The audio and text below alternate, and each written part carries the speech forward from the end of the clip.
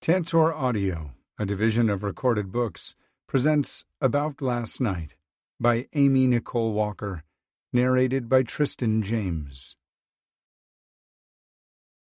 Chapter 1. Julian. I didn't arrive in Savannah on a wing and a prayer. It was more like a Prius and a song. I had my windows down, my radio cranked up, and Kelly Clarkson and I belted out, "Since You Been Gone." Queen Kelly was perfectly on pitch, of course, while I sounded more like a cat in heat as I rolled to a stop at an intersection. The latter didn't matter because the song resonated deeply with me. I knew all too well what it felt like to rediscover yourself after a breakup. So whatever I lacked in musical talent, I more than made up for with feeling. A cute brunette in cut-off shorts and a pale pink tank top clapped her hands. "Yeah, baby, sing it," she yelled, and I knew my decision to move to Savannah had definitely been the right call. It wasn't like I'd thrown a dart at a map and moved to wherever it landed. I'd spent my summers as a kid in Savannah, at my great-aunt Tallulah's house. Lulu had taught me the most important life lessons, and though she'd sold her house years ago to move in with my parents in Atlanta, Savannah still felt like the perfect haven for my bruised heart and battered reputation. The grande dame of the South didn't just tolerate eclectic people. She drew us in and cradled us against her bosom, whispering, "You're safe here." The gorgeous brunette danced around and sang the following lines with me until the driver behind me honked their horn in annoyance. I blew the pretty lady a kiss, which she caught and held to her chest as I drove away. The impromptu duet put a smile on my face, which lingered until I took an unplanned detour down Sealer Avenue. Lulu's white craftsman bungalow looked the same, yet different. The current owner hadn't made many changes, but it looked like an entirely different house. No wind chimes hung from the porch, nor bird feeders from the trees. The flower beds were overgrown with weeds, and the grass was a good 3 weeks past due for a mow. The little house had always felt alive to me, buzzing with vitality, but it now seemed hollowed out and stunted. Tears flooded my eyes when I drove past Lulu's house, which was probably why I didn't see the stop sign at the next intersection. However, I didn't miss the flashing lights in my rear-view mirror, or the cop with thighs as thick as tree trunks sauntering up to my car once I pulled over. I just knew the view would be as good going as it was coming until the officer stopped at my window, putting his crotch at eye level. Oh yeah, that view would be hard to beat. Lord Almighty, it was a crime to frame something that fine in polyester pants. Then the cop leaned down and peered into my vehicle, and I forgot to breathe. He had hair the color of tawny lion and golden amber eyes, rimmed with ridiculously long eyelashes. I expected someone as beautiful and built as him to radiate cockiness, but there was something different about this guy, though I couldn't put a finger on it. Of course, I would have happily put all 10 digits on him if he'd let me. "You ran a stop sign back there," the officer said. He narrowed his eyes and studied my face. "Are you okay?" "Okay?" I asked, then became aware of my wet face. I quickly wiped away the tears. "Yeah, I'm fine." The officer leaned over to look into my back seat before meeting my gaze. "Did you get into an argument with someone?" "Nah, I dumped his dumb ass a few months ago." I didn't see a flicker of a reaction in his golden gaze, but his mouth curved into a wry smile. "Ouch," he said. "Pretty sure more than a few of my girlfriends have said the same about me." I clasped my imaginary pearls. "Say it ain't so." The officer chuckled and crossed his heart. "What upset you so much that you ran the stop sign?" "Oh, I drove by my aunt's old place and was sad to see the new owners don't love it as much as she did. It's no excuse, and I'm sorry." Officer Hottie nodded and said, "I'll need to see your license, registration, and proof of insurance." "You don't want to frisk me for weapons?" One of these days my mouth would get me into a lot of trouble. The cop blinked a few times, and then a slow smile spread across his face, until twin dimples peeked out from his cheeks. "Pretty sure you've shown me your weapons already." I knew he was talking about my sharp tongue and quick wit, but I couldn't let him off the hook. "Oh, darling," I cooed, "there'd be no doubt if I had." A series of beeps emitted from the radio hooked to his vest, followed by a tinny voice calling out codes and unit numbers. The sexy officer stood up straight and turned toward his patrol car. I glanced up in the rearview mirror and saw his partner, a super-sexy Hispanic man, signaling for my new fantasy boyfriend to hurry up. "You're in luck," the tawny cop said, startling me. I clutched my non-existent pearls again and said, "You sure move quickly and quietly for such a big guy," I said. "Like a lion," he replied with a wink. "You won't see me coming until I'm on you." "Promises, promises." Another flash of those dimples. "I have to answer another call, so I'm letting you off with a verbal warning." "Oh, good," I purred. "Oral is my favorite." He shook his head and straightened to his full height, putting me at eye level with his big dick again. "Drive safely," he called out as he retreated to his cruiser. I shamefully stared at his ass in the side mirror and wiggled my fingers at them as they drove by with their lights flashing and sirens blaring a few seconds later. I released a sigh, relegated the handsome man to my fantasies, and drove to the store to grab a few staples before heading to my new apartment. My belongings wouldn't arrive until the following day, so I'd brought a sleeping bag and a pillow to tide me over. All I needed to survive was something quick to eat for dinner and breakfast. Afterward, I tucked my sleeping bag and pillow under one arm and carried the meager groceries I'd purchased in the other. I'd feel more motivated to fill the cabinets and refrigerator once I had my familiar things around me, but this would do for a night. I shifted a few things in my hand to open the lobby door. "Wait," a lady called out. "I got you." I turned and stared in disbelief as my pretty brunette duet partner walked up with a broad smile on her face. I felt an inexplicable draw to the woman, as if she were the missing puzzle piece I'd been searching for. She eased the groceries out of my hand and opened the door for us. "Where have you been all my life?" I asked. She looped her arm around my shoulders and leaned her head against mine. "Right here, waiting for you." I didn't spend my first night back in Savannah on my apartment floor. I spent it getting to know the greatest gift I'd ever received, Harper Frances Carnegie. We cuddled on her couch and ordered takeout, then talked and laughed until the sun rose. She helped me set up my apartment, which happened to be directly across the hall from hers, and took me home for Sunday family dinner. I'd been hesitant to intrude, but she simply said, "Nonsense, you're my family now." I was still nervous when we pulled up in front of the 2-story home, but Harper hooked her arm through mine and led me into her parents' house. I met her 2 older sisters, Emma and Shelby, first.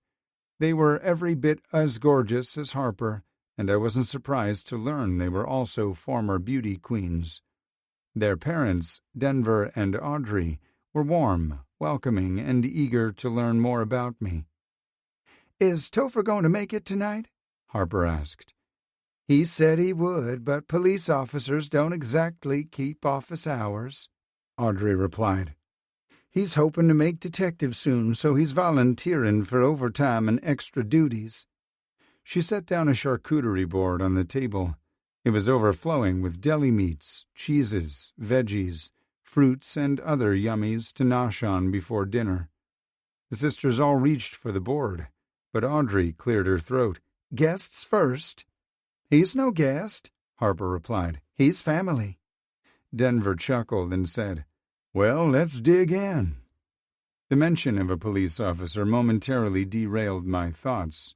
I pictured tawny good looks, thick thighs, a tight ass, and a big dick stuffed into snug, unyielding fabric. I blinked and brought the room into focus, just as the patio door opened and closed behind me. I blinked again because the Carnegie girls and their dad had already cleared half the board. How long had I been daydreaming about the cop? I helped myself to some crisp veggies and cheese, while the Carnegies launched into a spirited debate over the song lineup for an upcoming show. Harper had told me about their band and described how they performed at local festivals and events. Every Carnegie played an instrument and provided their vocal talents, though Denver and Shelby were the ones who usually sang lead. It was plain to see how much this family loved one another, because each of them suggested a song that would highlight someone else's talents. Shelby wanted a song where Emma could have a violin solo. Harper suggested one that would let Christopher's drumming skills shine. Emma wanted a song to showcase Harper on bass guitar. Audrey wanted to do an acoustic version of one of their favorites, so Denver's vocals would be the main focal point. And Denver suggested Landslide by Fleetwood Mac, because it was the song Audrey had sung when they first met. I was so completely charmed by them that I didn't hear the sliding glass door open behind me until a familiar voice said, "Hey, Mama, sorry I'm late." I turned in my chair and smiled up at the tawny lion cop, who somehow looked even sexier in a simple t-shirt and a pair of jeans than in his uniform. "Hello again." They called him Topher, which I learned was short for Christopher. "Hello again?" Harper asked. "You two know each other?" "This ought to be good," Shelby said before crunching into a carrot. Christopher took the empty seat next to me and grinned. "Do you want to do the honors, or should I?" he asked. I recounted the tale of our encounter with a few embellishments here and there because the Carnegies were hanging on to my every word. Christopher let me off with a warning after I ran a stop sign, and I asked him to marry me. I'm still awaiting his response. Christopher turned his head and met my gaze, and I told him it was rude to propose without at least buying me a steak dinner first. I fell so freaking hard for him right then. Forgetting my manners, I plopped my elbow on the table and dropped my chin onto my palm. I peeked at him through my lashes and said, "We can go now." "I'm sure Hillary might have a thing or two to say about the steak dinner and marriage proposal," Emma said. Of course, Christopher had a girlfriend. Damn it. Harper mumbled something under her breath, but I couldn't tear my eyes away from Christopher.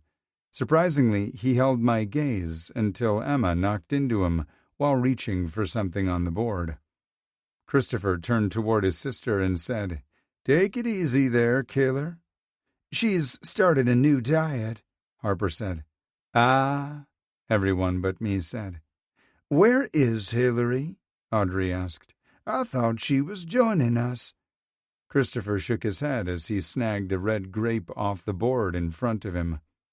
"She's not joining us tonight?" his father asked. "Or ever again?" A wry smile tugged at the corner of Christopher's mouth. I had no idea what it meant, but his family sure did. They immediately launched into a conversation about why the relationship went south. One of them would say Christopher was trying too hard to settle down. Another would claim he wasn't trying hard enough. But Audrey would always smile indulgently and say, "You just haven't met the right person yet. Everything will click into place when you do." Fast forward 3 years, and the dynamic was the same. Harper remained the greatest gift I'd ever received. The Carnegies continued to treat me as family, and I passionately loved my adoptive city. My unrequited crush on Christopher persisted, and his family continued this same post-mortem discussion after each ensuing breakup. When Audrey would say, "You just haven't met the right person," my soul would cry out, "Yes, you have. It's me. I'm right here." Wise gay men in love with obviously straight men would keep their mouths shut, but not me. I wasn't brave enough to announce I was the one Christopher was looking for, but I eventually added my 2 cents to their post-mortem discussions with, "Or maybe you're just not playing for the right team." Christopher's reaction to my suggestion varied weekly, monthly, and yearly. Mostly he'd snortle. Sometimes he'd shake his head. The last dissection of Christopher's love life occurred a few months back. Abigail had lasted the longest, and they'd even moved in together, so his family was especially perplexed when their relationship fizzled. But me? I was thrilled. Not only had that been a close call, but Christopher moved in with Harper temporarily until he found his own place. He was in my orbit more often since they lived across the hall. And I spent more time in Harper's apartment than I did in my own. Christopher had joined us for takeout and movie or reality television nights on the couch, although he bitched about our chosen content until Harper let him pick what we watched on Sunday evenings. He preferred movies with action and chaos, but I sat there and soaked up every second of just being with him. I was a lovesick fool with no hope of fulfilling my heart's biggest desire. I was a bona fide and boneheaded glutton for punishment. "So, Toph," Shelby said, "how was your blind date last night?" My heart fell. Christopher hadn't mentioned a date to me, but he wouldn't. He was as kind as he was beautiful. Dread built inside me like a noxious gas as I waited for his response. Was this the lady who'd steal my man for good? Beside me, Christopher set his fork down and sighed heavily. I recognized his reaction, and relief flooded through me like a giant antacid tablet. The date had not gone well.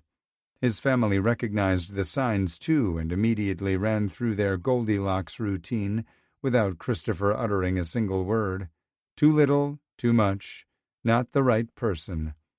I, of course, chimed in with my suggestion that Christopher just wasn't playing for the right team.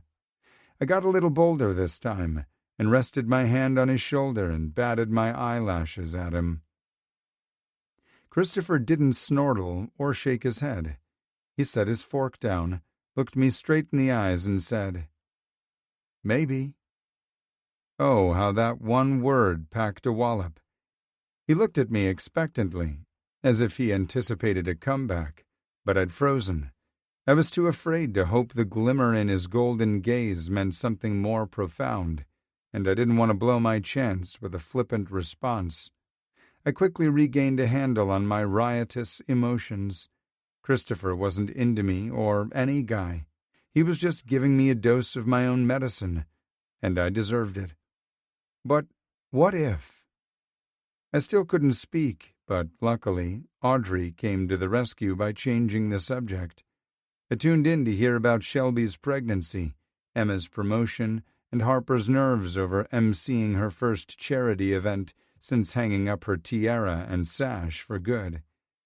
I knew she didn't want to do it, but the proceeds benefited children's cancer research, so I offered to design a custom dress for the occasion. "Are you excited to teach your first college course, Julian?" Denver asked. "Environmental ethics in fashion design, right?" Oh, shit. It was my turn to speak. My brain was still stuck on Christopher's answer, so I took a quick sip of water before smiling at Denver. "Yes, sir, but excited might be a stretch," I replied. When imagining my future, instructing at an art college had never been on my bucket list. Christopher nudged me. "You'll do great. I bet you become everyone's favorite instructor in no time." Warmth spread through my chest and up my neck. Christopher searched my eyes, then dropped his gaze as if captivated by the blush his compliment incited. He shifted his attention upward, lingering on my mouth for several moments. What was happening? "Thank you," I managed to say, breaking the spell. Christopher met my gaze again, and I found it hard to breathe. "So, are you ready for your Crime Stoppers interview on Channel 11? I asked. He shook his head. "No, but I hope it brings in new tips. Solving all cases is important, but this one hit me here." He thumped his fist against his chest. "I do have something exciting to share. I found an adorable house to rent." Everyone erupted into congratulations, no one louder than Harper. 3 months of cohabitation with Christopher probably felt like an eternity to her, but my heart was breaking in two. "When do you move out?" Emma asked. "The house is going through some remodeling, so probably not until the 1st of October. 6 weeks. That was all I had left with Christopher. Once he moved out, I'd only see him at Sunday dinner, holidays, or when the Carnegies' family band performed at local functions. No more midweek movies, game nights, or shared dinners. There'd be a giant Christopher-sized hole in my life that no one else could fill." The conversation continued around me, but I checked out until Audrey offered dessert. I'd lost my appetite and politely declined. Harper and Christopher did too, so Audrey packed an entire pie in the leftovers she sent home with us. We'd ridden together in Christopher's truck, and I sat in contemplative silence during the trip back to our complex and the elevator ride up to our apartments. "At least we'll have delicious dessert for Jaws," Harper said. My nerves were as tangled as a ball of Christmas lights, and the idea of sitting close to Christopher on a couch for a few hours was more than I could handle. All the talk about my first class made me want to review my lecture notes again. I think I'll take a rain check on the movie and pie. Harper searched my eyes for several seconds before kissing my cheek. "Try not to overthink it." "Me? No way," I teased. Harper unlocked the door and stepped inside, but Christopher remained in the hallway. Our eyes met and held. My skin tingled as something shifted and sparked between us. Christopher's eyes burned with intensity, and something else. Curiosity, perhaps? "See you later," Christopher finally said. And because I desperately needed to regain the upper hand in our dynamic, I plastered my flirtiest smile on my face and said, "Yes, in my dreams." I felt his scrutiny as I turned and stuck my key into the lock. I glanced over my shoulder and caught him staring at my ass. Sensing he was busted, Christopher jerked his gaze upward. I winked and he smiled until his dimples emerged. I entered my apartment, closed the door, and leaned against it. What was happening? Chapter 2. Topher.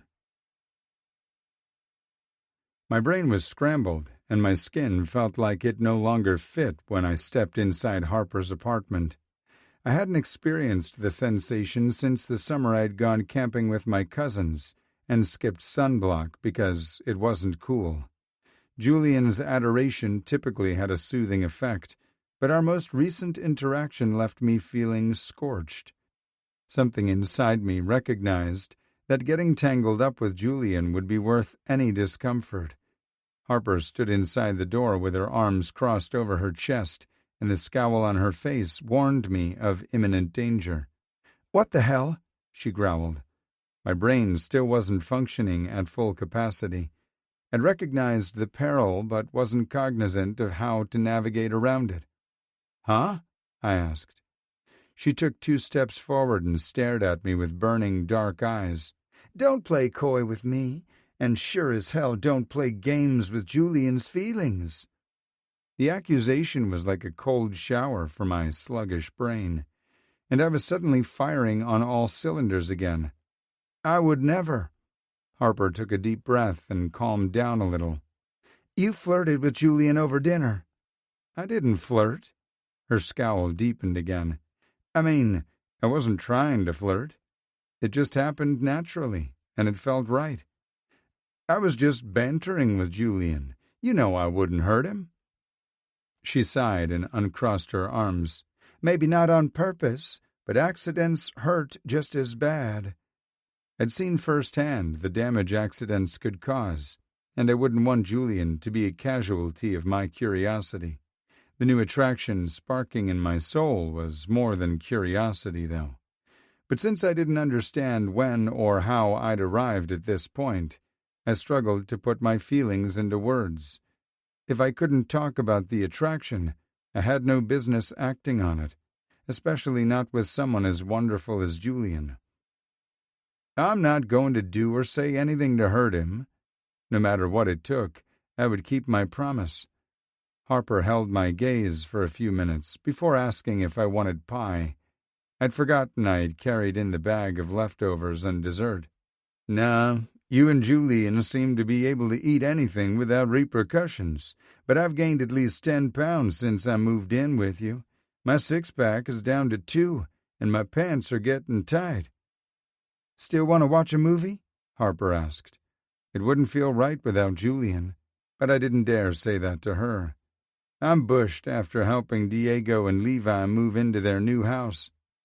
The mental gymnastics had been more taxing than the actual heavy lifting. I was happy for my friend and his new husband, but also conflicted about why I couldn't land a healthy relationship like theirs.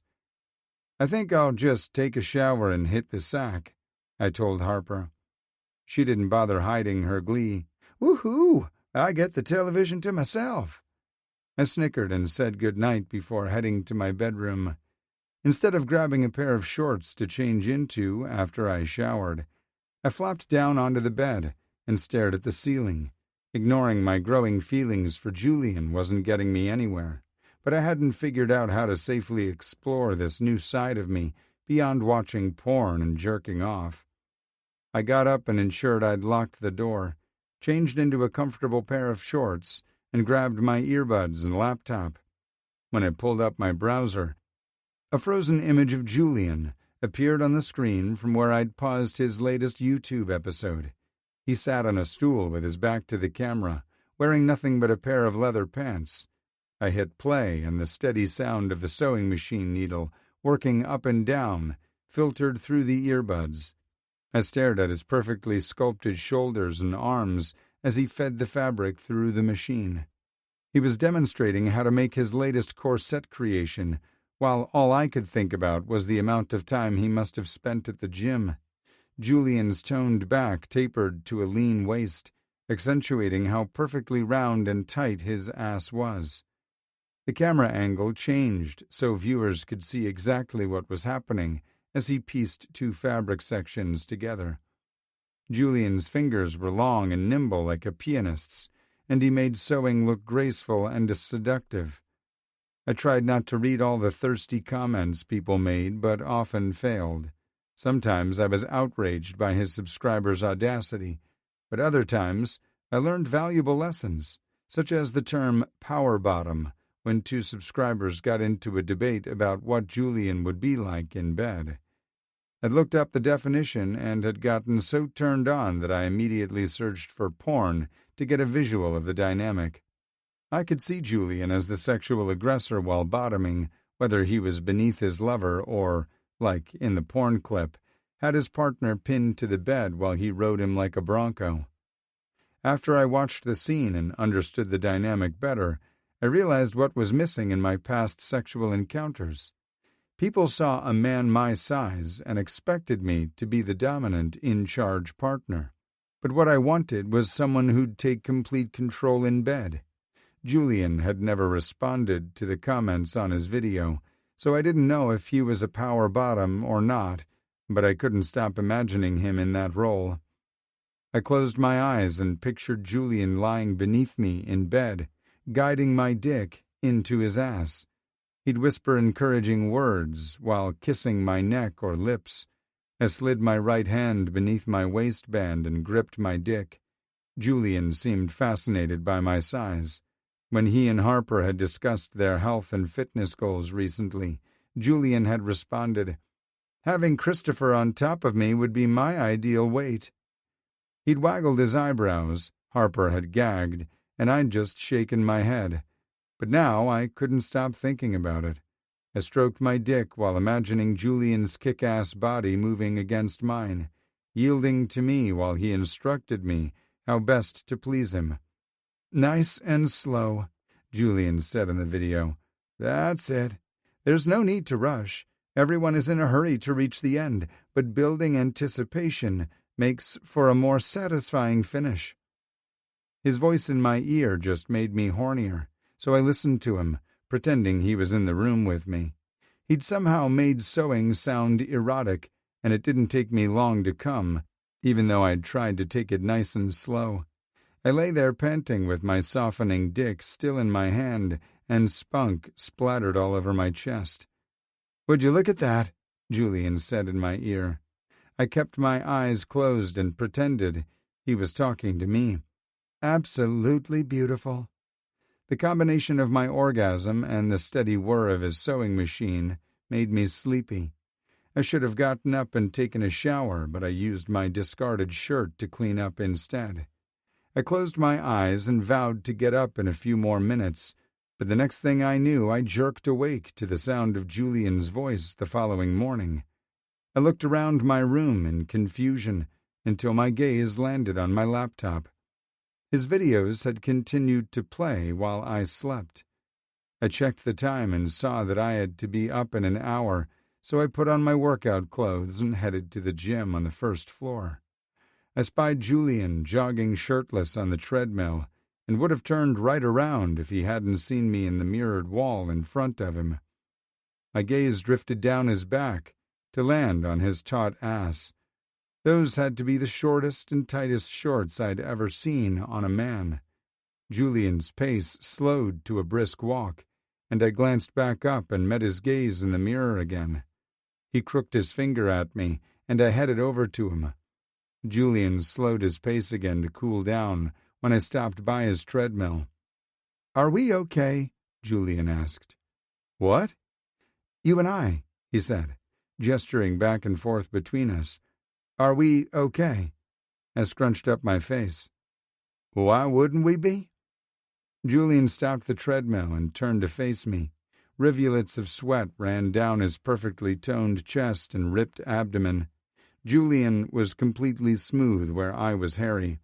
I trimmed my chest hair and often shaved my stomach because my girlfriends had preferred it that way. But maybe I should consider buzzing it all off. Julian didn't show the front of his chest on his videos much. He saved that for the moments when he put on his creations.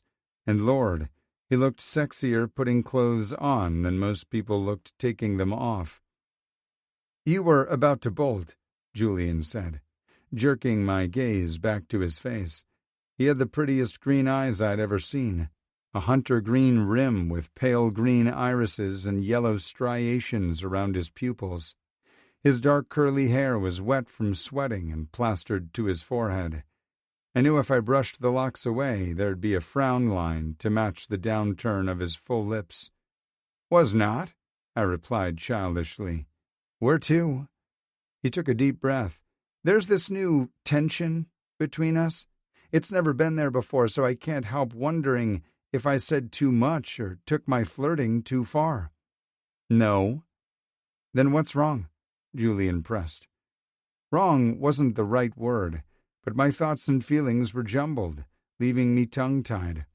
I wanted to tell Julian he was beautiful and that I thought about touching him a lot. I yearned to confess my fascination with his skin, and the desire to know if it felt as soft as it looked, and would his mouth be as wicked as he promised. What would Julian say if I told him the fantasy version of him makes me come harder than any actual encounter I've had?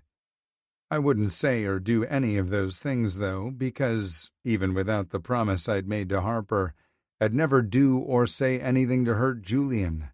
But I did step a little closer and inhale a little deeper, breathing in the scent of his sweat and soap.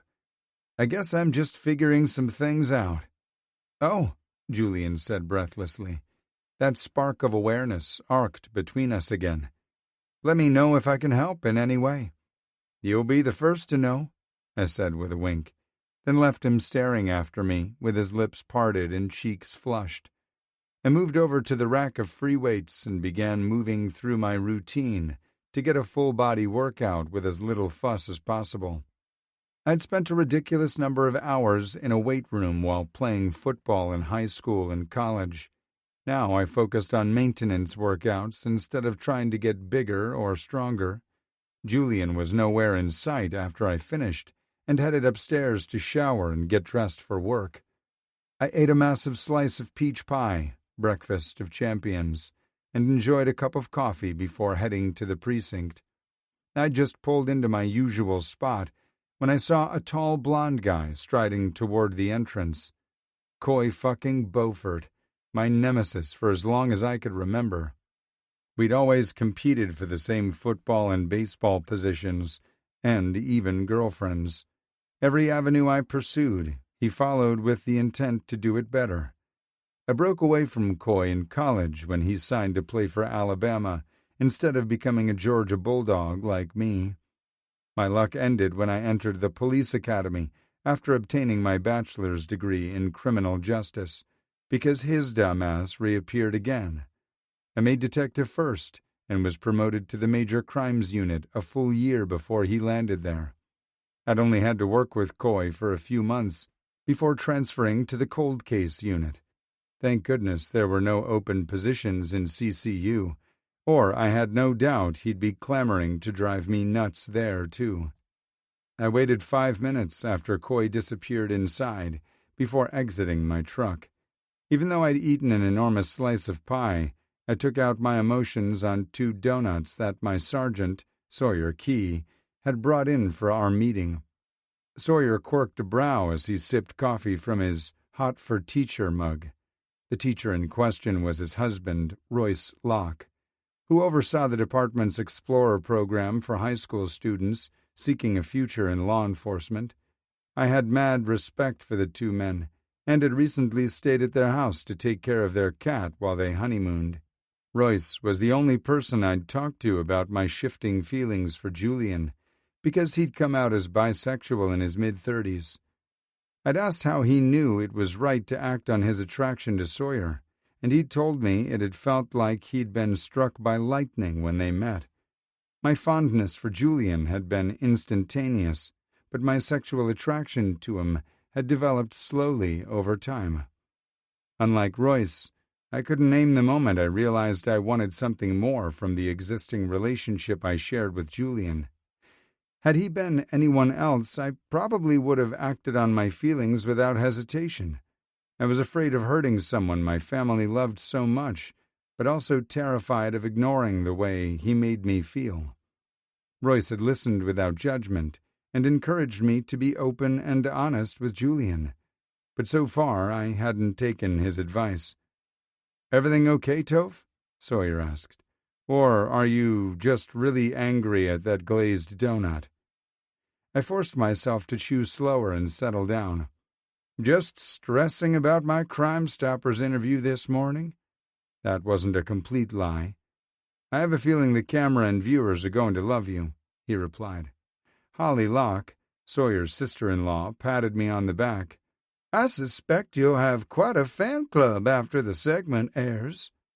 "God, I hope not," I groaned, and looked longingly at the pastry box before deciding against it. "Sworn off dating, huh?" Holly teased. "Something like that." "All right," Sawyer said. "Let's call this meeting to order." Our cold case unit, while newly established, had solved an impressive number of cases, including a high-profile serial killer investigation. Lately, the win streak had cooled off a little, and each of us was eager to add a few more wins to our columns, hence trying new methods, such as pleading our case directly to the viewing audience. We achieved this by working with a local true crime podcast called Sinister in Savannah, and with Channel 11's crime reporter Jude Arrow, who was also married to a sinister podcaster. We kicked off our meetings by recapping our current investigations. Holly was working on an old art theft case that had gotten hot again when a stolen piece had shown up in a recent auction. I was going to plead with the public to help me solve Yolanda Perky's murder, because without new tips, it wouldn't get solved. I was also working on unsolved forgery and counterfeit cases I thought might be connected. Sawyer was working on a double homicide from the late 70s. The victims were 2 carnival workers attached to a traveling circus that had passed through Savannah. After our meeting ended, I headed to Channel 11 to film my segment. Jude was a pleasant guy who put me at ease. I'd worked with his husband numerous times on the podcast, so it felt like 2 friends, chatting about an unsolved case. "Forgive me for saying this," Jude said, "but this investigation feels like it might be a little personal to you. Is it?" The truth is, I shouldn't have allowed it to become personal, but it is. Mrs. Perky was the kind of person we all should strive to be. She was generous of spirit, good to her core, and never turned away anyone who needed her. Mrs. Perky was a retired music teacher who continued instructing children in her home because she loved it so much. While her crime looks like a random home invasion, I'm not convinced. I think someone took advantage of her kindness in the most heinous of ways. I paused and rubbed my aching chest. Mrs. Perky reminds me of my mama and Meemaw, who both taught music, in school and in their homes. We can't live in a society where these crimes go unpunished. I'm asking anyone who might have information to please come forward. You can make an anonymous tip to the Crime Stoppers number, and no one has to know your identity. But you will know you did your best to help bring Mrs. Perky's killer to justice. The toll-free tip line is on the bottom of the screen, and it's also on the station's website," Jude said. He reached over and shook my hand. "Thanks so much for your time, Detective Carnegie. I hope you'll come back again." "I'd love to." Someone came over to remove the microphone clipped to my suit jacket, while Jude and I chatted off camera for a few more minutes. Afterward, I ran potential leads in my counterfeit and forgery cases for the rest of the day. I received a text from Harper around 5, instructing me to pick up takeout for 3, because she and Julian planned to watch my televised interview at 6 and Jaws right after. When I'd asked what kind of takeout, she'd responded that I should surprise them. So I headed to Rascal's. It was the best barbecue in the city, and they used biodegradable containers and bamboo utensils wrapped in recycled paper. Julian had changed how I looked at the world in more ways than one, and I enjoyed the light in his eyes when I did nice things for the environment. Luckily, the barbecue pit wasn't too busy, and I made it in time for the news. Julian saw the name on the paper bag and smiled at me. "Yep, so worth it." "I'm starving," Harper said. "The vet clinic was so busy today that I barely had time to eat a peanut butter sandwich. I might shove my face in the peach pie after I devour this." Julian ate like he wanted to savor every bite or avoid overeating from consuming his food too fast. I fell into the latter category but tried to match his tempo. Not Harper. She whirled through it like a hurricane. My segment was halfway through the hour, so we had plenty of time to eat. When it was over, Julian placed both hands over his heart. "Absolutely precious." Harper snorted and said, "Bet that ends your dry spell." Julian batted his eyelashes. "I'll fight them all." "You have nothing to worry about." I raised my arm, and Julian cuddled up against my chest. The interaction wasn't new for us, which should have clued me in a long time ago. Harper narrowed her eyes at me, but it was easy to ignore her indignation when Julian's body heat seeped into me, and his soft curls tickled my chin. I picked up the remote and queued up the movie. Julian burrowed deeper into my side, curled his legs up on the sofa, and laid his hand against my stomach. If he felt my muscles quiver beneath his hand, he didn't say. It took all my mental energy to focus on the movie, and not the things I wanted to explore with the man who'd fallen asleep in my arms almost as soon as the movie started. Chapter 3. Julian. I picked at my chicken pecan salad at lunch on Tuesday while scrolling through comments on the TikTok video some thirsty user had made about Christopher. They'd even given him a nickname, the Darling Detective. I didn't even want to know what the private messages looked like on his social media accounts. I grew more sullen after reading each comment, knowing it was just a matter of time before one of these ardent fans found someone who knew Christopher and would wrangle an introduction. And just when it seemed like something was blooming between us, snuggling into Christopher while watching television wasn't new, but him holding me while I slept for 2 hours was. I woke when the credits started rolling, surprised I was still at Harper's, and even more shocked to find myself in Christopher's arms. I'd bolted up quickly, and that's when I noticed the wet spot on his shirt. I'm so embarrassed. "Nah," Christopher said with a twinkle in his eye. "You've been drooling over me for 3 years, and now you're drooling on me." I grinned at him as my usual sass surged to the surface. "Excellent point." Harper let out an exaggerated yawn and aimed a death glare at Christopher. "I think it's time for you fellas to go to bed. Julian teaches his first class tomorrow, and Topher will need his energy to run from all the single ladies." "So, your bed or mine?" I teased huskily. "Harper told us to go to bed, but she said nothing about going to separate ones." That earned a flash of dimples from Christopher. He opened his mouth to say something, but he glanced over my shoulder, and the humor slid from his face. I turned to see what Harper was doing, but she just smiled innocently. So I kissed her cheek, blew Christopher a kiss too, and shuffled home only to discover Harper's prediction had come true the next morning. It was like my girl had summoned a horde of horny demons. Then again, it didn't take clairvoyant vision or other paranormal persuasions to deduce Christopher would become an overnight sensation.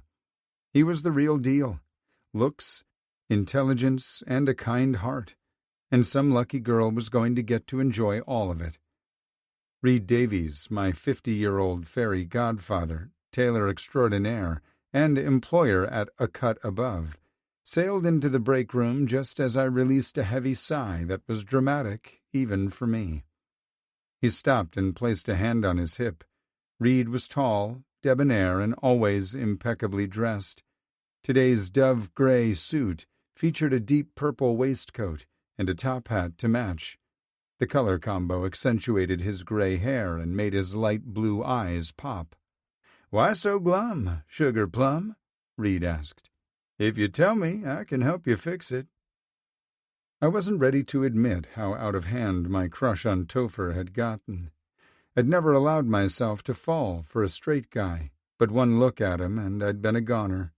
My infatuation only intensified over the years when I learned his character was even greater than his looks. "You could teach my environmental ethics class," I suggested. "No way, darling. You'd be great," I countered. "Of course, I'm fabulous at everything, but that wasn't what I meant." Reed placed a finger on his chin and studied me. "I know full well you're not intimidated by the students. Hell, it's only been a few years since you were one of them." "A lot has changed since I graduated from college 6 years ago," I replied. I'd worked in Milan, Paris, New York City, and Atlanta as an intern, an associate designer, and a fashion buyer. I'd even appeared on The Next Face in Fashion, a reality television show intended to boost the career of a bright new designer. Every opportunity had left me feeling more jaded and alienated in the toxic fashion industry. I'd had my ideas stolen by one fashion house, been verbally abused by another, and Greer Spalding, my last employer in Atlanta, had ensured no other designers would work with me. What crime had I committed to get blackballed? I'd dared to dream. Greer had made her feelings about the reality show crystal clear. Join the cast and lose my job. I already knew I didn't have a future with her, so I rolled the dice, finishing runner-up on the show. I hadn't crawled back to Greer on my hands and knees, as she'd claimed, but I had tried to find a position with other fashion houses, only to have the doors slammed in my face.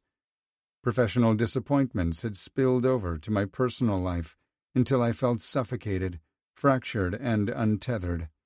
Then I'd moved to Savannah. I loved working for Reed and appreciated the freedom he afforded me to pursue other ventures.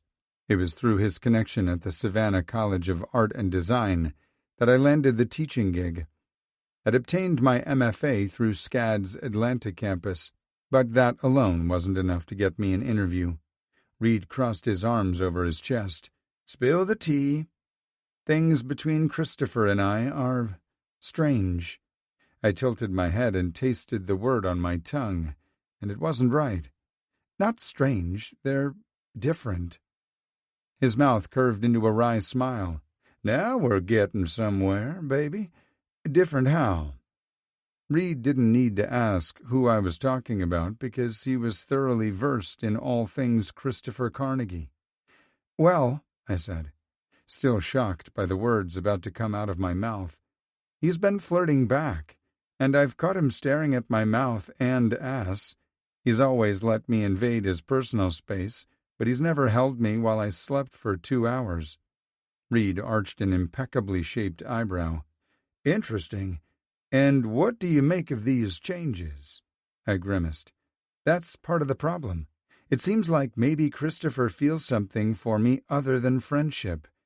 But now, after 3 years, he's never dated men in all that time, and I'm pretty sure I would have heard if he'd dated them before my arrival. Reed sighed and shook his head.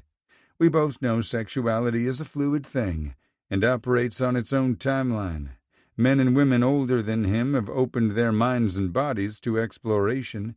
How old is Christopher? 36, I replied. Reed nodded sagely. Still so young in the grand scheme of things. He might be 8 years older than you, but you're probably light years ahead of him in this arena. You're crazy about this guy. Why aren't you happy? It can't be real. Why? Because you're afraid the man you've been mooning over for 3 years might return your feelings? Listen, kid, you've been teasing the guy mercilessly. Never when he was involved with someone, I clarified. I've always been respectful of the women he's dated. Because you're a doll, but stop and think for a minute. Christopher would have shut you down long ago if he didn't like the attention you've showered on him. I think there's been something between you all along. Don't let fear run the show. He's found a house to rent, and will be moving out of Harper's apartment in October. No time like the present to make your move, doll, Reed said. My phone pinged because I'd foolishly set up an alert for posts about Christopher.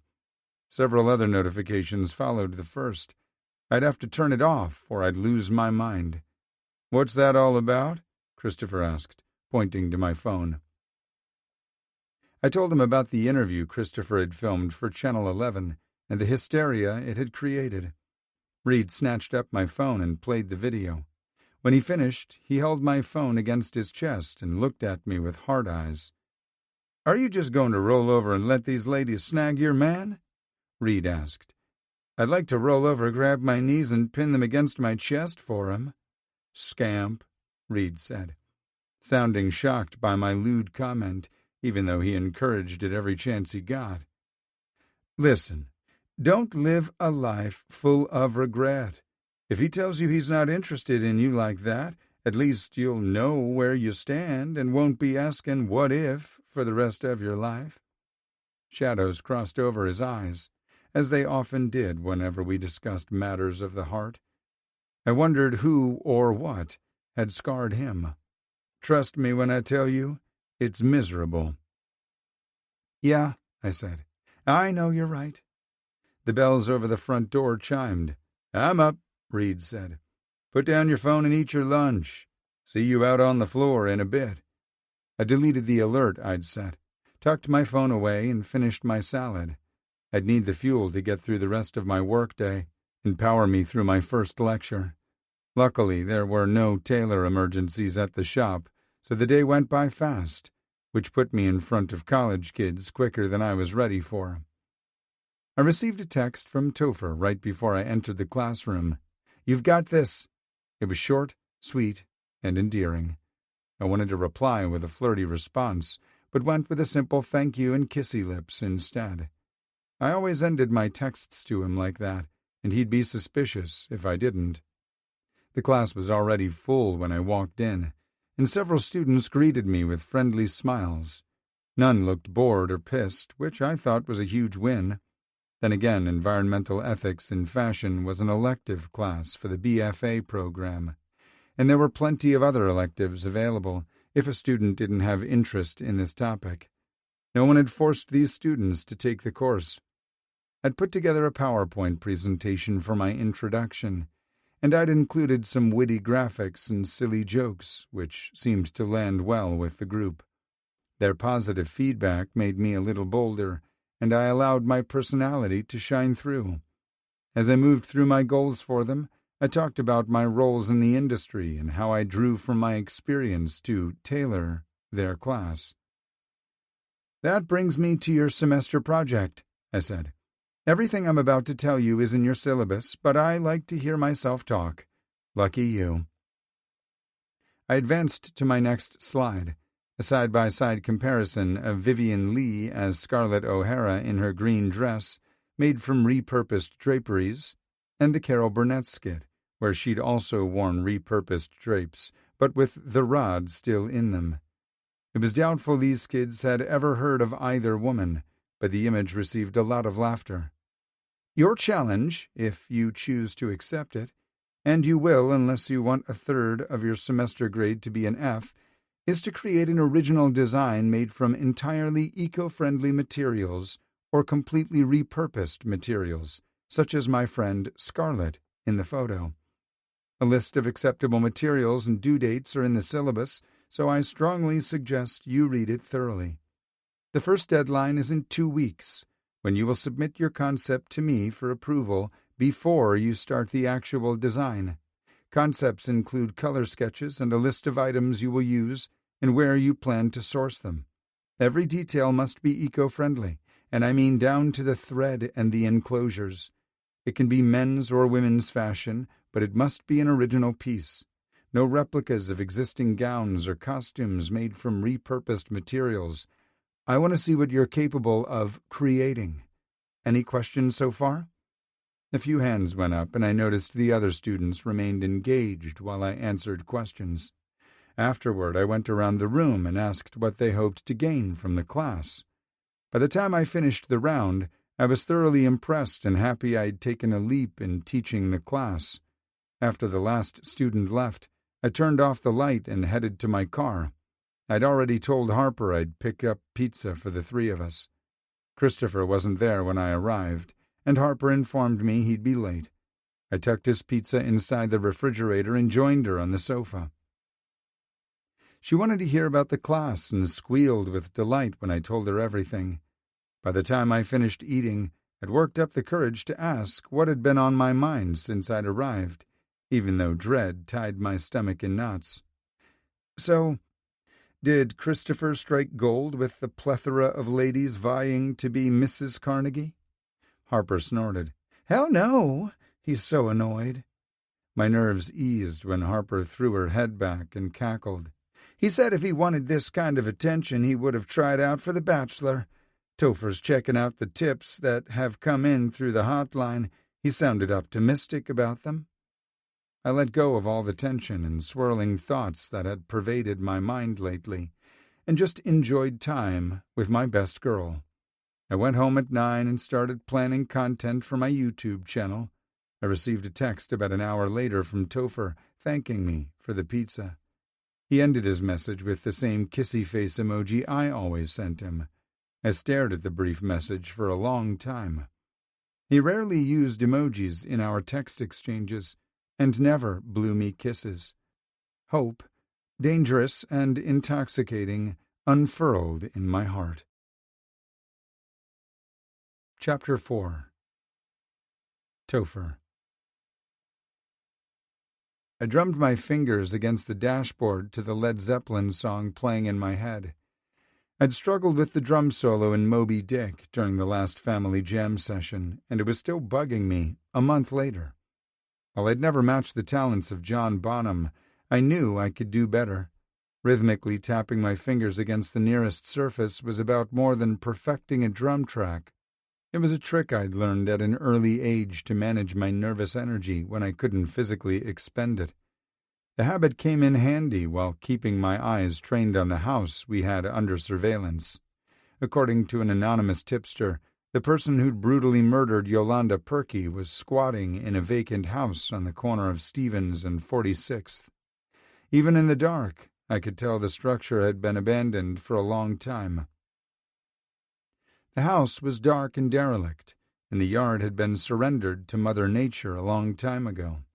The grass and weeds were nearly as tall as the chain-link fence surrounding the property. There was no telling what dangerous hazards awaited the unlucky person who ventured back there.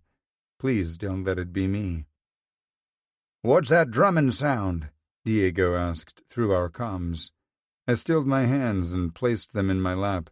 "Oops, my bad." "Why?" Coy asked. "Is it a horde of your eager fans running toward you?" I rolled my eyes and would have ignored him if not for the others listening through our comms. "I was drumming my fingers on the dashboard." Diego chuckled. "I should have remembered that from our early days on the job." "You're still doing that?" Coy asked. "I thought you would have outgrown that habit by now. It drove our teachers nuts." Not just teachers, either. My family, friends, and my girlfriends all wanted to strangle me over the habit. The only one who didn't seem to mind was Julian. He always tried to place the song based on the beat I tapped out. It was our version of Name That Tune. A stakeout wasn't the time to dwell on my shortcomings, failed relationships, or my growing obsession with my sister's best friend. "Look alive, everyone," I said into the mic. "If the tipster is correct, our perp will be here soon." My comment received several affirmative responses from the task force, but Diego wasn't going to pass up an opportunity to tease me again. "How sure are you about this tipster?" Diego asked. "What if it's just another enamored lady hoping to get you alone?" Several chuckles filtered through my earpiece, and I rolled my eyes. The joke would be on her. She'd figure out the most exciting thing about me was my job, and maybe my part-time gig in the family band. She'd find me boring and dull, just like the rest of my exes. "You've probably got the next ex-girlfriend lined up already," Sergeant Chen said. Kiyomo Chen was the new leader of the Major Crimes Unit, who had supplied backup to the smaller CCU, and was the reason Coy Beaufort had joined the mission. He sure as hell hadn't tagged along at my request. I'd pulled Diego aside after our debriefing and made him promise that Coy wouldn't be the one to take down the suspect, no matter what. "Leave Carnegie alone," Sawyer said. "Yeah," Holly added. "You're all just jealous because Topher has collected more hearts in 3 days than you knuckleheads could gather in a lifetime." Okay, Diego said. "I'll lay off." I shook my head because the reprieve wouldn't last long. "But seriously, you think this is a solid tip, Toph?" I knew most of the calls into the hotline over the past 3 days were dead ends, but I'd still followed up on them. One particular tip had stood out among them and made my blood zing. Some would call it a spidey sense, but I wasn't under the delusion I possessed superhero powers, though I'd lost track of the number of people who'd said my square jaw belonged in comics. I couldn't fly. I didn't have X-ray vision. I couldn't heal quickly. I was just an ordinary man with an extraordinary diligent streak that wouldn't let me give up until I got justice for the 75-year-old widowed mother of 2, grandmother of 5, and teacher who'd molded thousands of children's lives through music. My soft spot for music teachers had shown through during my interview with Jude. I'd let my guard down, hoping my reliability would result in information on who was behind the homicide that took Yolanda's life. My plea hadn't been a gimmick, and though I'd taken a lot of ribbing from my fellow officers, I'd do it all over again if given the chance, because the approach had resulted in hundreds of tips. I just ignored the dozen or so marriage proposals. "Toph," Diego prodded. "You there?" "I'm here," I replied. The tipster knew details of the case that SPD never revealed to the public or press. They provided the connection between Mrs. Perky and our suspect, Terrence Ramon. The suspect wasn't known to her children or neighbors, so he's flown under the radar all these years. According to the tip, Terrence had moved to Savannah a few months before Mrs. Perky's death. He'd fallen on hard times, and the kind woman had hired him to do some odd jobs around the house. That's how he'd stumbled onto the nest egg she had stashed in her bedroom. Granted, the tipster could just as likely be our killer and be setting up this Terrence guy to take the fall, but we won't know until we take him in." My phone vibrated in my pocket, momentarily diverting my attention. I pulled it out to ensure there wasn't a family emergency. The text was from Harper, reminding me that the next Face in Fashion would be on in a few hours. Definitely not an emergency. She probably just wanted to rile me up because I loathed reality television, but the joke was on her. I'd take any excuse to be near Julian, especially when he was giving lively commentary on the reality show he'd once appeared on. "Stake out," I tapped out. "Be home as soon as possible." "Yo," Diego said. "Heads up, there's a dude approaching at 2:00. I fumbled the phone and nearly dropped it to the floorboard before sliding it back into my pocket. After a deep breath to steady my nerves, I turned my head to look for our target. The sidewalk was clear, so I checked the other direction, but still didn't see anyone. "I got nada," Sawyer said. "Same," Holly replied. "My bad," Diego said. "My 2:00. You're 10. I squinted into the darkness, but still didn't see anything.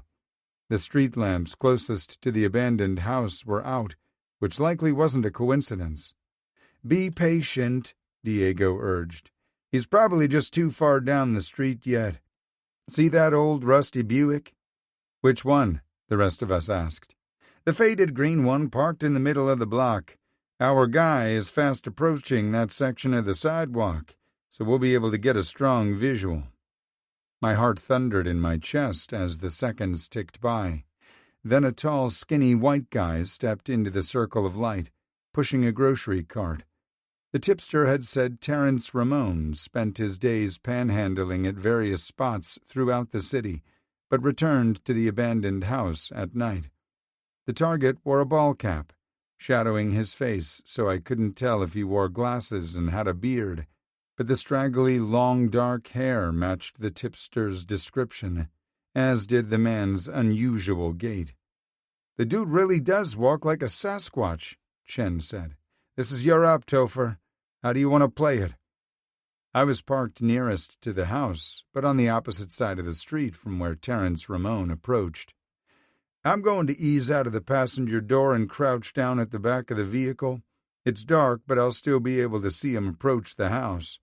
My goal is to take him down before he reaches the porch. We don't know what we'll get into if forced to pursue him inside the residence. This could be an ambush." "I want everyone else to merge on foot," Chen said. "Stick to the shadows, crouch low, and stay on the grass to avoid spooking our guy. We'll be in position to cover you, Toph." I took one last steadying breath and slid across the back seat to open the rear passenger door. The interior lights didn't come on when I pulled the handle, because they'd been disabled when the motor pool converted the older Cadillac to a stakeout vehicle. Ignoring my pounding heart, I crouched down and tuned my senses to the sidewalk across the street. I eased my gun from its holster and slid the safety off. Terrence's footsteps and the squeaky wheels on his grocery cart grew louder as he drew nearer. But my target wasn't close enough for me to make my move. I risked a quick peek over the trunk of the caddy. Terrence was still a few houses away from the intersection, so I eased along the side of the long vehicle until I came up even with its rear corner. I'd just started to make my approach when I heard a car heading in my direction. "Everyone, take cover," I whispered. "Roger," they all responded. The car slowly drove by my location before turning at the next intersection farther down the street. By the time it was safe for me to ease out from behind the caddy, Terrence Ramon had reached the sidewalk in front of the dilapidated structure and had turned toward the porch. Shit. I burst from my hiding spot with my gun trained in front of me. "Yo, Terrence," I called out, aiming for a laid-back vibe to get his attention without spooking him. The suspect jerked and spun around. "Savannah PD, freeze and get those hands where I can see them." I heard the team moving in through my earpiece and was about to tell Terrence we had him surrounded, but the startled subject recovered quicker than I would have liked. He abandoned his cart and darted right for the overground backyard. Fuck me. I didn't have time to ponder the types of creepy crawlies or slithering snakes hiding in the tall blades. I launched myself after Terence, and suddenly the pursuit felt like a throwback to my linebacker days on the gridiron. Gripping the top of the metal fence, I whispered a silent prayer and used my momentum to vault into the overgrown backyard. "Stop!" I yelled when my feet landed on the other side of the fence. I immediately sprinted after the suspect, noting the grass and weeds were nearly up to my waist. "I just want to talk to you," I tried. "Yeah, that's why you have your gun out," Terence yelled. Through the comms, I heard the rest of the team moving to intercept Terence once he cleared the fence on the opposite side of the yard. "Toph, you okay?" Diego asked. "In pursuit," I replied tersely. "Target in sight." I once again tried to get Terence to stop, but the skinny man turned on his jets instead. By some miracle, we'd nearly reached the other side of the backyard without either of us stumbling over tree roots or detritus left behind by a previous owner. I'd almost caught Terence by the time he reached the other fence. With a good vault, I'd easily catch the suspect within a few strides. If not me, someone on my team would. I placed my hand on the top metal rail and got decent height, but a jagged metal section of fencing at the top snagged my jeans mid-thigh. Instead of the denim tearing free, the imprisoned fabric caused me to pitch forward. The next thing I knew, I was falling face first toward the ground. A few seconds before impact, my jeans ripped, and it twisted my upper body so my left shoulder took the brunt of the collision instead of my head. Unfortunately, it was the same shoulder I'd had surgically repaired after playing college football. The pain was so severe that I nearly blacked out. Stars danced before my eyes, and I feared I'd undone all Dr. Chu's good work. I yanked my leg until the fabric ripped free, and I felt a little woozy when I pushed myself into a sitting position and looked for Terence Ramon. I just needed a moment to gather myself before I resumed the pursuit. My head swiveled in the direction of the running and shouting sounds coming from a dozen feet away. The cone of light cast by the street lamp acted as a spotlight, allowing me to watch as coy fucking Beaufort closed in on my subject with Diego quickly gaining on both of them. "Come on, Diego, don't let me down." As if he heard me, my friend sprinted past Coy, then performed a beautiful flying tackle to take Terence Ramon down. Chen and Holly ran up to assist Diego while Coy scowled down at him. Sawyer dropped to the ground beside me. "You okay, Toph?" "Yeah, Sarge. Just rattled my cage a bit." Sawyer shined his cell phone flashlight in my face. "Do you need medical attention?" "I might now," I said grumpily, throwing up an arm to shield my eyes from the blinding light. Sawyer chuckled and extended his hand to help me up. The dizziness and disorientation faded as adrenaline dulled my discomfort and heightened my senses. "We've got him!" I cheered euphorically when Diego pulled a cuffed Terence Ramon to his feet, even though it was just the beginning. We'd have to interrogate the man, and it wasn't likely he'd voluntarily confess. We had 48 hours to hold Ramon and get a subpoena for a DNA sample. It would be months before we would get the results back, but if Terence's fingerprints matched the bloody ones at the crime scene, it would be enough to formally charge him with Yolanda's murder. The DNA evidence would just be the nail in his coffin, figuratively and maybe even literally. Porch lights came on up and down the street as the team exchanged high fives. A couple of neighbors called out to see what was going on. Chen, Sawyer, and Coy decided to chat with neighbors, both to assure them everything was okay and to find out what they knew about the man who'd been squatting in the abandoned house. Holly, Diego, and I headed back to the precinct with Terence. As predicted, our suspect claimed not to know anyone named Yolanda Perky and denied killing her or anyone else. Terence was pretty convincing and acted as cool as a cucumber until I fingerprinted him, and Holly asked him to voluntarily submit his DNA for testing. His entire tune changed from patient and helpful to stubbornly mute in moments. "You should do everyone a favor and confess," Diego told him. "I think the DA will go easier on you if you save the taxpayers a ton of money. I bet she'll at least take the death penalty off the table." "Death penalty?" Terence asked, with a slight quiver in his voice. Holly stood opposite him and crossed her arms over her chest. "It never fails to amaze me how brave these assholes are when they enter the home of a defenseless woman, bludgeon her to death, and steal the money she'd been tucking away all her life. You killed Yolanda Perky and stayed in the house with her dead body for hours, tearing out drywall and looking for hidden stashes of money. Then you fixed yourself a nice breakfast," Diego added before looking over at me. "What was it again?" I'd never forget the Perky crime scene photos and police reports for as long as I lived. "Poached eggs, bacon, fried potatoes, and toast," I replied with a snarl. We already knew the DNA on the fork belonged to a male, so it was just a matter of comparing the previous test to Terence's sample. Holly shook her head. "And you have the audacity to get a quivering lip when we mention you'll face the death penalty for your crimes. Unfucking believable, you coward." She pushed back from the table. "He doesn't deserve a deal. I say we let Jillian Babineau have her way with him in court." Holly walked over, yanked the interrogation room door open, and gestured for a uniformed officer to take Terence away. Sawyer and Chen entered the room a few minutes later. They'd made it back to the station in time to observe the interrogation. "Nice touch, Hals," Chen said, bumping his fist against hers. "We'll have results on the fingerprints soon," Sawyer said.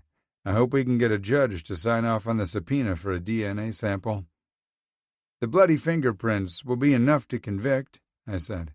"But proving Terence casually made breakfast after he killed Yolanda and ransacked her house will guarantee he never knows what freedom feels like again." And that wasn't conjecture on her part. The Emmy's official time of death was between 9 and midnight on Saturday night. Mrs. Perky's oldest daughter had swung by to pick her up for church on Sunday morning. The house had been ransacked, the walls were demolished, and she'd discovered her slain mother in her bedroom. When the daughter ran into the kitchen to call for help, she'd noticed the breakfast remnants on the table, and noticed the stove was still warm. If she'd arrived earlier, she might have been a victim too. "Damn straight," Chen said. After a few celebratory hugs and high fives, the group parted ways. "Wait up," Diego called out, halting my progress. He jogged to catch up and then slapped me on the shoulder. Thankfully, it was my good one. "Where are you headed so fast? Come over to my place for a few beers and some baseball." "Oh, man, that sounds great, but I already made other plans." Diego narrowed his eyes. "With whom?" "It's not a date, Dee. Let it go." I could tell Diego anything, but I was still struggling to put my feelings for Julian into words, another habit I'd carried over from my childhood. I tended to communicate through music, but I didn't think Diego would welcome me bursting into song in the precinct parking lot. That would surely get the tongues wagging. My friend quirked a brow. "That's exactly what I'd say if I were trying to hide something." "I promise nothing hinky is going on. Go home to your handsome husband." "What about something kinky?" Diego pressed. I snorted. "Sadly, no." I nearly gave in and went to Diego's house just to shut him up, but I couldn't. Check that. I definitely could change my mind and share a few beers and catch a few innings of baseball, but I didn't want to back out of my commitment. "Rain check?" I asked. Diego started walking to his car. "I'm holding you to it," he called over his shoulder. "I'll bring the beers. You grill the burgers." "You got it," Diego said, then turned around. I noted the time on the dashboard when I pulled into the apartment complex parking lot. I took the stairs to the 4th floor to burn off the excess energy buzzing through me, instead of using the elevator, but my decision only seemed to amp me up even more. Harper was in the kitchen making popcorn when I walked through the door. "How's my favorite brother?" she asked. I could point out that I was her only brother, but I rubbed my knuckles over her dark hair instead. "Jerk," Harper said as she hastily straightened her ponytail. She placed an overflowing bowl of popcorn in my hands and pointed to the living room. My 3 sisters inherited our mom's dark hair, chocolate brown eyes, elfin features, and petite stature. I got my tawny hair, amber eyes, brawny lumberjack body, and square jaw from our dad. "How'd the stakeout go?" Harper asked as she followed me with a smaller bowl of popcorn in one hand and 3 drinks tucked into the crook of her opposite elbow. We had our viewing routine down to an art. Julian and I liked our popcorn lightly buttered and salted, so we shared a bowl. Harper preferred to drown her kernels in fat, cholesterol, and sodium, and made a separate bowl for herself. My gaze landed on Julian. His damp brown hair curled around his face, and his piercing green eyes were glued to his phone. "Another Grindr notification?" Harper asked. Julian nodded without looking up. "I had no idea there were so many gay and bisexual men in Savannah." "Or you might have moved here sooner?" Harper prompted. Julian smiled, but I couldn't tell if it was a response to Harper's question or because the Grindr app had matched him with someone good. What if I'd waited too long to make a move? The last thought knocked the wind out of my sails. "This guy is a pompous son of a bitch," Julian grumbled. "Hard pass." Harper snorted. Don't most of them fit into that category on Grindr?" "Yeah," Julian said. "But I have high standards, even for my hookups. I must at least like the man if I'm going to bend over and—" Julian's words died when he looked up and saw me crossing the room. He narrowed his eyes and raked his gaze from my work boots to the roots of my hair. My skin tingled as if Julian had physically caressed me, and then our eyes met. He cocked his head to the side. "Something's wrong," Julian stated, his gaze darkening with concern. I shook my head. "Nope. In fact, everything is right. Unless you counted the jealousy burning a hole in my gut like battery acid." "Are you still talking about the stakeout, or did one of those marriage proposals land?" Harper teased. Julian stiffened and shifted his gaze back to the television. Harper, unaware she'd hurt Julian's feelings, set the drinks and her bowl of popcorn on the coffee table and plopped down beside him on the couch. "I was referring to the stakeout." I placed the big bowl of popcorn on the coffee table and sat on Julian's other side.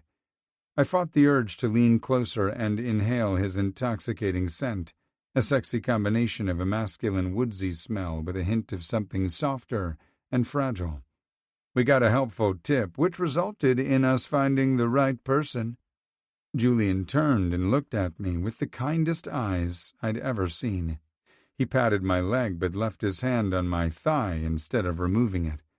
I stared at his long fingers, willing them to move higher until his voice cut through my fantasy. I tuned in long enough to hear him acknowledge how difficult this investigation had been for me. "Yeah," I said. "All homicides are horrible, but some just get deeper under my skin." I gave them a quick rundown of how the stakeout had ended, glossing over the part where I'd ripped my pants and playing up the part where Diego bested Coy and tackled the perp to the ground. Julian narrowed his eyes. "Why does Coy's name sound familiar? I don't think I've ever met him." Harper coughed like she'd choked on a popcorn kernel. "You okay?" I asked. She nodded, then took a sip. "I'm just shocked Julian doesn't remember Coy Beaufort is your lifelong nemesis." She tisked and shook her head. "And you call yourself Topher's #1 fan." Julian and Harper exchanged a look I couldn't decipher. Annoyance? Warning, maybe? The two had never been at odds in 3 years, so I had to be misreading the situation. Julian looked at me and smiled. "Congratulations on the biggest takedown." He raked his gaze over me again, and I swear it was hotter than the first time. Clearly you've changed your pants. I had extra clothes in my locker. Where are the ripped ones? He asked. I can probably fix them. I reached for a handful of popcorn and smiled at him. This is rich.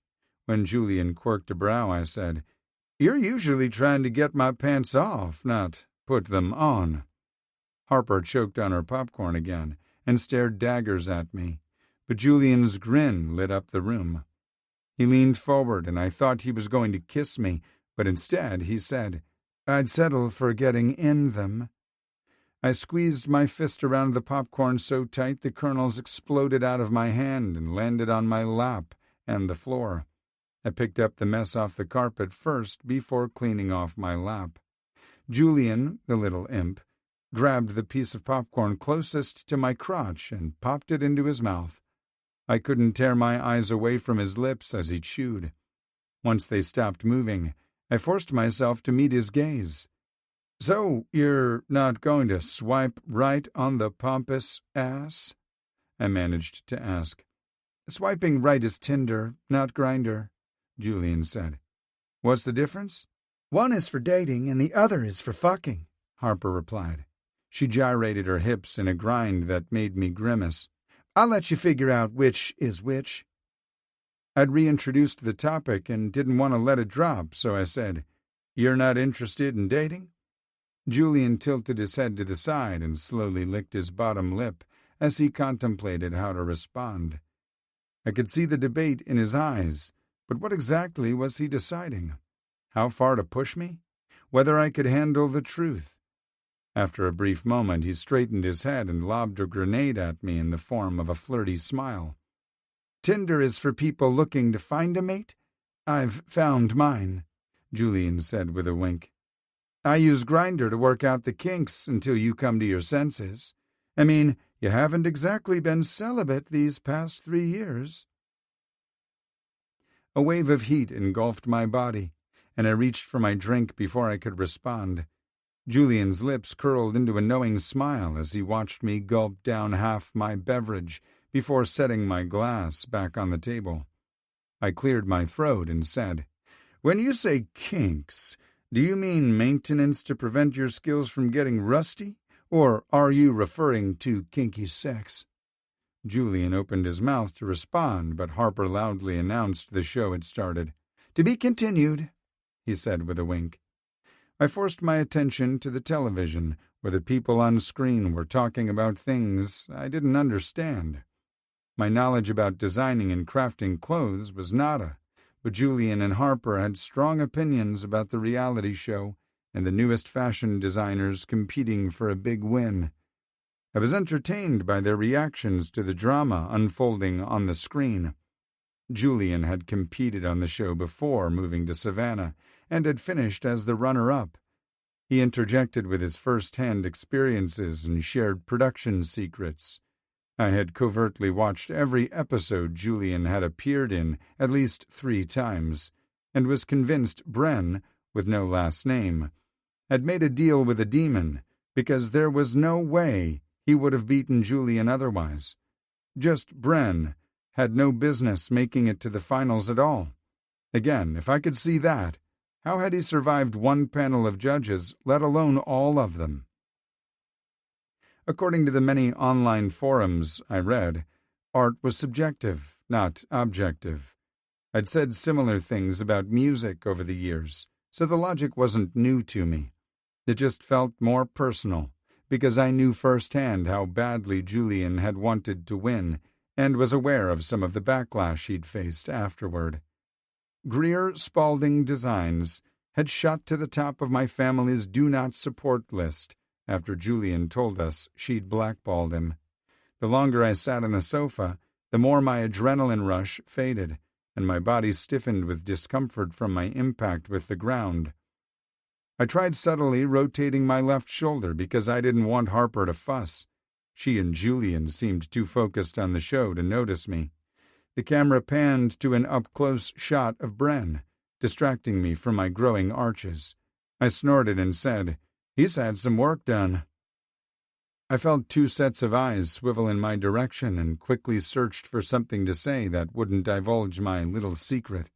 I had no reason to know what Bren looked like since this was only the second season we'd watched together, and the asshat hadn't appeared in the previous season. I hadn't confessed to anyone that I'd watched Julian's season and didn't want to do so now. It would just prompt questions I wasn't prepared to answer. Julian tilted his head to the side and studied me. Yes, Bren has had some surgical work done, but how would you know that? A promo I saw, I replied dismissively. It included footage from Bren's season. He looks a lot different in this episode.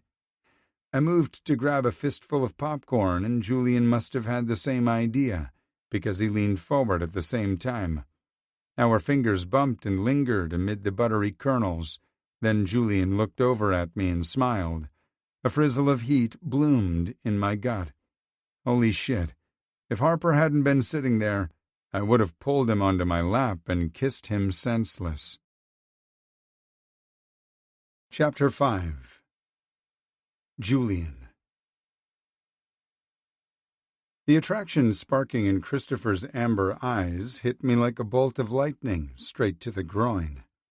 If I hadn't shaved my pubes, I'd give a whole new meaning to a burning bush. I took Reed's advice and ignored my inner scaredy cat to really pay attention to Christopher's body language. It would tell me so much more than his words ever would. I ghosted my fingers over Christopher's thick forearm, noting the way his nostrils flared and his eyes darkened. Lust was a wildfire burning through my body, urging me to be bolder. If you wanted to hold my hand, sugar, you should have just said so, I teased.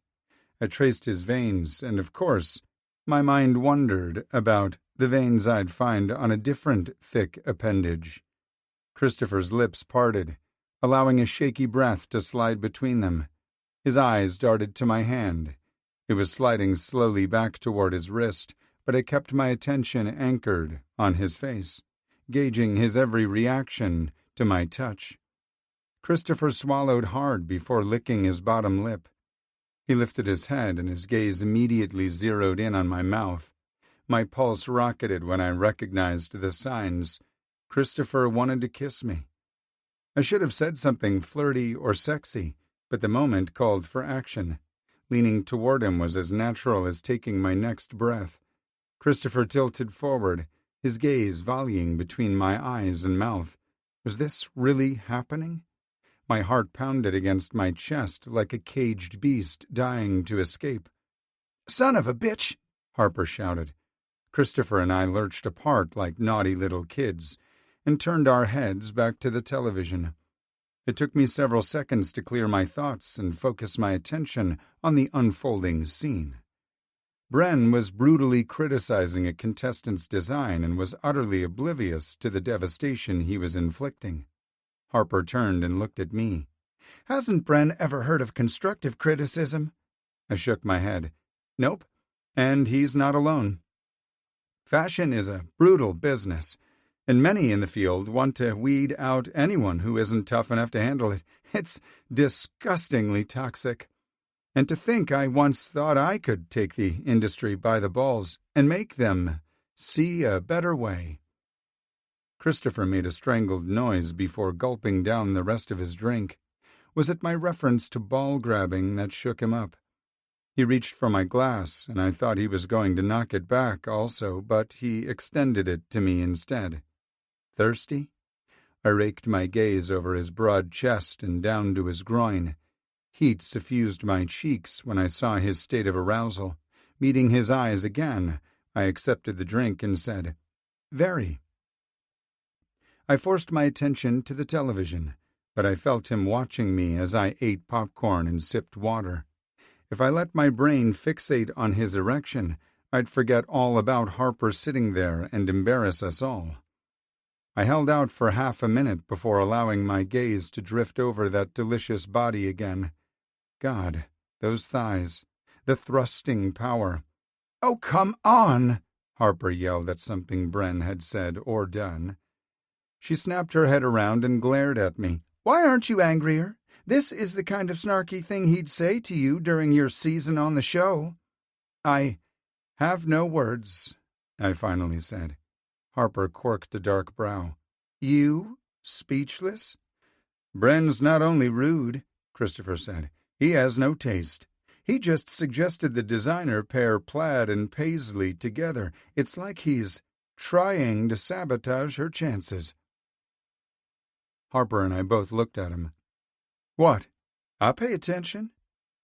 I would have taken him more seriously if not for the smear of butter on the right side of his mouth. My fingers itched to swipe it from his skin, so I balled my hands into fists. Except for how to properly put things in your mouth, Harper said. I've seen toddlers with cleaner faces. Christopher scowled and darted his tongue to the left. I gave in to my urge and swiped the butter from his face. I had planned to wipe it on a napkin, but we hadn't brought any over from the kitchen, so I licked the butter off my finger and returned my focus to the show. Gross, Harper said. Might as well have licked his face. I looked over at Christopher and winked. If he plays his cards right, I just might. A telltale blush crept up his neck, and Christopher hooked a finger in the collar of his shirt and fanned his skin. Oh yeah, it's getting hot in here. A laconic remark from Bren snagged my attention. He was eviscerating a contestant during the off-the-cuff challenge. The results wouldn't send anyone home, but the winning contestant would gain an advantage in the final round. I've never seen anything as ugly in all my life, Bren said on the screen. Christopher snorted so loud it made me jump. It's still better than the hideous dress you designed in your finale, just Bren, he said to the television. I snapped my head in his direction once more. Just Bren? It was the second time he'd remarked on Bren's performance or appearance, and to the best of my knowledge, Christopher had never watched my season. Or had he? How do you know about Bren's finale design? Harper asked. Christopher huffed a frustrated sigh and rolled his eyes. It was in the promo I mentioned. Bren was standing on the stage next to a model wearing the most hideous dress I'd ever seen. Confetti was falling all around them, and the lead judge guy? Hudson? Harper and I both said. Yeah, him, Christopher quipped. Hudson was handing him a big shiny trophy. He mimicked the presentation and winced. I bolted upright. Are you hurt? No, he said, waving me off. I just had an incident with the ground tonight and my shoulder is stiff. I scooted back deeper on the couch, spread my legs, and patted my thighs. Let me see if I can ease some tension for you. Christopher gave me a tentative smile and shook his head slightly. I'm okay. Take him up on his offer if you're hurtin', Toph, Harper said, as she returned her attention to the drama on the TV. He has magic hands. Words I never want to hear my sister say again, Christopher said. I lifted my hands and studied them, as if seeing them for the first time. They look pretty average to me, I said. Harper snorted. Magic, capital M. I waggled my brows at Christopher, then patted my thighs once more. He smiled and shook his head, even as he eased off the couch and scooted over to sit between my feet. Christ, his shoulders were broad. I had to spread a little wider to make room for him. I looked at my ordinary hands once more. Please don't fail me now. I gently placed them on Christopher's shoulders and noted the tension tightening his body. Was it from being so close to me, or was he in more pain than he was letting on? I carefully pushed my fingers into the meaty part of his shoulder. Tell me where you need me most, I said, moving my thumbs around to probe the areas. Warmer, he said when I moved lower. Maybe both hands on my left shoulder, since that's where I hurt most. I moved my right hand over and used both thumbs to dig into each new knot I discovered. Oh, Christopher said, his entire body stiffening. I stilled. Oh or ow? Maybe both, he said. I want to pull away and lean into your touch at the same time. Harper snorted. I'm getting grossed out? Yeah, Christopher said. And I didn't like hearing your headboard banging against my wall when you had a visitor on Saturday night. Harper's face flushed red, and she narrowed her eyes. You were supposed to be on a date. Trying to head off a fight, I adjusted my pressure and said, How's this?" Christopher let out the sluttiest moan I'd ever heard. "Holy fuck, that feels good. God, give me more." I pushed a little deeper into the knot and worked it until the muscle relaxed. Magic hands, indeed. Not just capital M, all caps and bold print. I leaned closer to his ear. But not underlined? Christopher's head fell back onto the couch cushion between my legs, and he stared up into my eyes. "Double underlined," he said huskily, then closed his eyes. "Please don't stop." "Seriously, should I go to my room?" Harper asked. "Yes," Christopher replied while I said, "No." She giggled and returned her attention to the show while I watched a blissful expression wash over Christopher's face. His eyelashes fluttered a few times, but he didn't reopen his eyes. A few moments later, Christopher's lips slackened and his breathing changed to a slow, steady rhythm. Instead of pulling my hands free, I continued to rub his left shoulder and neck, and if my fingers slid through the silky hair at his nape just once, well, who did it hurt? "I saw that," Harper teased and bumped her shoulder against mine. We continued watching the rest of the show in silence, but I couldn't have said who won the weekly challenge and whose dream got cut short. I only recalled the feel of Christopher's warmth seeping through his shirt and into my skin. "What do we do about Sleeping Beauty?" I asked once the show ended. "I'll wake him up and help him to his room if he needs it," Harper said. I reluctantly pushed off the couch and rose to my feet. A chill permeated the places that had been toasty warm just moments prior. Harper stood up too and hugged me. "Should I thank you for having your wicked way with my brother?" she teased. I glanced over at Christopher, who looked like an oversized boy in his sleep. I smiled wickedly at Harper and said, "Baby girl, if I'd had my way with him, you'd know it. Hell, the whole building would know it." She scrunched up her face and swatted at me. "Sweet dreams." I started to say something naughty, but she covered both ears. "I can only take so much in one night." I nearly got bowled over by Bruno, our neighbor's exuberant dog, when I stepped into the hallway. He was just a big, fluffy baby boy, which I told him when I leaned over and scratched his ears. "So sorry," Sally, Bruno's owner, said. "We're working on obedience at his school." "No worries. He didn't manage to take me down this time, so I'd say it's an improvement." Sally apologized again and took the lumbering puppy out for his final walk of the night. I unlocked the door directly across from Harper's and let myself in. I should go to bed, but I was far too keyed up. I went into the spare bedroom that I'd converted to a sewing room to work on Harper's dress for the charity gala. The fuchsia silk would look amazing against her fair skin. I just had a few more finishing touches before I revealed the creation. After a few hours of sewing, the yearnings Christopher stirred within me still hadn't subsided. I lovingly set the dress aside and headed to the shower, where I could let my what-if fantasies play out. For the first time since I'd met Christopher Carnegie, those far-fetched imaginings felt a little closer to reality. Chapter 6. Topher. I was wide awake long before my alarm went off, thanks to the excruciating pain in my left shoulder. I phoned my orthopedic surgeon's office as soon as it opened and was relieved to snag an afternoon appointment with Dr. Chu. Even though I wasn't hungry, I fixed myself a light breakfast so I wouldn't take a leave on an empty stomach.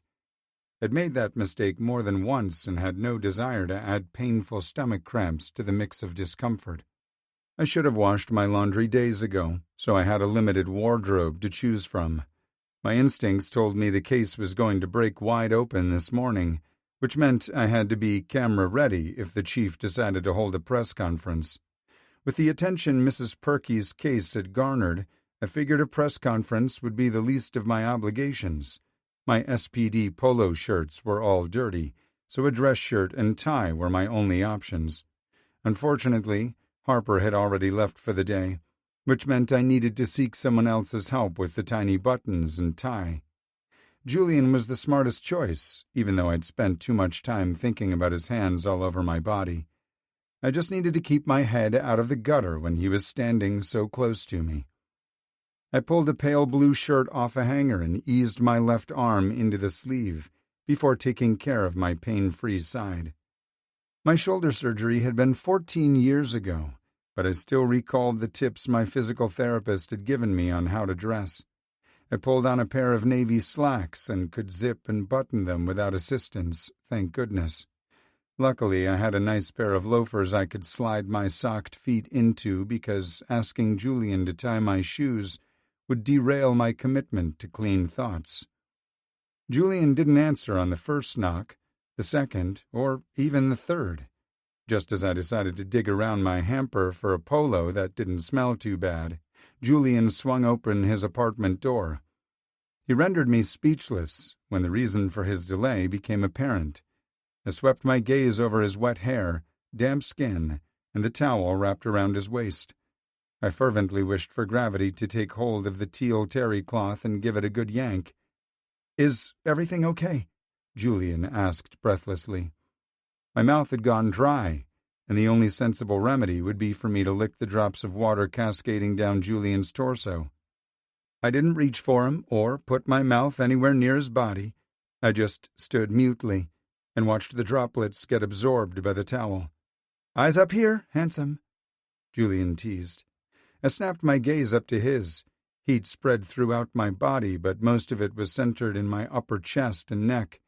"We both know I've dreamed of this moment for a long time," Julian said in a silky voice. "Have you at my door in a partial state of undress with desperation etched on your face is so much better than my wildest fantasies." He sighed dramatically. "I think the reality of what happens next is drastically different, though. I need your help." My voice sounded as dry as my mouth felt. I cleared my throat, but doubted it would help much. "My shoulder." Julian's playfulness died in an instant. Sympathy and guilt flooded his beautiful eyes. "Of course," he said, stepping aside so I could enter. "Forgive my awful behavior. Let me put on some clothes and I'll help with your shirt and tie." I wanted to snag his hand and pull him back, but I let him go, using the time to look around his apartment instead. Julian's home was immaculately clean, but not so fussy that it made my skin itch. He changed up the decor every year or so, and right now, the space was filled with comfortable-looking furniture in cool neutral fabrics, jewel-toned accent pieces, and bold artwork. My favorite piece was a ginormous peacock painting centered over the couch. The teal feathers matched the towel wrapped around Julian's waist. I looked around and found the color in other places, like the stand mixer and coffee maker in the kitchen, and the vase with white flowers on a table near the front door. Clearly, teal was a preferred color. "I'm back," Julian said breezily.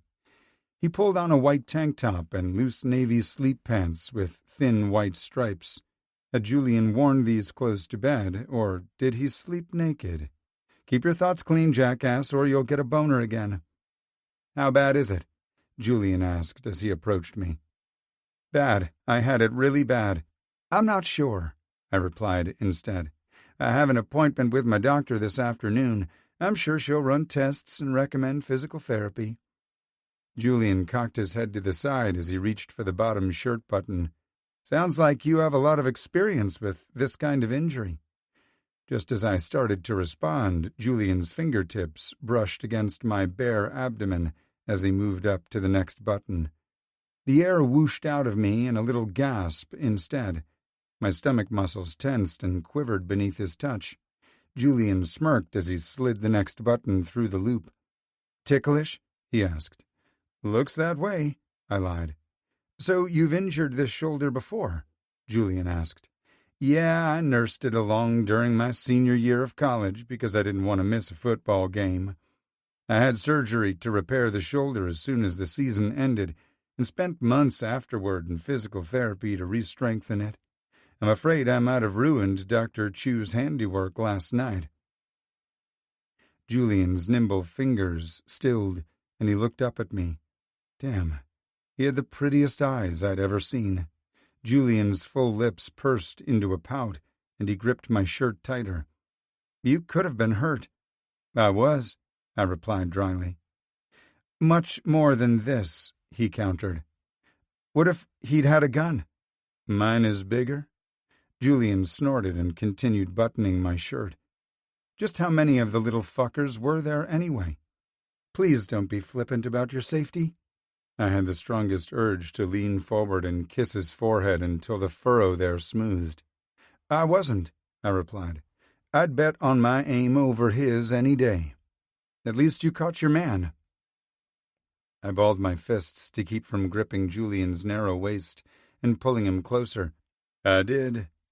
My voice sounded much huskier than usual, but he didn't seem to notice. I needed to change the topic to distract my brain. Julian's nearness kept me from dwelling on the discomfort in my shoulder, but this diversion had its own set of perils, namely my blood rapidly heading south. So I latched onto the first boner-reducing topic that came to mind. Do you know who Harper is seeing? I asked. Julian chuckled as he finished the last button and reached for my tie. You know I wouldn't say if I did. She's my best girl, and I'd never betray her confidence. He looked into my eyes and said, unless I thought she was in danger. I just want to be sure she's safe and not involved in a toxic thing. Julian shook his head. No concerns on that front. I narrowed my eyes. The last thing I'd heard, Harper was hardcore crushing on a young vet at the clinic. I'd heard her say several times the guy was out of her league, which I thought was complete bullshit. It's that vet, isn't it? I asked. Julian didn't reply, but he lowered his gaze. Workplace romances are a bad idea, I said.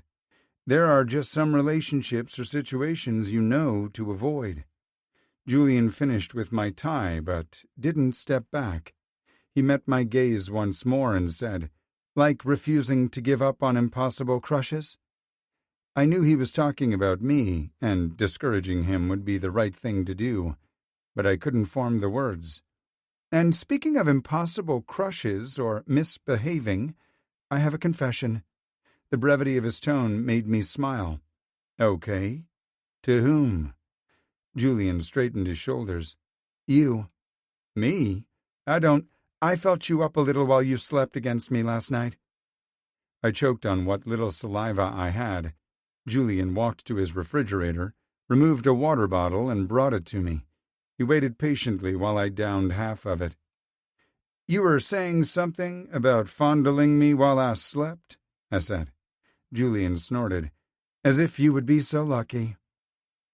I just needed to know if your hair felt as soft as it looked. I slid my fingers into the strands at the base of your neck, just once and only for a few seconds, but I'm sorry. It won't happen again. I felt a devilish smile creep across my face. That's too bad, I said. Julian's eyes widened, and his beautiful lips parted. I loved that I had stunned him for once. So is that one of your kinks? Julian blinked and looked confused, so I expanded. The ones you work out on your sex hookup app? A delicate pink flush bloomed over his cheeks. Last night you mentioned we'd continue our conversation about Grindr. I'd asked for clarification, kinky sex acts or maintenance sex to keep everything in proper working order. Julian's mouth opened and shut, then opened again. He shook his head. We'll have that discussion when you can explain to me why you care about my Grindr activities so much. It was my turn to stumble over a response.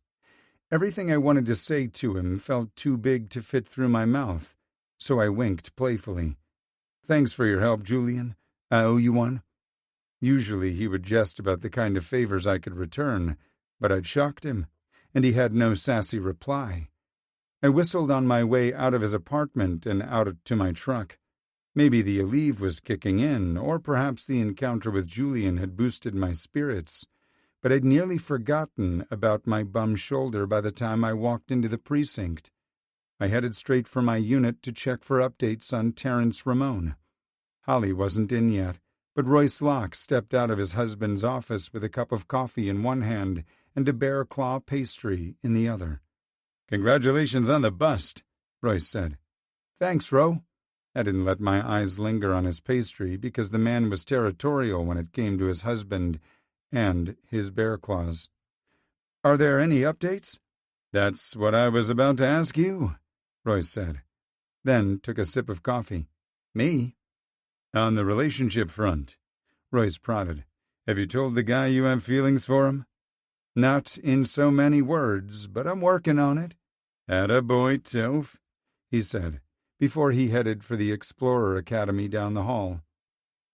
I wasn't sure my feeble attempts to show Julian how I felt were worthy of celebration, but there was no denying I'd grown bolder every day. Sawyer came out of his office with sheets of paper in both hands. "I thought I heard your voice," he said. "We got him, Toph." Sawyer showed me the fingerprint analysis results in one hand and the signed subpoena for Terence Ramon's DNA in the other.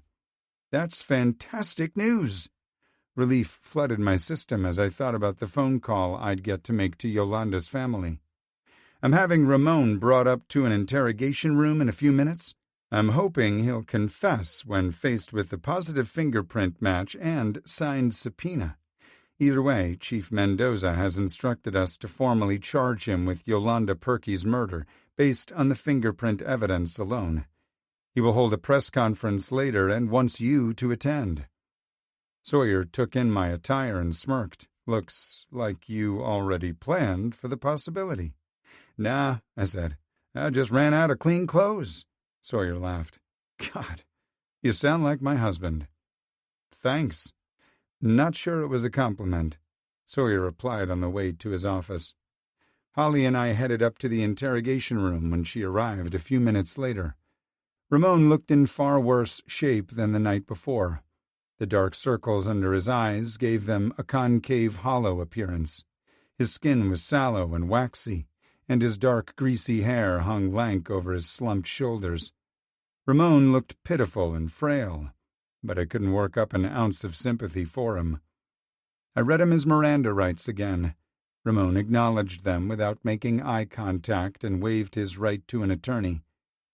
"Do you know why we wanted to see you this morning?" The man mumbled something inaudible, and I slapped my hand on the table. The loud bang in the small room resembled a shotgun blast, and Ramon jumped a few inches. "Look at me when I'm talking to you." Ramon slowly lifted his head, as if it had taken great effort. "Do you know why we wanted to see you this morning?" I repeated. "To ask me more questions, I guess," Ramon replied.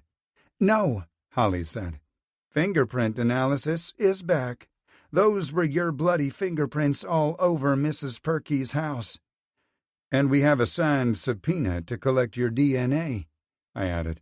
"We're going to formally charge you with Yolanda Perky's murder and turn your sorry ass over to the DA." "Wait," Ramon said quickly.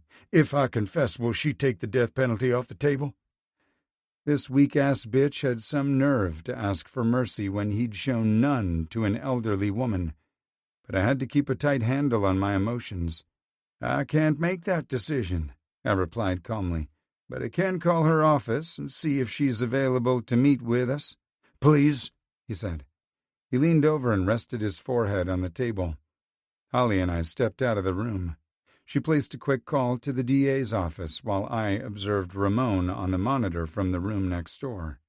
It took Jillian Babineau 30 minutes to arrive, but it only took her 2 minutes to get a full confession from Ramon after he agreed to life in prison without the possibility of parole. Chief Mendoza came down soon afterward to congratulate me on solving the case and asked me to attend his press conference. "I'd like an opportunity to speak with Yolanda's family first, sir." "Of course," Mendoza replied. "Let me know once you talk to them, and I'll have my assistant set up the press conference." "Yes, sir." "Oh, and Topher," Mendoza said, "you have an interview with the Sinister and Savannah podcast team tonight at 6. I bit back a groan. The appearance on Channel 11 might have been responsible for the tip that led to Terence Ramon's arrest, but it had also stirred up a lot of trouble for me. No one told Mendoza no, though. "Sure thing, sir." As soon as Mendoza left, I called Yolanda's daughter, who still lived in Savannah. Chantel Sebastian answered on the second ring. "We got him, Chantel," I said. "Praise Jesus," she replied, then burst into tears. By lunch, the adrenaline from Ramon's confession began to wear off, and I started favoring my arm. "What kind of pain are you in right now?" Sawyer asked. "On a scale of 1 to 10? I asked. "Sure. About a 15, I admitted. "I have an appointment to see my doctor later. Keep me posted." "Yes, sir." The news conference wasn't as bad as I'd anticipated, since Mendoza fielded most of the questions. I did appreciate the opportunity to thank the tipster who made the arrest possible and encouraged other citizens to step up when necessary to make our city as safe as we could. "Well, well, well," Dr. Chu said when she entered the exam room. "It's been a long time, Christopher. I'd ask how you are, but I'm guessing not great, if you're here to see me." Dr. Chu listened as I described the collision, then she examined my shoulder thoroughly. "We'll start with X-rays for now. If I don't see anything, we'll move on to an MRI." The X-rays were clear, so she ordered additional testing at the hospital, put me in a sling, and prescribed muscle relaxers. "I don't want to start you on physical therapy until I know what I'm working with," she said. "Sounds familiar." "Unfortunately," Dr. Chu said, "you will have to restrict your work activities, which most likely means desk duty." I sighed. "I understand, ma'am." I showed my doctor's note to Sawyer, who referred me to HR. Most of my time investigating cold cases was spent at a desk, so I'd still find plenty to do. I'd hoped my injury would get me out of the Sinister in Savannah interview, but no such luck. Jonah, Felix, and Rocky, who made up the podcast trio, shook my good hand while commiserating over my injury and congratulating me on my collar. They led me through a series of questions about the investigation and resulting arrest. Felix playfully fanned his face when I spoke about my interview with his husband on Channel 11, which had led to the tip. I wasn't the type to put on false airs, so I was honest about my run-in with the fence. The guys and I shared a good laugh, and Rocky told me about one of his private investigations that had resulted in a dog chasing him through a neighborhood. "His name was Snickerdoodle, and he ripped off a section of my jeans," Rocky said. After another shared laugh, Felix narrowed his eyes and assessed me. "Oh, shit, here it comes." "Did you really hurt yourself running after a fugitive, or was it from fighting off the ladies? A little bird told us you've received several proposals from Savannah's single women. Is that so?" My face heated with embarrassment, but before I could respond, Rocky joined in. "Where can the ladies send their resumes?" he asked. I cocked my head to the side and said, "I think it's very narrow-minded of you to think only the ladies should apply." "Touché," Felix said, and toasted me with a coffee mug. The conversation returned to my job, and I got to talk about why I loved working cold cases. I was starving and exhausted by the time we wrapped up the interview. I couldn't say what I wanted more, food or my bed. When I walked into Harper's apartment 15 minutes later and interrupted her yoga session with Julian, I had to reassess my cravings and priorities. I was no yoga expert, but I could name the triangular pose they were in because it put Julian's sweet ass on perfect display. Downward dog. It definitely made me want to throw back my head and howl. I'd never forget the first time I saw Julian strike the pose. I'd been living with Harper for only a few days when I came home to a similar scene. I'd been completely thunderstruck by his grace, strength, and beauty. Maybe that had been the lightning bolt moment Royce had mentioned. Lust surged through my body as I continued to stare at his sleek muscles and taut ass. It was a damn good thing my dominant arm wasn't injured, because I would need my right hand later. Chapter 7. Julian. Harper was too busy cursing me under her breath to notice her brother had entered the apartment. I was pretty sure sweet Christopher was an ass man, but I chose our next pose to show off the strength of my legs. If he was as curious as I suspected, I wanted him to wonder about all the things I could do with them. Walk your hands back toward your feet and slowly rise to a standing position, I said, hoping my voice sounded as soothing as my previous instructors. We're going to do the firefly pose. Harper's exhale was more like an angry hiss than a cleansing breath. I had to bite my lip to keep from laughing at her silent outrage. "Why do you hate me so much?" she whined. Ignoring her, I said, "Your feet should be slightly wider than your hips. Slowly fold forward from your hips and reach through your legs to grab your right calf with your right hand. Use that as leverage to work your right shoulder behind your right calf." I glanced over at Harper to ensure she was in position before we repeated the same step on the left side. "I hate you," she repeated. I chuckled and added a bit of camp to my yoga instructor's voice. "This pose is great at toning your arms and wrists, but I especially love what it does for my groin and hips. It really opens them up and helps me achieve optimal flexibility." "Yeah, I bet you're jonesing to flex those hips," Harper snarled. Ignoring her, I said, "Breathe through the frustrations and repeat this move on the left side, tucking the left shoulder behind the left calf." Harper huffed out one last indignant breath and followed my lead.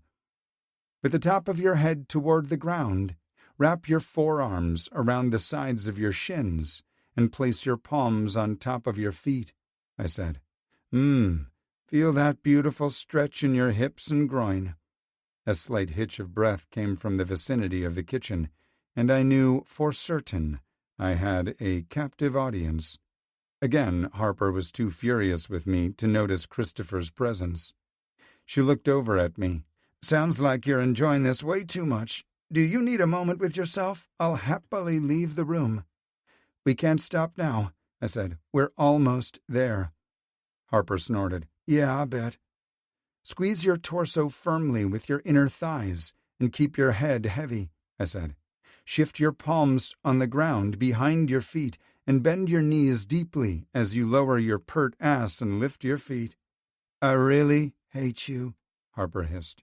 "Firm your upper arms and extend your gaze in front of you to maintain your balance." I glanced over and made sure Harper was with me. For all her bitching, she had mastered this pose beautifully so far. "Let's finish up strong. You can't see it, but I'm flipping you off with my middle toe." I snorted, which caused me to wobble slightly. I firmed my upper arms once more and said, "Straighten your legs, reaching out through the balls of your feet. Keep your sternum lifted and shoulder blades moving back to prevent tension in your neck. Lift the gaze and smile." "I will not," Harper said adamantly, but I caught the ghost of a smile tugging at her mouth. "Think of how toned your arms will look in your dress for the gala." "How could I when I don't even know what my dress will look like?" she countered. "I love that you trust me enough to design a dress without input," I said, then guided us back out of the firefly pose. Once our feet were firmly planted on the ground, Harper turned to me with her hands on her hips. "I trust you enough to bend me like a human pretzel, so why wouldn't I?" Her gaze drifted past me, and I knew the source of her distraction. Harper's eyes widened in alarm, and she made a beeline for the kitchen. "What happened to you?" she asked. I spun around and saw Christopher's left arm was in a sling. Any euphoria I'd felt from giving the man a peep show wilted like a thirsty flower beneath the hot Savannah sun. That is, until I noticed Christopher hadn't taken his half-lidded gaze off me. "I'm fine, Harper," he said as he raked his golden eyes over my body. I resisted the urge to reach out and brush a wayward strand of sandy blonde hair off Christopher's forehead. "How'd your appointment go?" I asked instead. "What appointment? And why does Julian know before me?" Harper asked. I forced myself to look at her then, and noticed the worried expression in her pretty dark eyes. "Christopher needed some assistance this morning, and you'd already left for work." "Because you're aiming for Employee of the Month, right?" Christopher asked. "I can't imagine another reason you'd want to arrive 45 minutes early." Harper rolled her eyes. "Coffee and pastry run." "Uh-huh," Christopher said. "And I'd like to point out that we're not talking about me." Harper replied, though you get extra points for the nice deflection. Luckily, Dr. Chu had a cancellation this afternoon, Christopher said. He hadn't worn the sling during the press conference about his big bust, so either his appointment had been afterward or he'd removed the sling before it. I didn't share my musings out loud or reveal that I'd watched the conference. Chief Mendoza is hotter than sin, but he couldn't hold a candle to my Christopher. My Christopher? Someone needed to get a grip. What did Dr. Chu say? Harper asked. Christopher shrugged his good shoulder. Not much. X-rays came back clear, but she's waiting for my MRI results before deciding how to proceed. When is your MRI? I asked. Tomorrow afternoon, and I follow up with Dr. Chu the day after. I have a good feeling, though. It's sore, but this injury feels different from the last one.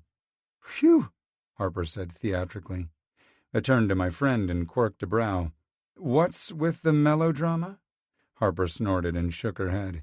You have no idea what a whiny crybaby he was during the first surgery. Was not, Christopher bit back. Harper rolled her eyes. Or two. Okay, I said, moving to stand between them, as I'd seen Audrey do dozens of times since I'd known them.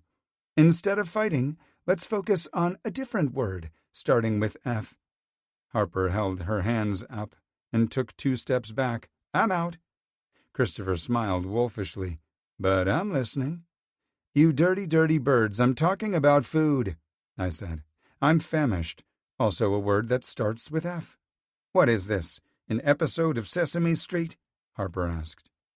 The intensity in Christopher's eyes made me think of activities best performed without an audience, especially not children or his sister.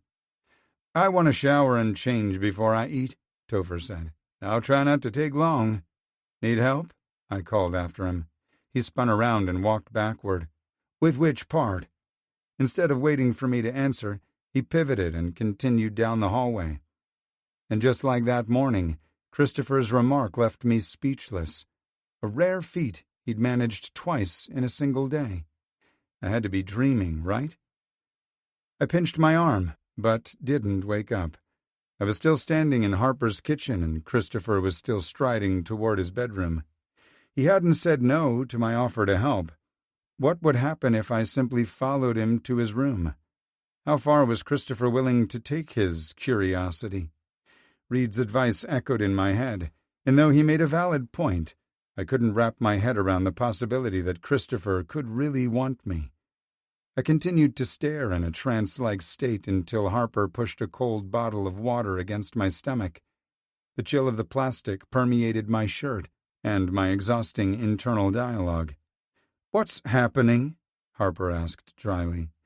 I'm about to whip up some cornbread to go with the Brunswick stew I made. I knew it was Christopher's favorite, and it felt like the perfect situation to dust off Aunt Lulu's recipe. I edged around Harper and headed into the kitchen, but she followed on my heels. Nice try, Harper said. We both know that isn't what I meant, but just in case I'll be clearer this time. She set her water down and placed both hands on her lean hips. What is going on between you and my brother? I snorted and got busy gathering ingredients to avoid looking her in the eye while I lied, or at least hemmed around the truth. Do you hear yourself right now? It's just my typical shameless flirting. I've been doing it since the day I met him. I think you'd be used to it by now. Harper said. This isn't the same thing, and we both know it. I noticed a different vibe between you guys at Sunday supper, and it's only intensified since. Topher isn't just soaking up your adoration like a sponge.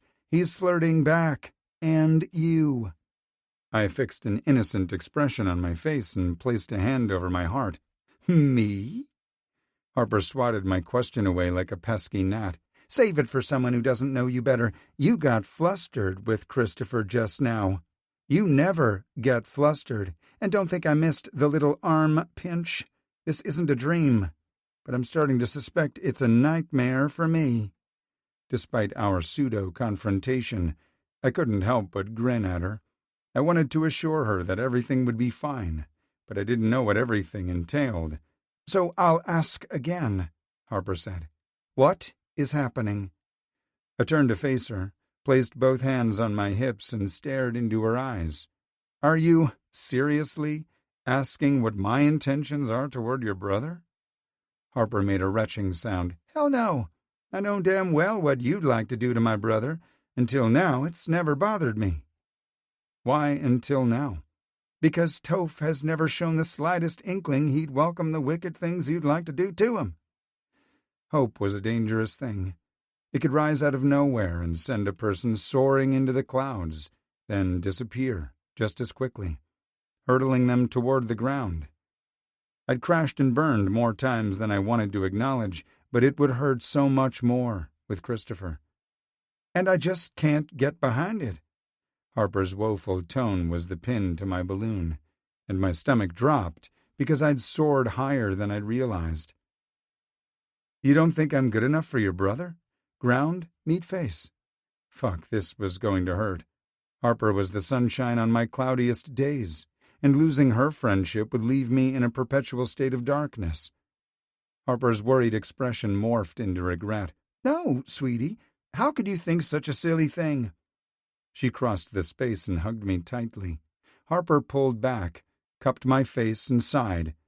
"I'd have to kill my own brother if he hurt you. That's my dilemma."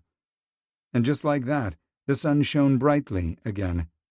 "It's a good thing you have nothing to worry about, because prison orange isn't your color. It was just some innocent flirting. Maybe Christopher was just trying to turn the tables on me, for once." Harper shook her head. "I know what I saw." "And that was a smoldering gaze," Harper said. "I'm surprised your yoga clothes didn't burst into flames." She narrowed her dark eyes. "Wait a minute. Did you choose that torturous pose for Christopher's benefit?" "Maybe," I teased. "I think Christopher could be a little curious, and maybe I'm pushing the limits to see how far he's willing to take it." I sighed. "But I won't jeopardize our friendship. If it bothers you this much, I'll back off." I held my breath, while Harper worried her bottom lip between her teeth. "No, I don't," she finally said. "I think Christopher is more than curious when it comes to you, and I'm convinced no one could possibly love him the way you do. So even though the naughty banter makes me cringe, you have my blessing." I refrained from squealing when we hugged again, but I held her longer and squeezed her tighter. "I suppose it's no more awkward than Christopher overhearing your bedroom gymnastics." Harper stepped back and swatted my chest. "We're not talking about that." "I think we should," I replied. "Topher thinks you're banging your boss. That's what he meant by his Employee of the Month remark." Harper's eyes widened, and her bow mouth parted on a gasp. "Really?" "Uh-huh." "What did you say?" Harper asked. "I didn't tell him anything." Informing Christopher that his sister was shagging Coy Beaufort was the last thing I wanted to do. I felt terrible about withholding the information from him, but Harper was my best girl. She sighed with relief. "Because you're my ride or die." "Always," I said, and kissed her cheek. "By the way, I might have tormented you just to get a rise out of your brother, but you nailed that pose." "Does that mean I get a sneak peek at my dress?" "Hell no. But you can help me make this cornbread." We worked in a companionable silence for a bit before Harper nudged me. "Am I to believe it's a coincidence you made Topher's favorite comfort food after learning he re-injured his shoulder?" I placed the cornbread in the oven, shut the door, and turned to her with a smile. "Believe what you wish." Christopher said. "Smells like Brunswick stew." Harper and I jumped because we hadn't heard him coming down the hallway, which was unbelievable considering his size. He truly had the prowess of a lion, and I was dying to have him on me. I turned and smiled at Christopher. "Yep, it's my Aunt Lulu's recipe. Would you like to be my taste tester? It's been a while since I made it." "God, yes." Christopher stepped beside me, tipped his head back, and inhaled deeply. "I can't believe I didn't notice the enticing aroma sooner." I dipped a spoon into the stew and held it up to my mouth, then proceeded to blow on the soup so it wouldn't burn him. Christopher's attention fell to my lips and remained there as I blew a second time. Can't imagine why, either, Harper said dryly. I was aware of her presence, but couldn't acknowledge the remark because Christopher had chosen that moment to look into my eyes. Hell, I forgot all about the spoonful of stew I'd promised him. You can probably stop blowing now, Christopher said. I adopted the flirty smile and heart eyes he'd come to expect from me. Said no man ever. I held the spoon to his smiling lips, and he opened them for me. The look of pure delight washing over his face made my heart sing with joy, but the sexy little growl he emitted made other parts of me stand up and take notice. Christ, Harper snarled. I'm leaving. Christopher shifted his gaze in her direction. Got a hot date? No, she replied, drawing out the word to showcase her annoyance. I thought maybe the two of you would prefer to eat your stew privately. Christopher's brow furrowed, and I longed to trace the groove with my fingers. Bye, Felicia. The movie quote made me laugh, but Harper only scowled at him.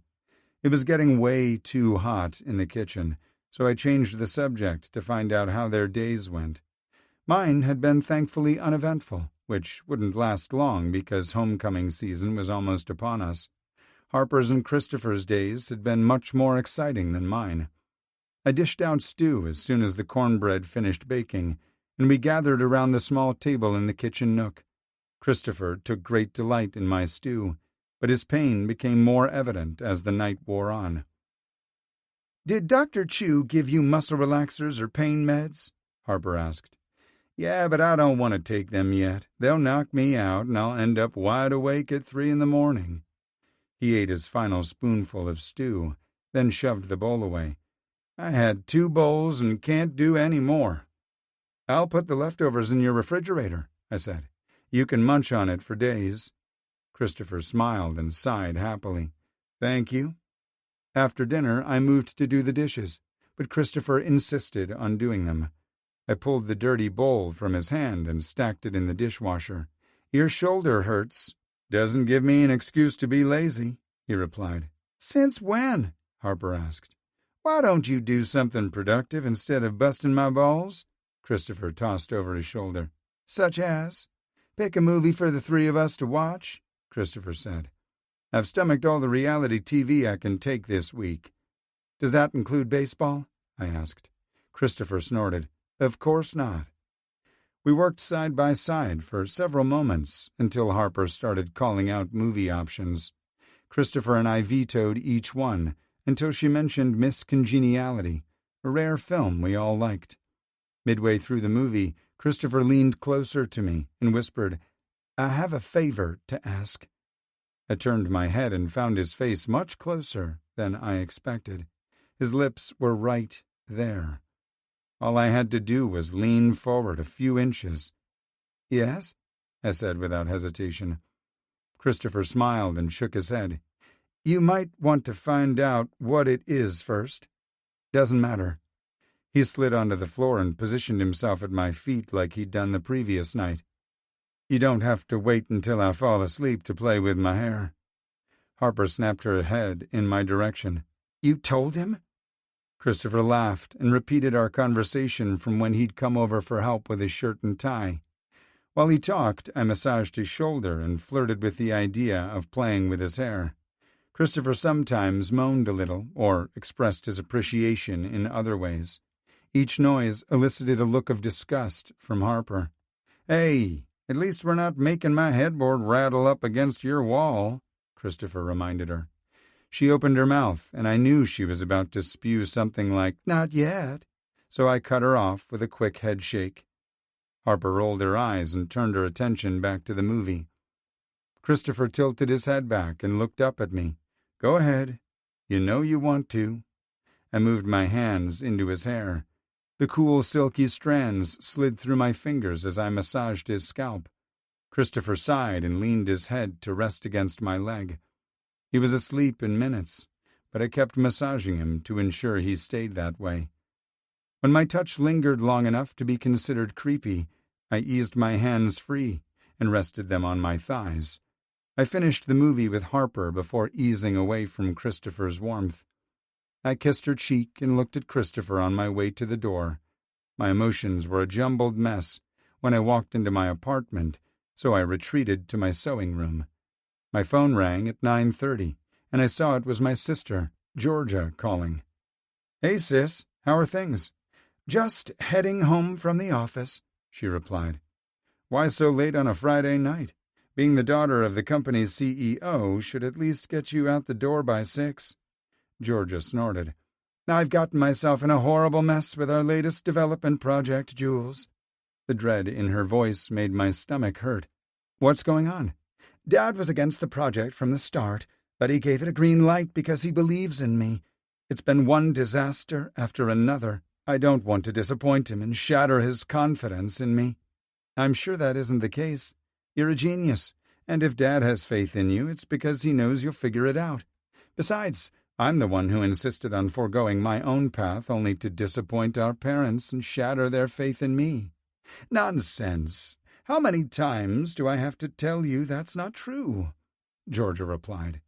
"They admire your independent streak, and Dad claims you got it from him." I chuckled. "Well, he's not wrong about that. I also inherited a few of his less desirable attributes. I can be quite stubborn." "Really?" Georgia teased. I hadn't heard. "But seriously, Jules, your influence is felt all over our corporate office, even though you aren't physically here." "Yeah? How?" "Dad has implemented several green initiatives in your honor. We reduced single-use plastic materials by 70%, and he's set up recycling throughout the complex. But the changes don't stop there. They're spilling over to the actual construction projects, too. He's so proud of you. He tells everyone he knows that his son is a professor." Tears filled my eyes. "It's just one class, and it's a guest lecturing gig." "For now," Georgia amended. "Why has Dad never said anything to me?" "Because, as you noted, you're both stubborn mules. But maybe you can find some time for a private chat when you come home for my wedding," she squealed. "I can't believe I'm getting married soon. The dress you made for my big day is the most beautiful creation ever, and I cannot wait to show it off to everyone." "Thanks, sis, but you made my job incredibly easy. You'd make a potato sack look stunning." She chuckled and said, "Now you're laying it on thick. Enough mushy talk. I can't wait to meet Topher." What now?" "Surely you plan on bringing your boyfriend as a date for my wedding." "I never said Christopher was my boyfriend, but I may have implied it during my last trip home when my lackluster love life came up in front of Thad, my ex-boyfriend. To save face, I'd said I was seeing someone special, and I had seen Christopher nearly every day since he moved in with Harper. It wasn't a total lie. I'd foolishly thought that would be the end of the conversation, but instead, they pressed me until I'd at least given them his first name. Unfortunately, I used Christopher's nickname, which they'd recognized as Harper's brother. "His Crime Stoppers interview has gone viral, you know," Georgia said. "Mom and Dad have told all their friends, including the Harrisons. Christopher is your boyfriend." "Oh no. What have I done?"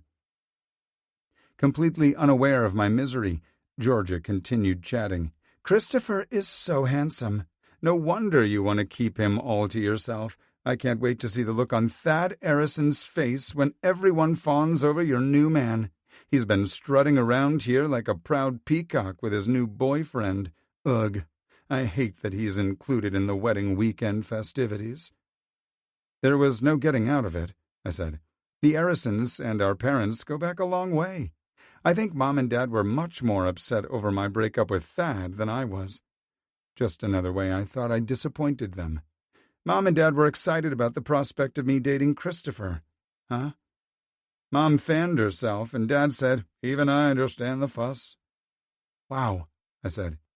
"Yeah, you've got to bring him to the wedding." This was when I should have come clean about the state of my relationship with Christopher Carnegie. But when I opened my mouth to do just that, I said, "Okay, I'll see if he's available." Georgia squealed her delight and started chatting about everything she had planned leading up to her special day. After we hung up, I stared into space and said, What have I done? Chapter 8. Topher. The convention center was already packed when I arrived at the charity gala. I'd heard they sold a lot of tickets, but it seemed like a wall-to-wall sea of finely dressed people. One of them stuck out like a beacon of light, and I was drawn to him like the proverbial moth to a flame. I hadn't seen Julian in 5 freaking days, and my life had felt empty and dull in his absence. With eyes locked on Julian, I crossed the ballroom to where he stood with Shelby and Emma. Shelby wore a knee-length dark green dress with a lacy overlay, and Emma rocked a long strapless ice blue dress. As beautiful as they were, I only had eyes for Julian. He'd made one of his corset vests from the same fuchsia material he'd used to make the bodice of Harper's gown. Julian had broken up the vibrant pink with a black lace overlay and alternated it with black leather panels. He wore a pressed black shirt under the vest and, oh my God, black leather pants. The combination of leather and lace suited him perfectly. Julian's head swiveled in my direction, as if he felt my intense stare or heard my pounding heart from across the room. He'd used hair implements and goop to straighten his light brown hair for the occasion. It gave him a more polished look, but I missed the wild curls. I wanted to run my fingers through his hair and tug the strands and watch them bounce back when I let go. There were other activities I could think of to make his curls bounce, but I didn't want to go there in a crowded room. Julian's face lit up with pleasure at seeing me, and I was overcome with the urge to find out where he'd been all week. Had I said or done something to chase him off? Was his flirting only good-natured teasing and not a sign of stronger feelings as I'd suspected? Julian's light-dimmed and tiny frown lines formed on his forehead. Christ, had my obsessive thoughts and confusion manifested into an angry scowl? I took a deep breath and let my joy at seeing him shine through in a smile. The one he sent back was so bright it temporarily blinded me, and I nearly staggered into a waiter carrying a tray of drinks. I apologized and continued toward my personal beacon. My sisters must have followed Julian's gaze because they let out a squeal of happiness. They rushed forward and smothered me with gentle hugs in deference to my shoulder. My MRI results had been favorable. I hadn't torn anything, so I was looking at weeks of wearing a sling and going to physical therapy instead of having surgery. "How's little Raylan?" I asked Shelby. She rubbed her baby bump and smiled. "Growing. I can't believe he'll be here in a few more months." "Uncle Topher can't wait to meet the little man." Shelby looped her arm through my good one and led me toward Julian, where I wanted to be anyway. "I bet you can't wait for another male in the family." My sister expressed what everyone else had assumed about me. I leaned toward her and whispered, "Honestly, I'd been hoping for a little girl to spoil. I'd even had my eye on a little pink fishing pole." "My son can fish with a pink fishing pole if he wants to," Shelby said. "I bet you end up having the little girls, Topher," Emma added. I'd never given fatherhood much thought because all my attempts at relationships had failed miserably. I adored kids, but raising them without a partner wouldn't be my first choice. "Maybe," I said. But then we had reached Julian, who looked at me quizzically. "What agreement are we trying to wrangle from you?" Before I could respond, Emma said, "Shelby and I think Topher will be the Carnegie to have little girls." Julian's smile faltered, and his brow lifted higher. "Does that mean one of the proposals landed?" His tone was light and carefree, but I knew it was a loaded question. "Nope, still single." I wanted to point out that he'd know that if he hadn't disappeared. But I didn't want to reveal my needy, confused feelings. "Hey, is that Coy Beaufort?" Emma asked. I turned and searched the crowd until my eyes landed on the tall blonde dressed in a charcoal gray suit. My nemesis cleaned up well, though I'd rather eat glass than admit it out loud. "What's that asshole doing at a charity event?" I asked. My sisters chuckled, but Julian sighed and shook his head. "People can grow," Julian offered. I looked back in Coy's direction and caught him fidgeting with his tie and shirt collar as he searched the crowd. He was clearly out of his comfort zone and looking for someone. Was he trying to impress a new lady friend? The guy I remembered from high school wouldn't have donned a suit and tie to please anyone, so whoever the lady was, she must have made one hell of an impression on him. Coy turned his head and locked gazes with me. His blue eyes widened briefly, but he held up his hand to offer an awkward wave. I wanted to flip him my middle finger, but I nodded instead. "See? Growth," Julian said. I still wanted to know what Beaufort was doing there, but forced my thoughts back to something more pleasant, such as the way Julian's vest molded to his sculpted torso. "Now that's an asshole," Julian said, nodding to a dark-haired man across the ballroom. Emma, Shelby, and I turned to see who'd caught his attention. "Oh," Emma said, "do tell." "If he's an asshole, he's a handsome one," Shelby added. I knew exactly who my sisters were drooling over. Thaddeus Arison, Julian's ex-boyfriend, looked like a damn prince in his black suit, white shirt, and black tie. I'd overheard more than a few conversations between Harper and Julian about the man, though their breakup had occurred before Julian moved to Savannah. The bond between their families meant Julian ran into him every time he went home to visit his parents and sister. "That's Thad," Julian said. "Ah," Emma and Shelby said, proving they'd heard his name mentioned before, too. I played dumb and acted like I didn't know who they were talking about, since Julian wouldn't have expected the deep dive I'd performed on the guy. I'd Googled him, checked his record, and stalked his social media to get an idea of the kind of man Julian liked. Thaddeus Arison was everything I wasn't: rich, powerful, and connected. I was willing to bet my dick was bigger than his, but that would only get me so far, especially since I was the king of Dullsville. Thad was the kind of guy Julian's family wanted him to date and marry. Thad, and guys of his ilk, could whisk Julian off to Italy for a lover's getaway on a whim. I could only get him to Olive Garden. "What the hell are you doing so far away from home, Thad?" Had he and Julian rekindled their relationship? Is that why he'd pulled the disappearing act? "Damn it," Julian hissed. "I hoped I had a few more weeks before I had to deal with that prick. But I should have realized he'd be here, since he sits on the board of trustees for a national organization that raises funds for pediatric cancer research. I bet they've partnered with the Anderson Cancer Institute, which we're all here to support." Okay, so they hadn't rekindled their relationship. Where had Julian been? Giving his Grindr app a workout? I had no right to be petty and jealous, since I'd stayed silent about my growing affection for him, but petty and jealous I was. "Wow," Emma said. "I bet he was hard to get over." Julian snorted. "Surprisingly not." His tone was as sincere as ever. Julian wasn't one to bullshit or beat around the bush. It was one of the things I admired most about him. I turned my attention to Julian, who immediately looked my way as if he were as tuned in to me as I was to him. "He's not all that," I said. "I think you could do better." Julian's beautiful eyes softened. They looked greener beneath the ballroom chandeliers. He eased closer to me until only a few inches separated our bodies. As cliché as it sounded, the world around us disappeared, fading to a fuzzy backdrop I no longer saw or heard. He reached up and straightened my tie. I'd used a doorknob to form the knot before looping it over my head and tightening it in place. "You're too sweet," Julian said. There were so many things I wanted to say.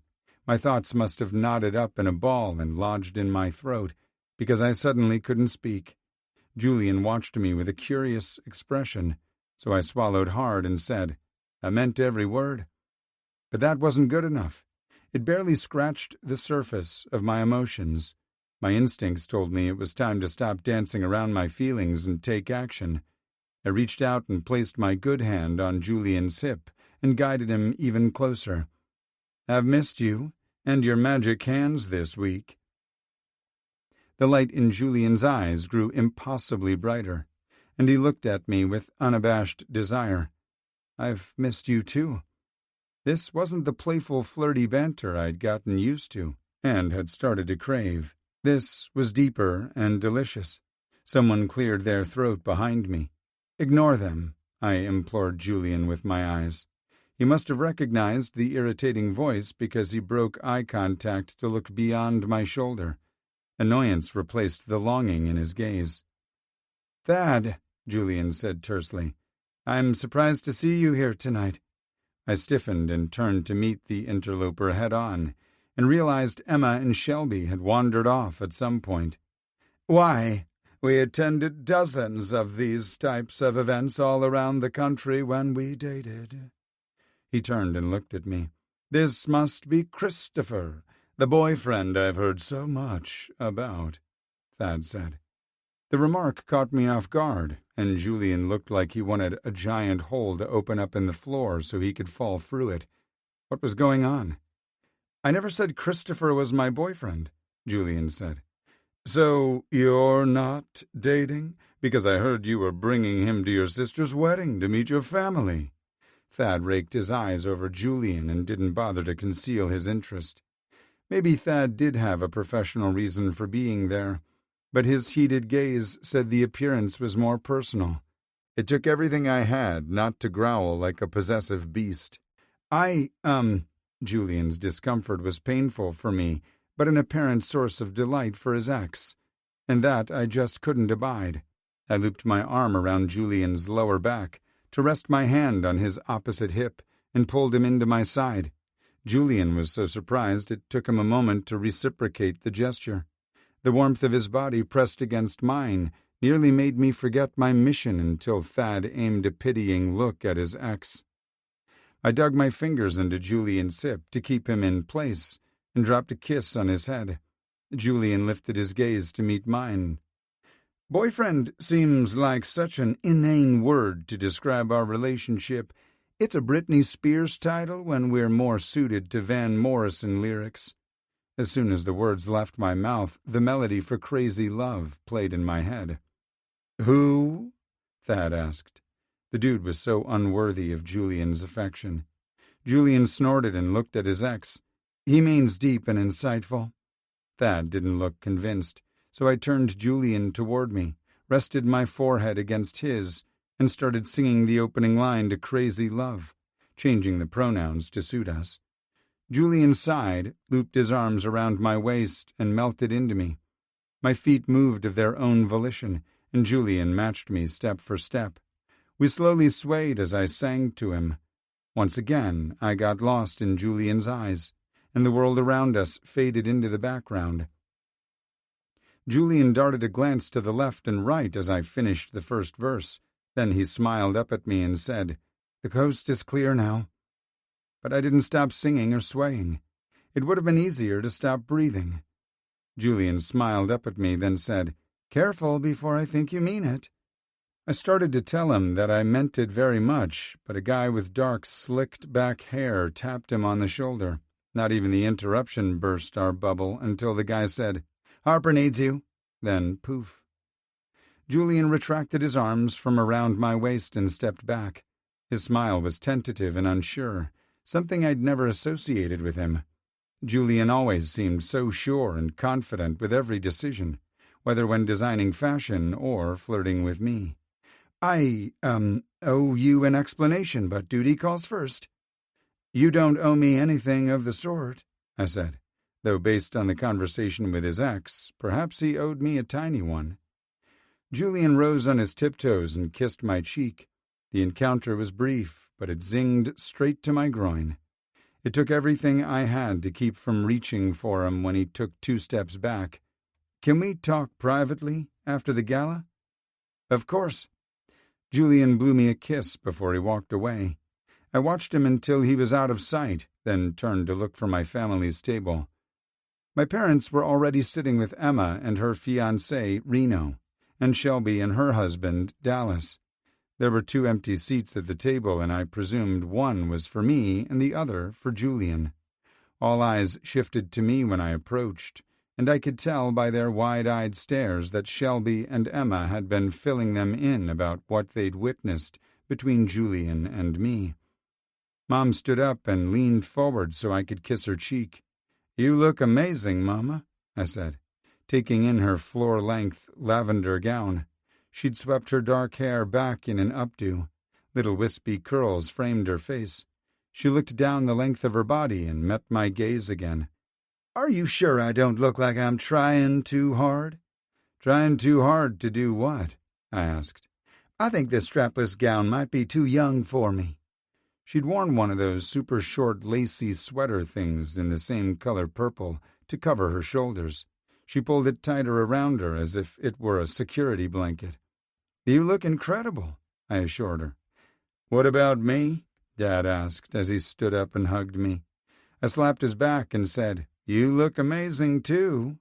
We usually only saw Dad dress up for funerals and the occasional wedding, but everyone had stepped up to support Harper on her big night.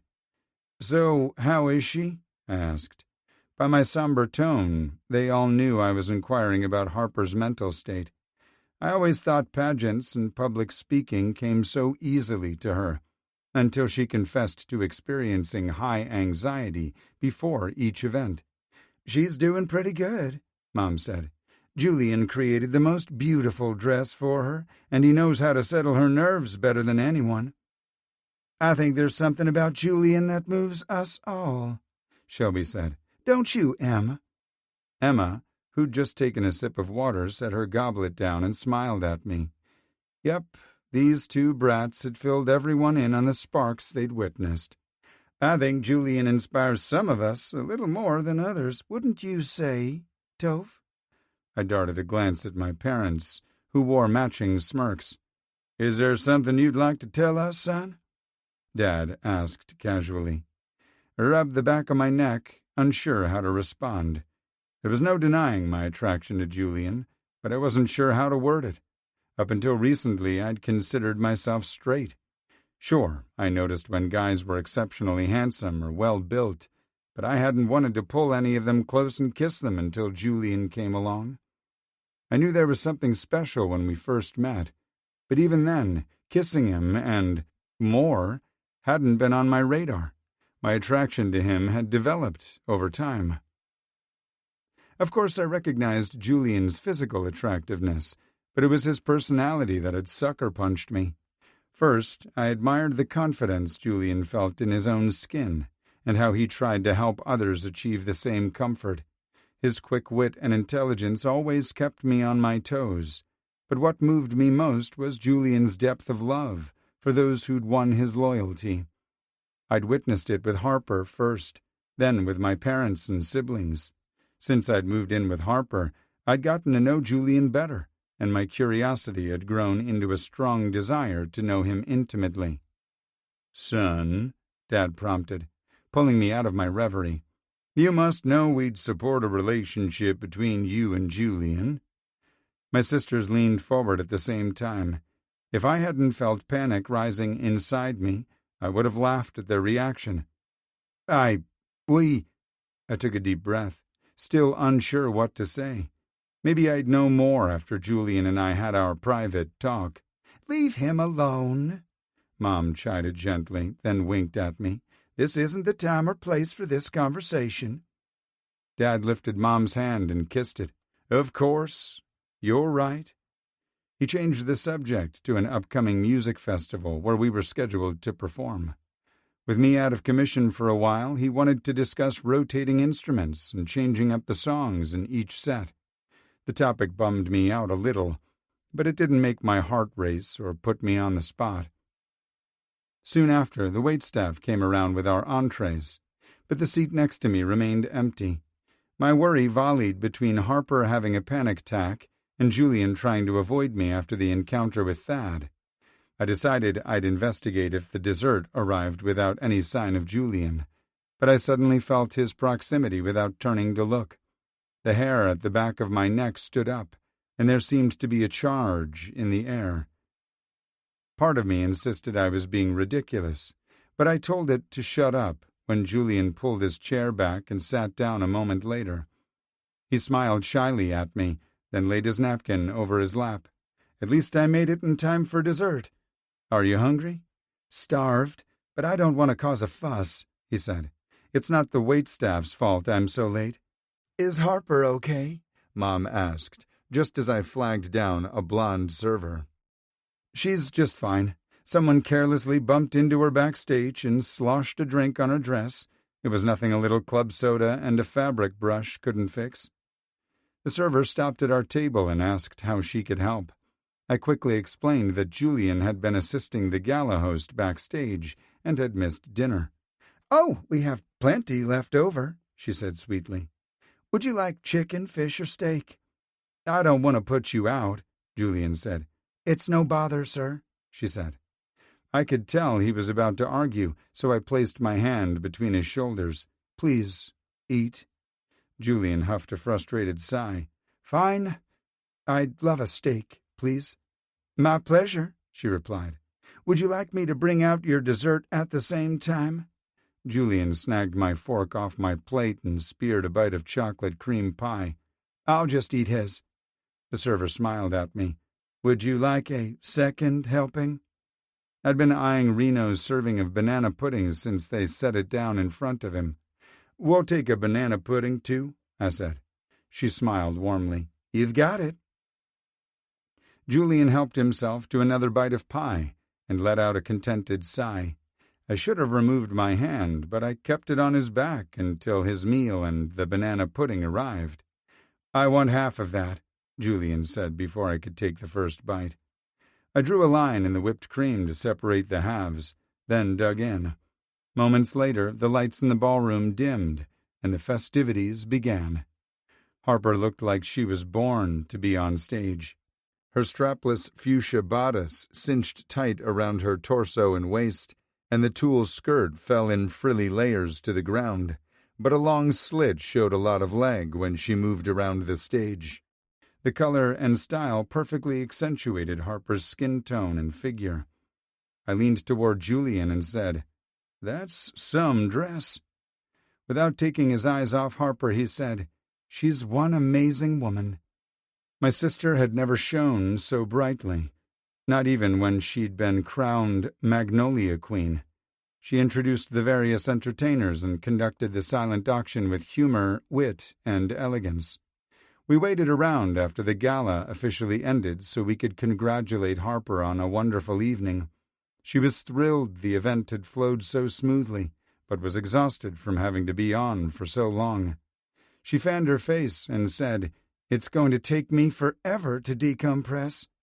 Mom, Emma, and Shelby offered suggestions to help her relax, and I took their distraction to get closer to Julian.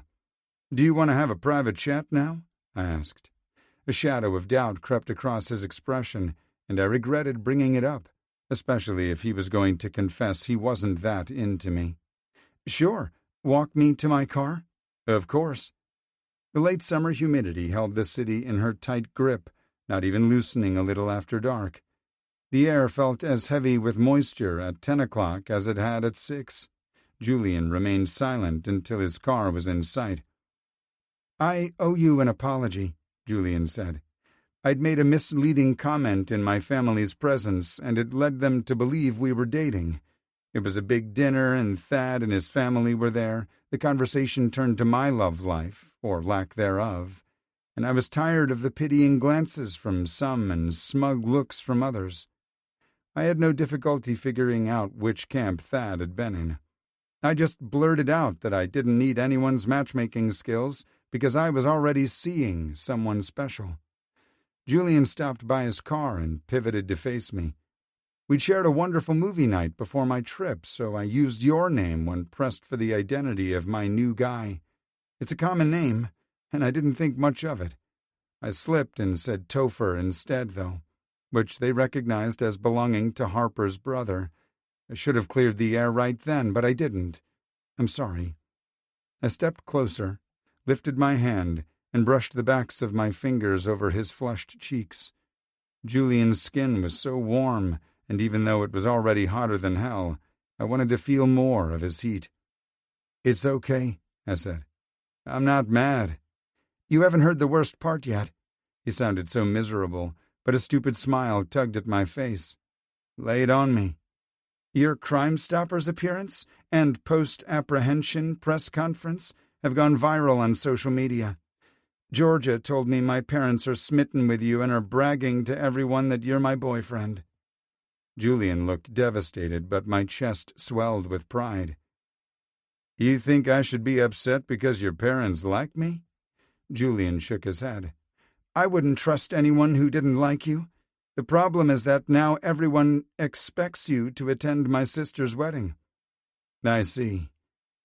Well, there's only one solution." Julian nodded vigorously. "I'll call my family tonight and explain everything." "Nah," I said. "I've got a much better idea." Julian tipped his head to the side. "You do?" "I'll go to the wedding as your boyfriend." Julian gasped and stared at me in utter shock. "You'll do what?" he asked once he recovered. "You heard me. We'll convince your family we're dating. Later you can tell them I'm a bore and that you broke things off with me." Julian snorted. "Like anyone would believe me." "Trust me, every girl I've ever dated has told me I'm a drag." "They're idiots," Julian said breathlessly. "And so are we if we think we can pull this off." I leaned closer until my lips were nearly touching his. "I have faith in us." Julian darted a glance behind me and stiffened. Uh-oh. Figuring the dickhead Thad was approaching, I closed the distance between us and kissed Julian. He stiffened at first, then melted against me. Julian's lips softened and parted, and I slipped my tongue inside his mouth. Fireworks ignited deep inside me, and I angled my head to deepen the kiss, wanting to get as close to him as possible. Julian moaned and fisted the back of my dress shirt, pressing himself tighter against me. Then he stood on his tiptoes, meeting my tongue stroke for stroke. A sharp whistle and a catcall interrupted our intimate moment. Shit. I pulled back and stared into his dazed eyes. "I was trying to tell you your family was approaching," he whispered. Oops. I looked over my shoulder to see my entire family watching us with deliriously happy grins on their faces. "Show's over," I told them.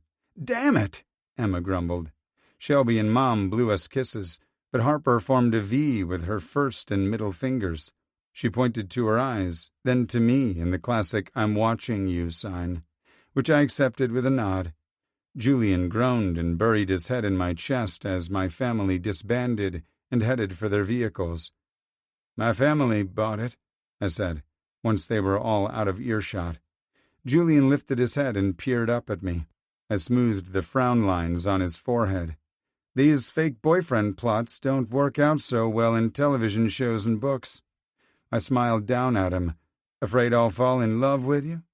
The truth was, I was more than halfway there already. Julian rolled his eyes. "Not hardly. I love your family so much, and I don't want to lose them when this all goes sideways. Our breakup doesn't have to be for heinous reasons. I'm a bore, remember?" "I could never think that about you," Julian argued. "Said every person I've dated until they learned the truth for themselves."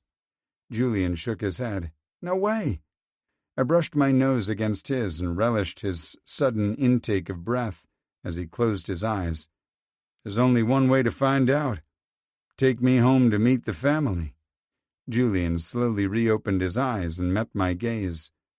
"I hope I don't live to regret this." "It'll be fine. You'll see. Said every misguided movie or book character," Julian mumbled. I placed my hand on his neck and felt his pulse racing beneath my thumb. "Just say yes, Julian." "Yes," he whispered. Chapter 9. Julian. "What do I need to know about your family? I want to make a good impression," Christopher said, sounding like an oversized puppy who was eager to please. "You already have." "Okay, a lasting impression then?" "Why, so you can ruin my family for all other men?" I asked. Christopher snorted, but I wasn't kidding. "Be serious. Tell me about your family. I'd planned to practice being boyfriends before our big debut, but I've barely seen you over the past 2 weeks. Where'd you run off to?" I'd hoped Christopher was too busy fighting off his admirers to notice my absence, and since he didn't bring it up until we were 3/4 of the way into our drive to Atlanta, I thought I was literally home free. It turned out Christopher had been lulling me into a false sense of security with small talk and singing along with the radio. Christopher's sexy singing voice had taken me right back to the moment at the gala where he'd stared into my eyes and sang Crazy Love to me. Oh, how I wished he'd meant it. But the song frequently appeared in the family shows. Denver always sang it to Audrey with the kids providing background vocals. I'd always loved watching Christopher performing with the band. So many emotions crossed over his handsome face as he got lost in the music they played. But my favorite part came when Christopher got hot during his performances and took off his shirt. Damn, what a body.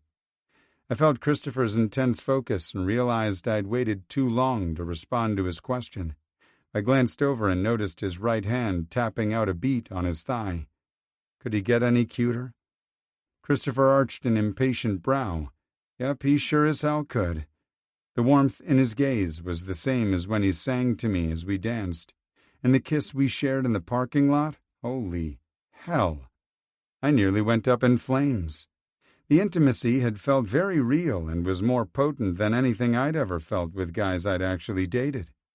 Christopher's wicked smile made him look like a plundering pirate. Was I the loot he sought? A horn sounded close beside me. I jerked my eyes back to the road and his truck into the proper lane. If you break it, you buy it, Christopher teased. You're the one who suggested I drive your truck. He chuckled. We both know I wouldn't fit in your Prius. Even if I scooted the seat back as far as it would go, my knees would still be jammed against my eye sockets.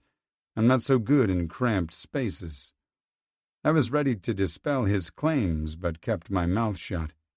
If you don't tell me why you disappeared, I'm going to assume you're bored with me, too, Christopher said, and I remembered his claim that all his girlfriends found him dull. I risked a glance at him. Are you serious right now? He'd never struck me as someone with low self-esteem, but I was starting to wonder what the big man hid behind his affable smile. Why shouldn't my fake boyfriend find me boring, too? I sighed and repressed the urge to roll my eyes. Honestly, I was afraid you'd change your mind. My family is so excited to meet you, and I just couldn't face the idea of disappointing them again. Maybe one day I'd believe Georgia when she says I didn't let our parents down. I have a hard time believing you disappoint anyone, especially your family, Christopher said softly. When things didn't go my way in Atlanta, I gave up instead of digging in. My parents didn't understand my defeatist attitude. Dad would have kicked down any door that someone tried to shut in his face, and Mom would have charmed the hell out of them. Surrender was never an option for them, and they raised me to be the same way. I blew out a frustrated breath. We're in a good place right now, and I'd like to keep it that way. I'd like to dispute a few points. Christopher sounded so serious, and it made me smile. Okay. From my periphery, I saw him raise a finger. There is no one on the planet more charming than you. You don't have to lay it on so thick, I said. My folks aren't around to hear it. He ignored me and held up a second finger. You didn't just run away from Atlanta. That Greer Spaulding lady had you blackballed from every fashion house in the South when you tried out for the next face in fashion. Wow, you really do pay attention. Christopher chuckled. You're important to me. Then he held up a third finger. Oh, I purred. I really love 3 fingers. Keep that in mind if this weekend goes really well. God, I'd turned into a brazen hussy. My past flirtations had always been milder and a bit more generic. I'd expressed my interest in having Christopher's body over mine, but never went into great details about what we'd do once I had him there. I'd never wanted to push too far and run him off, but I couldn't seem to help myself. I wanted to test him to see how far his curiosity would take him, us. Christopher didn't say anything, and I worried I'd taken my flirting 3 fingers too far. Instead of apologizing or backtracking, I verbally nudged him instead. What's the third thing? Hell if I know, I forgot my own name. After a pause, he said, 3 fingers? Like, at once? I glanced over and caught him staring at the 3 digits he held in front of his face. Was he picturing them buried in my asshole? I sure was. He turned his head, met my gaze, and fascination shone in his golden eyes, encouraging me to be bolder. Go deep, or go home. Okay, that wasn't the correct saying, but my brain wasn't running the show any longer. My pants suddenly felt tighter in the crotch, and I shifted for a more comfortable position. Are you wiggling in your seat because you're thinking about me and my 3 fingers? I somehow managed to keep the truck in the proper lane. Yep, I said without shame or remorse. I am. You'd start out with 1 finger to tease and tempt me, then add a 2nd finger to stretch me a little further. Honestly, with most men, 2 fingers would be enough to prep me for anal sex. I have big fingers, Christopher said. You have big everything, so that's why I'd want you to work up to 3. I glanced over at him and winked, but he was still staring at his hand. I'm a size queen, so I like that about you. Is that part included in your profile on Grindr? He teased. What do you know about Grindr profiles? Not much, since you still haven't told me about your kinks, but I did a Google search. Traffic slowed to a crawl due to an accident, and I looked over at him. He'd lowered his hand and now stared straight ahead and assessed the traffic situation. What other kinds of things have you searched lately? I asked. Christopher's cheeks turned bright pink. Quid pro quo? You answer my questions about your Grindr activities, and I'll tell you the other things I looked up. Fair enough. Working out the kinks is the same thing as letting off steam. Between the day job and my side hustles, I don't really have a lot of time to date. Well, I would if I didn't spend every spare moment hanging out at Harper's apartment with her and Christopher. The truth is, my relationship with Thad was pretty toxic toward the end, and I'm not sure I trust my judgment anymore. I hadn't wanted to date because the man beside me had ruined me for other guys before they could so much as bat an eyelash in my direction. I held every man to the impossibly high bar Christopher set, and they didn't measure up. My cute little tailor's pun nearly made me laugh. Tell me about the breakup. Tell me what you've been looking up on the internet, I said. Quid pro quo, remember? You want to hear about my late-night internet searches? He asked huskily. I swallowed hard and nodded. Last night I looked... Whoa. Set the stage. Were you in bed? Oh, yeah, Christopher purred. I wiggled in my seat again, and he chuckled. And I was naked. Now we're getting somewhere. What did you look up? Well, this is a little embarrassing, Christopher said. I don't want you to think less of me. I promise that won't happen. Christopher inhaled deeply, held his breath for a short count, then exhaled slowly. I looked up proper silverware etiquette. My mouth fell open, and I just stared out the windshield for several seconds. You freaking tease! Boy, you played me like a cheap instrument, didn't you? Christopher laughed hard, and I fought a losing battle to hold on to my irritation. I'm telling you the truth. It's not my fault you have a dirty mind and assumed I was looking up sex stuff. You used a sexy voice and claimed to research Grindr, so of course I made the next logical leap.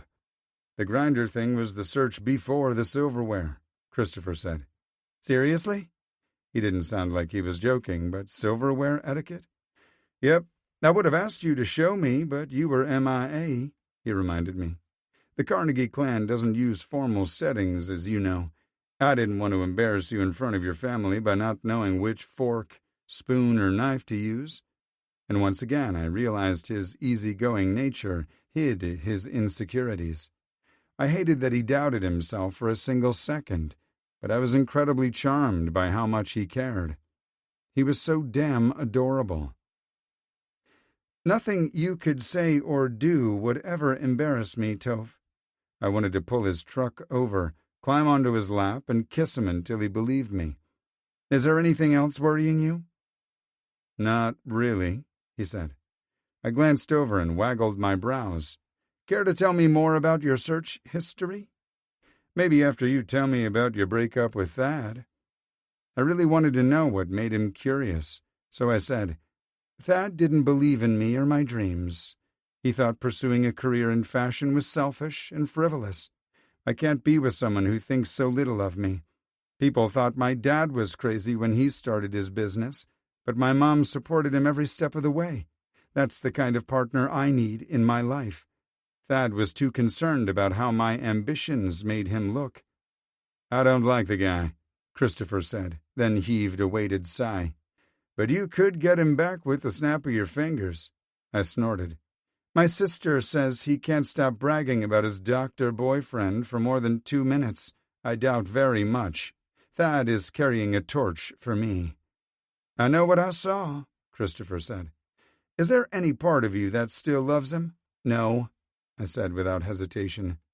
"I don't think I ever loved Thad. I adored the idea of us. I loved how much my parents approved of our relationship. Our families have been best friends for decades, and they treated our relationship like we were joining 2 royal kingdoms. Having that kind of positive attention is addictive, but Thad and I didn't have the kind of relationship I crave. I don't long to hear his voice when I'm having a bad day. I don't reach for my phone to text him over the silliest things, the way I do you. Thad and I didn't have what my parents do, and certainly nothing close to your parents' relationship. Denver and Audrey are relationship goals." Christopher chuckled. "My folks haven't always had a storybook romance. They had some rocky years when we were younger. They even separated for a while." Traffic had stopped up again, so I could only dart a glance in his direction. "Get out of here." "No thanks," Christopher said. "I'd rather not jump from a moving vehicle." He was stone-cold serious, but I still didn't believe him. "Eyes on the road," he said, when I looked at him again. I kept my gaze focused out the windshield, but reached over to pinch his leg. "Tell me more." Christopher jolted in his seat, and his powerful thigh flexed under my hand. Oops. I'd been aiming for some place around his knee, but ended up closer to his crotch. "You were either too high or too low. I'm not sure what you were aiming for," Christopher teased. I was not about to let his flirting distract me and told him so. "Fine, but I want to hear more about your family, too." "Deal," I replied. "How old were you when they split?" "I was 10, and the girls were 8, 6, and 4. It took them a little over a year to work everything out. They just kept chipping away at the differences and building a bridge back to one another." "I love them so much," I said. "Me too. Now tell me the things a boyfriend would know about your parents," Christopher said. There's not much to tell," I hedged. "Graham and Naomi were dirt poor when they met in college. They didn't have 2 nickels between them to rub together, but they were both driven to succeed. They worked hard to establish a construction company. 1 house became 2, and 2 became 5. Within 10 years, my dad was the most successful builder in Atlanta. Eventually, he moved into commercial real estate development, and that's when their success soared. Georgia and I inherited their drive, work ethic, and independence. I couldn't wait to get a job when I was a teenager." "Oh, let me guess," Christopher teased. "Gap at the mall?" "Close. Old Navy. Their clothes were much cheaper to buy, cut apart, and reassemble into something I loved even more." Christopher laughed. "Is that where your love of fashion began?" "Oh, no. It started when I stayed at Aunt Lulu's house in Savannah as a kid. She was one hell of a seamstress and taught me everything I know." "When did you become interested in making the corset vests?" he asked. "I don't know much about fashion, but your designs are incredible." His sweet praise sent a hot flash crawling up my neck. I couldn't imagine what would happen if his compliments became more carnal in nature. "Thank you," I said. "I've been fascinated by Victorian fashion for a long time. I decided to make one for myself, but I wanted to combine function and form with beauty and sensuality." "I'd say you nailed it," Christopher said. The blush crept higher as I smiled over at him. "Thank you. It took me several tries to get it right, and then the vests held a deeper meaning for me, especially after I moved to Savannah." How so? I was fractured when I left Atlanta, and it felt like the vests held me together until I got stronger. Some people say they struggle to breathe with them on, but I found it hard to breathe without them. Tears filled my eyes, and I silently willed them not to fall. But I met Harper, and she brought me home to meet your family. You guys are the glue that pieced me back together. I'm crazy about all of you. I took a deep breath before confessing the next part. And that's mostly why I stayed away this week. I can't lose you. A rustling came from Topher's side of the truck, but I didn't dare look over at him. The next thing I knew, he'd freed himself from his sling and reached for my hand. He lifted it to his mouth and kissed the back of my knuckles. Instead of letting go, he rested our joined hands on his thigh. I won't let you get hurt, Christopher vowed. If things go south, when? I said firmly. Topher laughed. If things go south, I will take full responsibility. I assure you my family will have no difficulty believing I blew it with you. That doesn't make me feel better. I don't want anyone to get hurt. Christopher squeezed my hand. I have enough faith for both of us, so relax and let's have fun. Okay, let's just have fun. Chapter 10. Christopher. We're here, Julian said as he pulled up in front of a gray 2-story stone home in Buckhead. Home sweet home. The structure was L-shaped with a round tower in the center, connecting the 2 wings. The high-pitched roof lines, second-story dormers, and towering chimneys were a gorgeous nod to French architecture.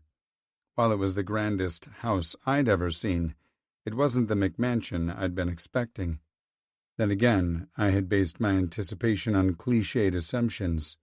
I said. Julian's brow furrowed. You've changed your mind? I pivoted in my seat so I could cup his face with my right hand. Savannah is your home now. Julian's beautiful green eyes reminded me of a lush meadow I'd happily get lost in. His gaze softened and he leaned into my touch. You guys couldn't get rid of me if you tried. I'm yours forever.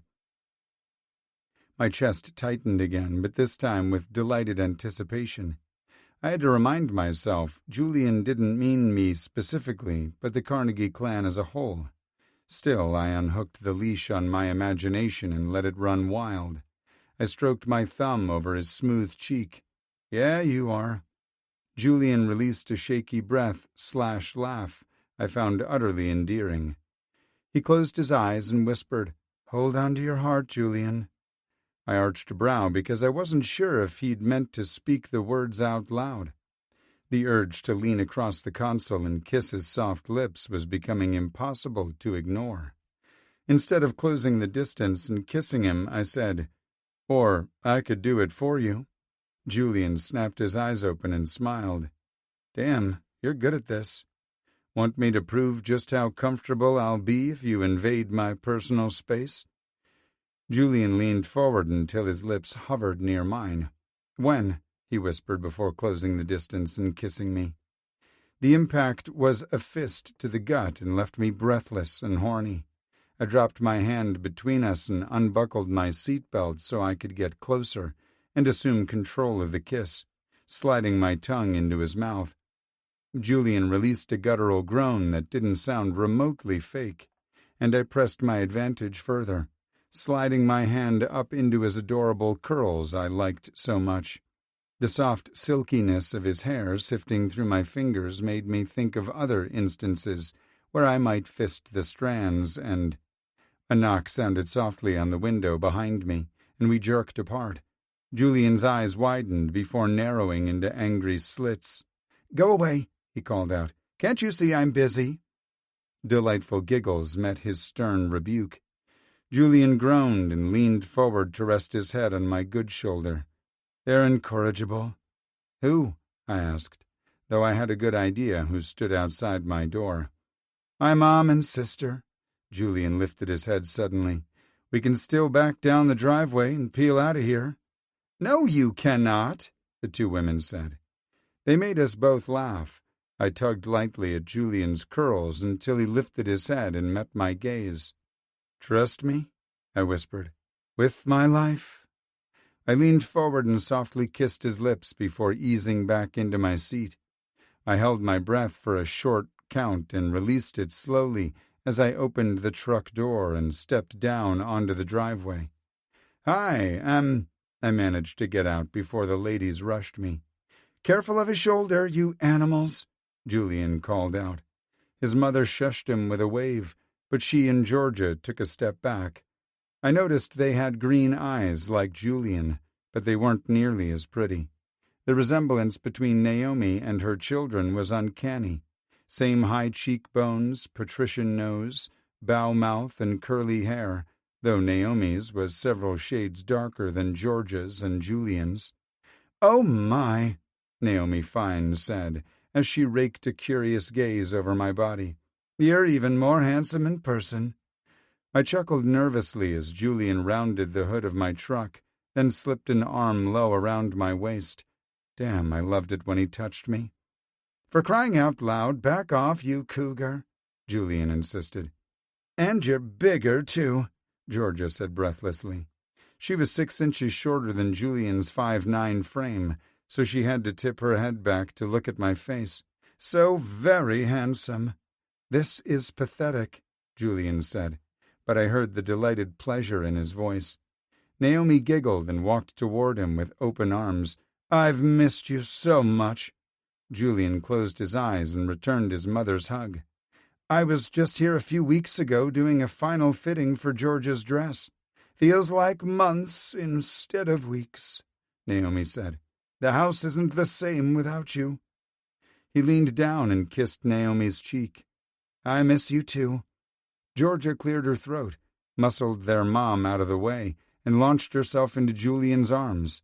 He caught his sister and spun her around. "Can you believe I'm getting married?"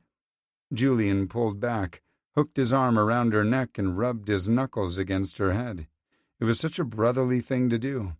"Off the hair," Georgia cried out, "or I'll get even." Julian threw up his hands in surrender and backed away. "Where Dad and Otto?" Naomi and Georgia exchanged glances, then forced fake smiles on their lips. "They hit the club for a round of golf this afternoon with a few other guys," Naomi said. "They'll be back soon. I have a very special dinner planned." I suspected the identity of the other guys was the source of Naomi's and Georgia's discomfort, or at least one particular guy was responsible. Julian had stressed to me just how close the bond between the Fines and Arrisons was, so it only made sense that they had joined Graham and Otto at the club to celebrate the pending nuptials. I expected to spend most of the weekend with the Arrisons. Studying Julian's tense frame, I vowed Thad wouldn't be a blip on his radar by Sunday night. Naomi took Julian's weekender and garment bag while Georgia divested me of mine. I started to protest, but the little imp silenced me with a raised brow. Though she may be tiny, the woman was fierce. Georgia smiled up at me. "Smart man." I chuckled. "My mama didn't raise a fool." "I'm dying to introduce Aunt Lulu to Christopher," Julian said. "She's taking a nap right now," Naomi said. "She's been watching for your arrival for hours and tuckered herself out." She leaned into her son and put her head close to Julian's. "You did warn him about her behavior, right?" "Not really," Julian hemmed. "I was afraid of scaring him off." I hadn't even met Aunt Tallulah and was already a big fan. Naomi glanced over her shoulder and winked at me before looking forward. "He looks like a big boy to me." "Mom, I'm going to tell Dad you're acting like a shameless hussy," Georgia teased. "Oh, you two killjoys never let me have any fun, but you're the ones who brought the most handsome men on the planet home to meet Mama. How could I not fuss?" Georgia giggled beside me. "Otto has gotten used to it, and you will too. I swear she's harmless." "I'm not afraid," I quipped. "Sexy and smart," Naomi said. "Better hang on to this one, Jules." "Mom," Julian and Georgia said at once. The home's interior was just as elegant and lovely as the exterior. The decor was a mixture of modern cream-colored fabric furniture and warm brown antique French country pieces, which conveyed a welcoming, homey vibe. I'd gone antiquing enough with my mom and grandma to realize the furnishings in the living room alone were worth more than my annual salary. "That's a gorgeous French country farmhouse armoire, Mrs. Fine," I said.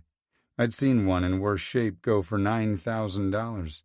She released Julian and turned to face me. "Please, call me Naomi." "Okay."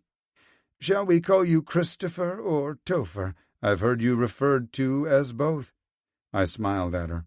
"Whatever you feel comfortable with." She tipped her head to the side and studied me. "Christopher, I think," she said. "Do you enjoy antiques?" "I appreciate their history," I replied, "but my interests run more to vintage guitars." "Electric or acoustic?" I smiled. "Both." "Julian tells us your family has a band," Naomi said. "I would love to see a performance sometime." "I have videos," Julian offered. "Oh, good," Naomi said.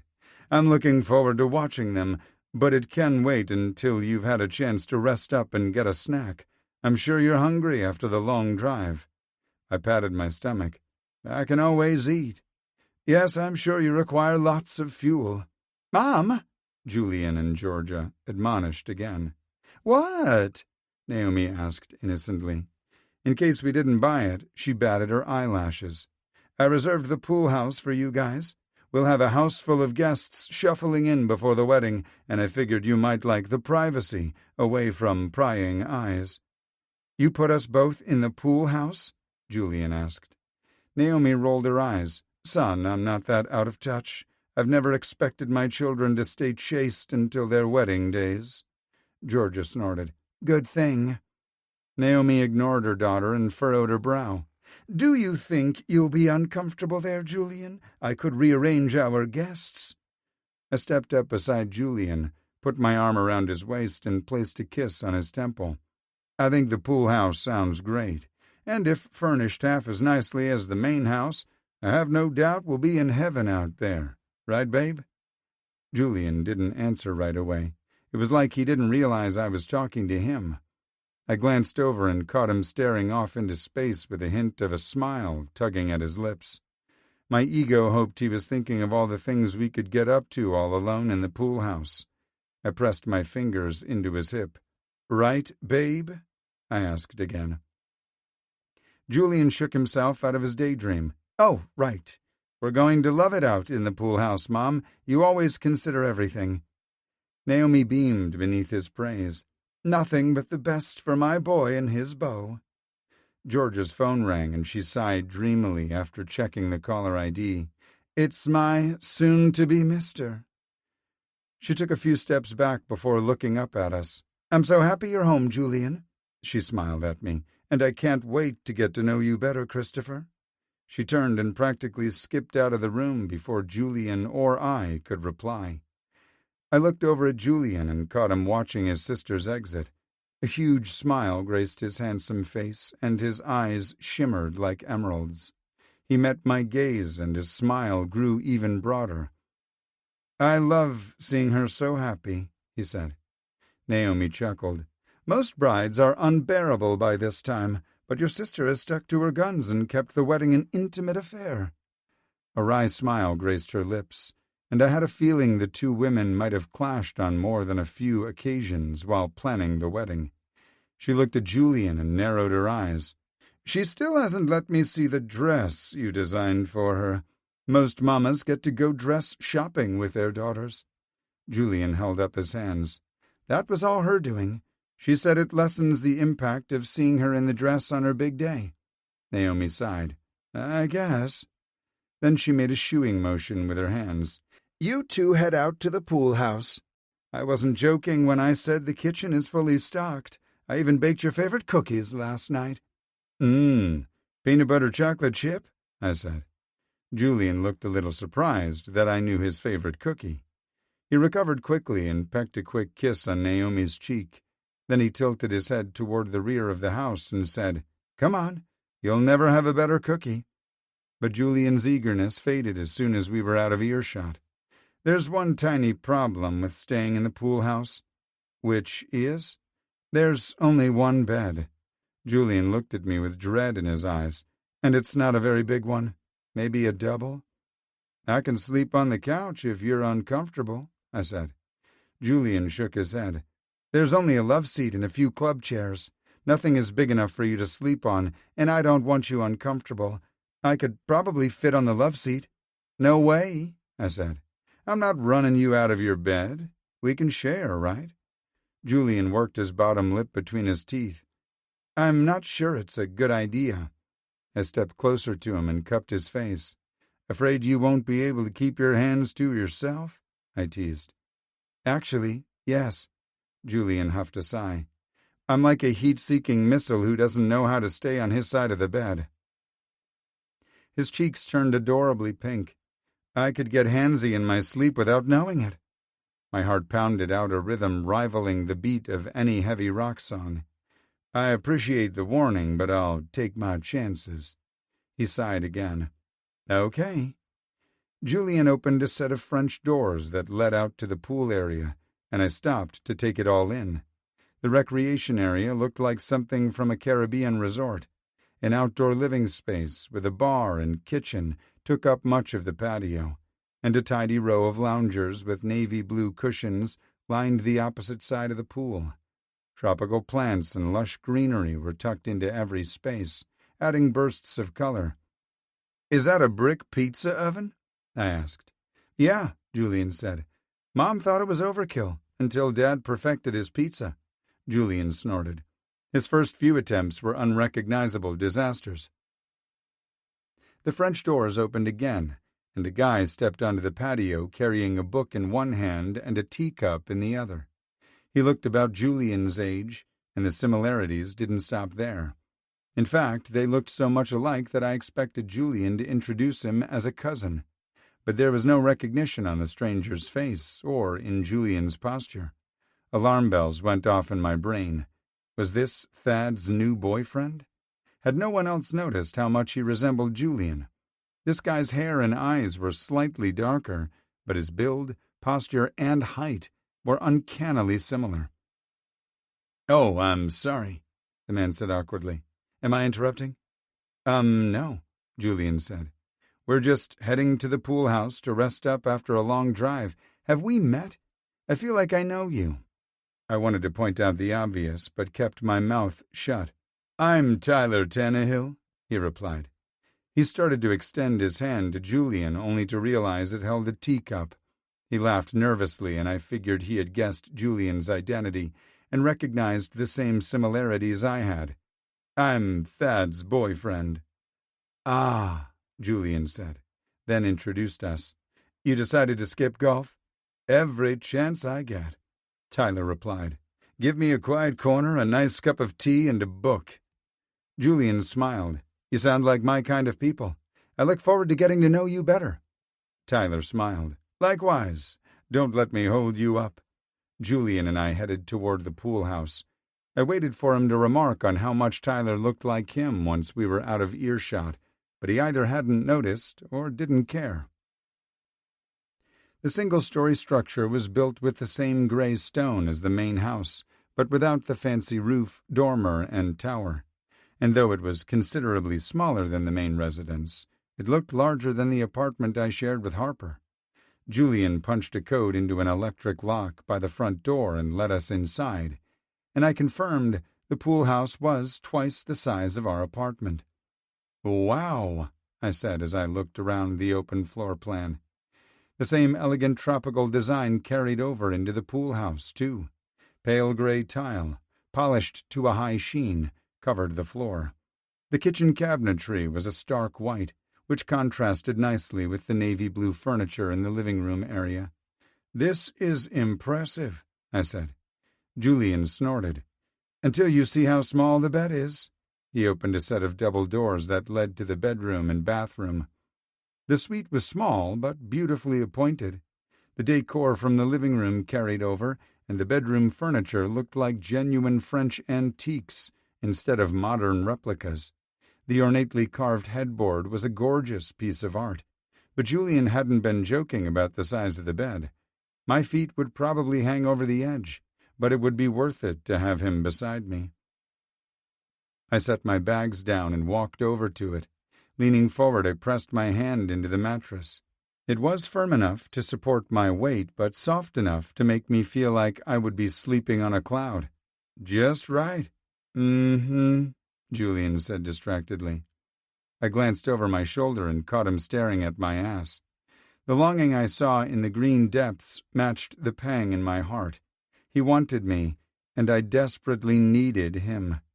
So why the hell were we faking a relationship when we should be building a real one? The epiphany was a horse kick to my gut, and I sucked in a sharp breath.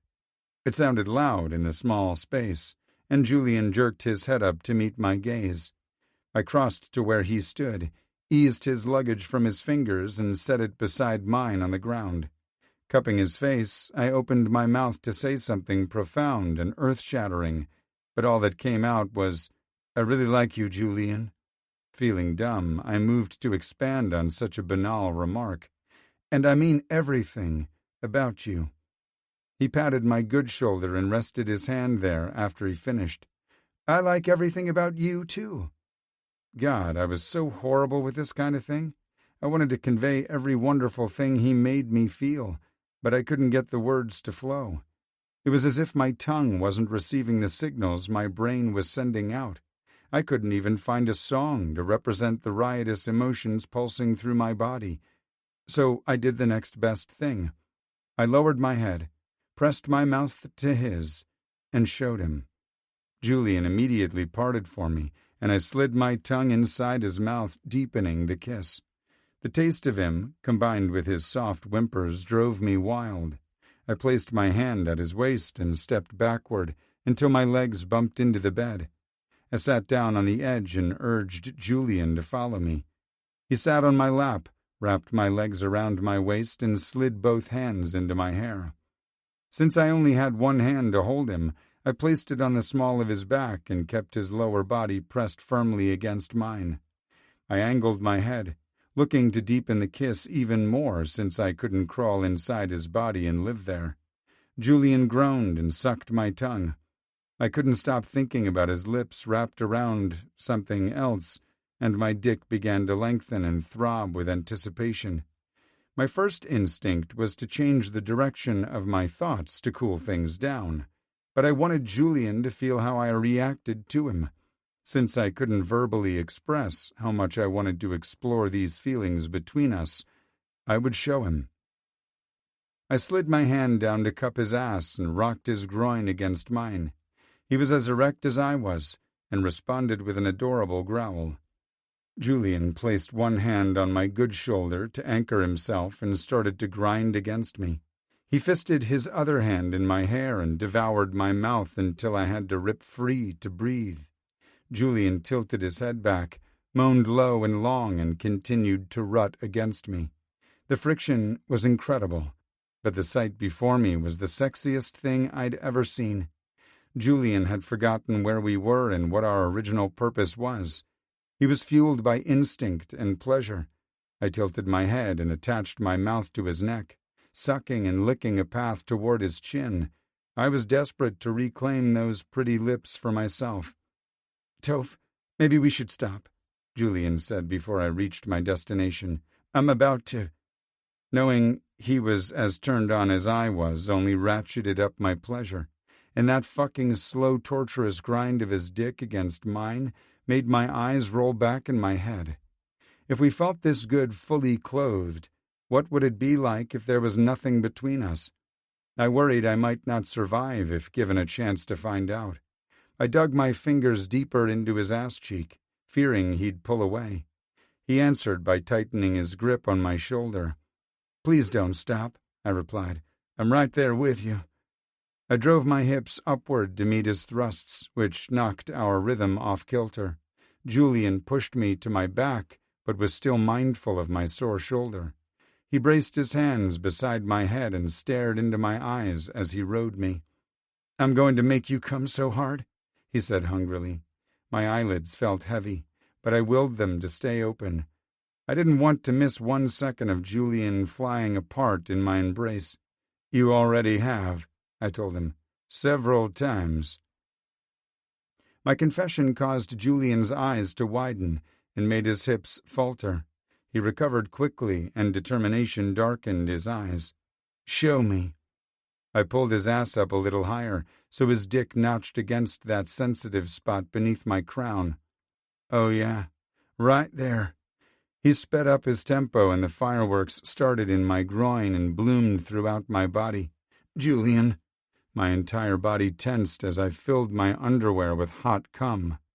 Julian watched me unravel for him with a rapt, wondrous expression. The smell of my release drifted between us, and Julian closed his eyes and breathed deep.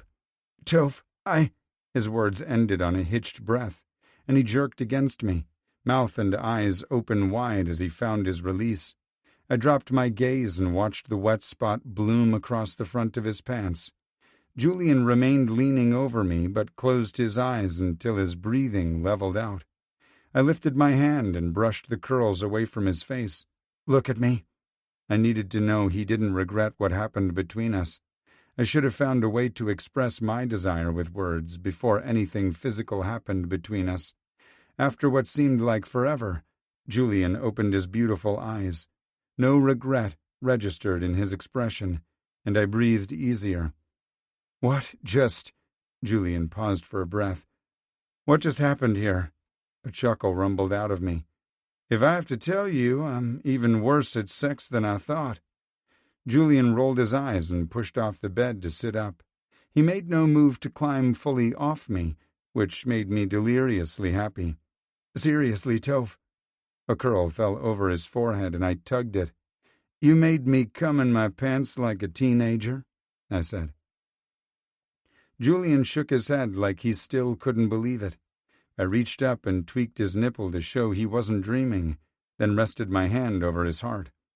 Julian gasped and wrapped his hand around my wrist, but didn't pull it away from him. Another victory I'd gladly accept. "But how?" he asked. At my quirked brow, Julian rolled his eyes. "I know the biology behind you coming in your pants. What confuses me is that I, helped facilitate it." A shy, insecure expression bloomed across his face. "I would think it was just a physical reaction to our practicing intimacy, but you said—" "I've been jerking off to fantasies of you for months." Smooth? No, but it was bluntly honest. Julian looked neither happy nor distressed by my confession. He seemed utterly dumbstruck. "Are you gay, bi, pan?" I said, trying to fill in the blanks for him. Julian simply nodded, and I chuckled. I cupped his face. "I honestly don't know what I am besides completely drawn to you.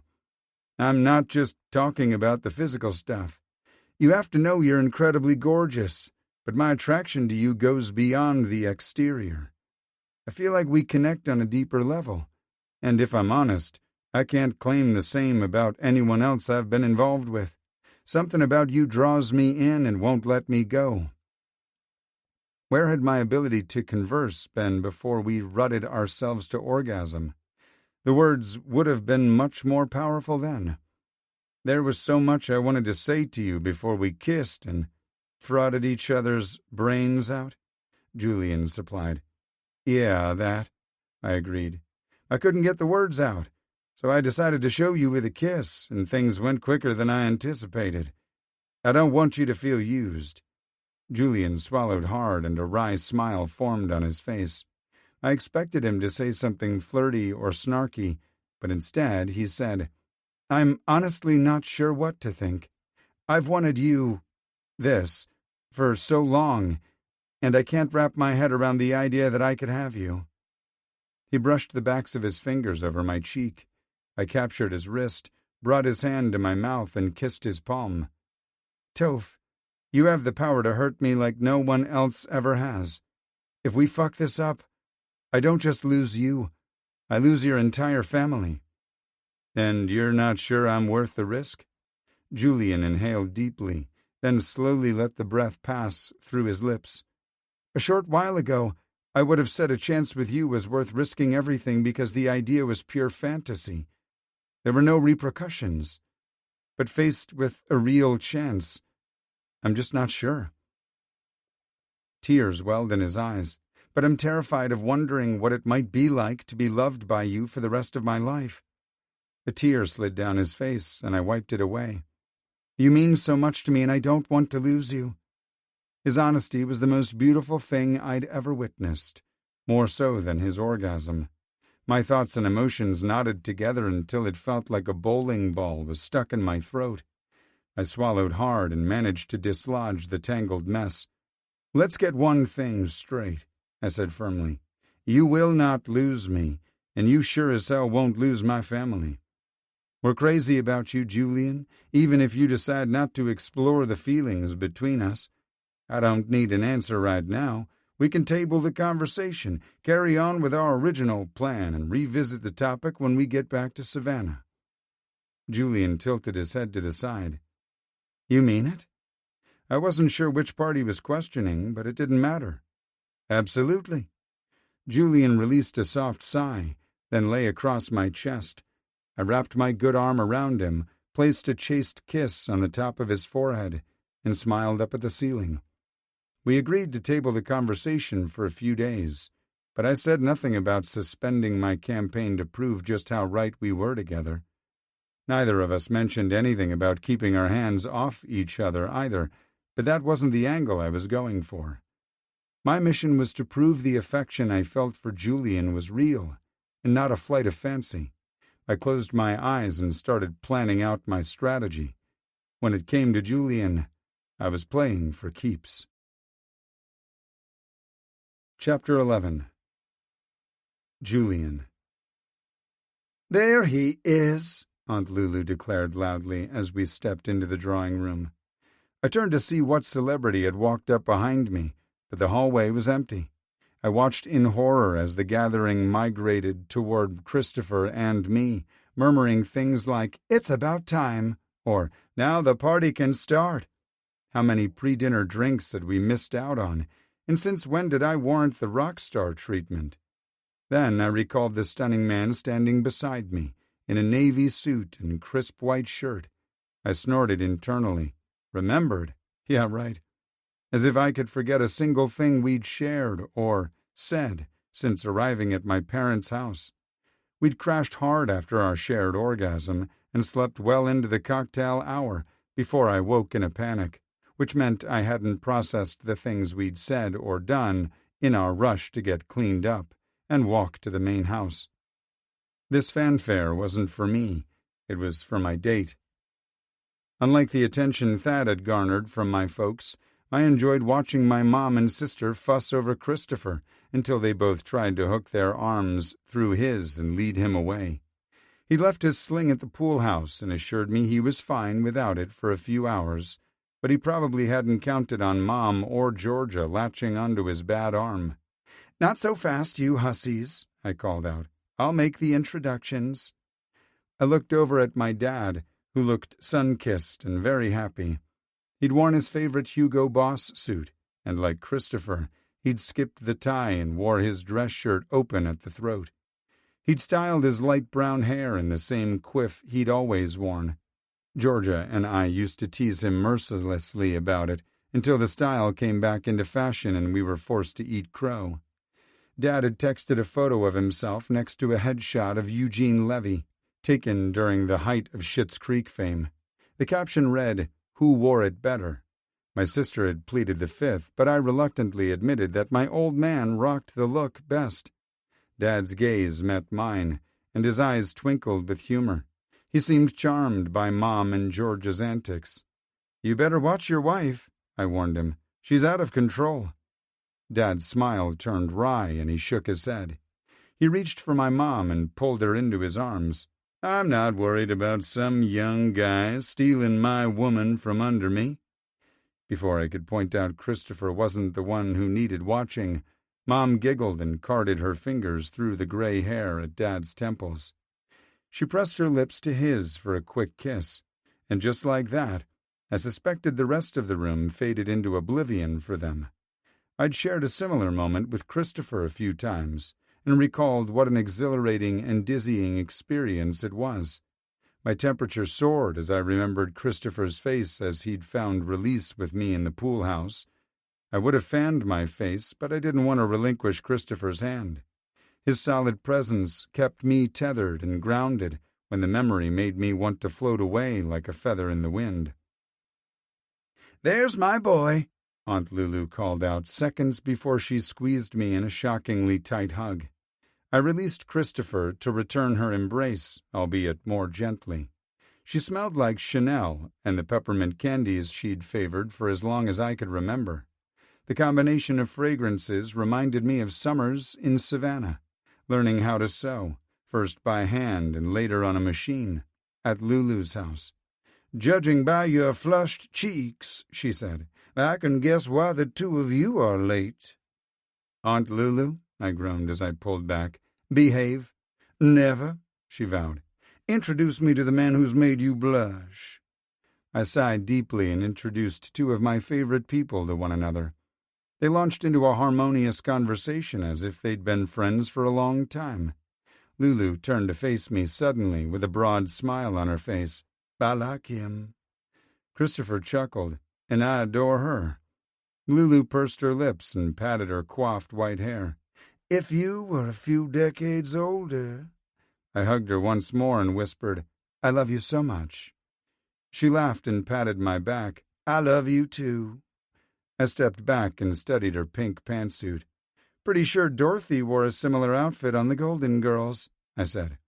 "This is nothing like the satiny monstrosity Dorothy wore," Lulu said. "I know damn well I taught you how to recognize fabric better than that. I should take you over my knee. You're not too big, you know." Christopher leaned forward and quietly said, "I told him the same thing recently, but he just told me not to threaten him with a good time." Lulu placed a hand over her chest, and at first I thought Christopher had triggered a heart attack, but she tilted her head back and emitted the most raucous laugh I'd ever heard. Every head in the room swiveled our way. I didn't need to look around to confirm my suspicion, because I felt their attention. Once she stopped cackling, she cupped Christopher's face and kissed both of his cheeks. It was a move she reserved for those she held closest to her heart. Everyone in the room recognized the symbolic gesture for what it was, hearty approval. And if that wasn't enough, she glanced around the room and said, "This one is a keeper." I looked around the gathering to gauge the reaction. Mom, Dad, Otto, and Georgia seemed deliriously happy. Tyler looked utterly charmed by my aunt, and I wondered about their prior interactions. Thad looked like he'd swallowed something sour, and his parents, Mark and Debbie, offered tense smiles. Aunt Tallulah had inadvertently, or possibly quite intentionally, insulted their son. Christopher settled his left hand on the small of my back, and I leaned into his warmth. Dad stepped forward, extended his hand, and said, "My turn to meet the man who's won the heart of everyone I hold near and dear." "Christopher Carnegie," he said with a warm smile, as he shook my father's hand. "It's a pleasure to meet you, sir. Julian speaks very highly of you." Dad smiled warmly at me. "Well, I'm very proud of my son, too." He couldn't know just how much those words meant to me. My parents had looked so disappointed when I'd announced I was moving to Savannah. At the time, I'd thought they were frustrated that I'd broken up with Thad and had given up on my dream to become a fashion designer. I was starting to realize I'd misread the situation, as Georgia had always claimed, and that my parents had been disappointed for me, not in me. If the Carnegies were the glue that pieced me back together, this epiphany acted as a glossy glaze that made me shine again. The coating wouldn't erase the cracks from my previous damage, it would emphasize them and demonstrate that flawed things could be beautiful. "Thanks, Dad," I said, my voice thick with emotion. My father winked, then gestured for Georgia's fiancé, Otto Fortner, to join them. Dad met Otto, a financier, through a business venture, and was so impressed he introduced the man to his only daughter. Georgia had been hell-bent on hating Otto on sight, but fell madly in love with the dark-haired, dark-eyed man. He was brilliant, funny, kind, and head over heels for her. It was easy to see why my sister loved the man so much.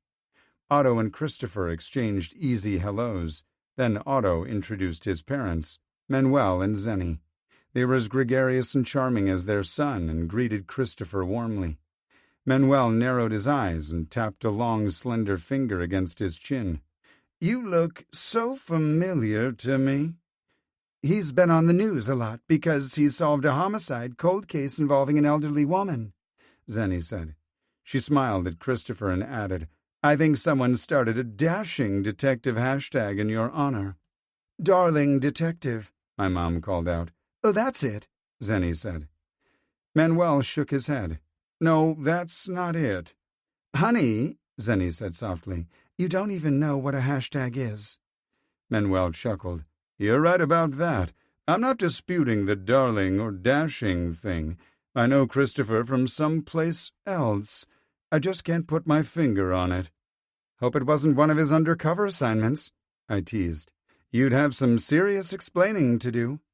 Manuel and Zenny laughed and moved on so the Arrisons could meet Christopher.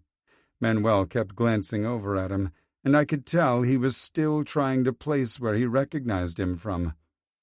Mark and Debbie were both gracious when they shook Christopher's hand. Mark narrowed his eyes and said, "I agree with Manuel. I recognize you from somewhere besides the cop stuff." Christopher chuckled. "Perhaps you do." Manuel turned back around. "Thanks, Mark. Care to give us a hint, son?" he asked Christopher. "Nope." "Did it involve nudity?" Lula asked. "Nope," Christopher repeated. Lula snapped her fingers. "Damn." "A reality show?" Mom guessed. "Kind of," Topher replied. "All right," Dad said. "Let him be. We don't want to scare him off." "Yeah, that's not going to happen," Christopher said firmly. I noticed he was looking at Thad when he said it. My ex had just stepped up with Tyler after his parents stepped aside. Christopher greeted Thad with a nod, then shifted his gaze to the right. "It's good to see you again, Tyler." "Again?" Thad asked snidely, looking between Christopher and Tyler. He settled his gaze on his boyfriend, who blushed. "How do you know each other?" "I met Christopher and Julian this afternoon when they arrived." "Why didn't you tell me?" Thad asked. Tyler frowned. "Tell you what, exactly? I encountered them when I went out to the pool to read a book and enjoy a cup of tea. I don't think it's unusual for me to run into them considering this is Julian's home."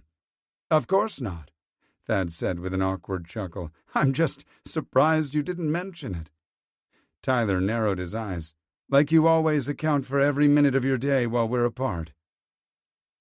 Thad stiffened and cupped Tyler's elbow before meeting my gaze. "I'll catch up with you in a bit, Julian," he said, and guided Tyler out of the drawing room for what I guessed would be a very spirited argument in private. A tense silence fell over the room once Thad and Tyler exited. Christopher's fingers flexed against my lower back, and I wanted to believe it was an act of possessiveness and not muscle spasms in his injured arm. Conversations resumed around the room, tentatively at first, but loosened up the longer Thad and Tyler stayed gone. Debbie glanced toward the doorway a few times before returning her focus to the conversation. She didn't relax until Thad and Tyler came back.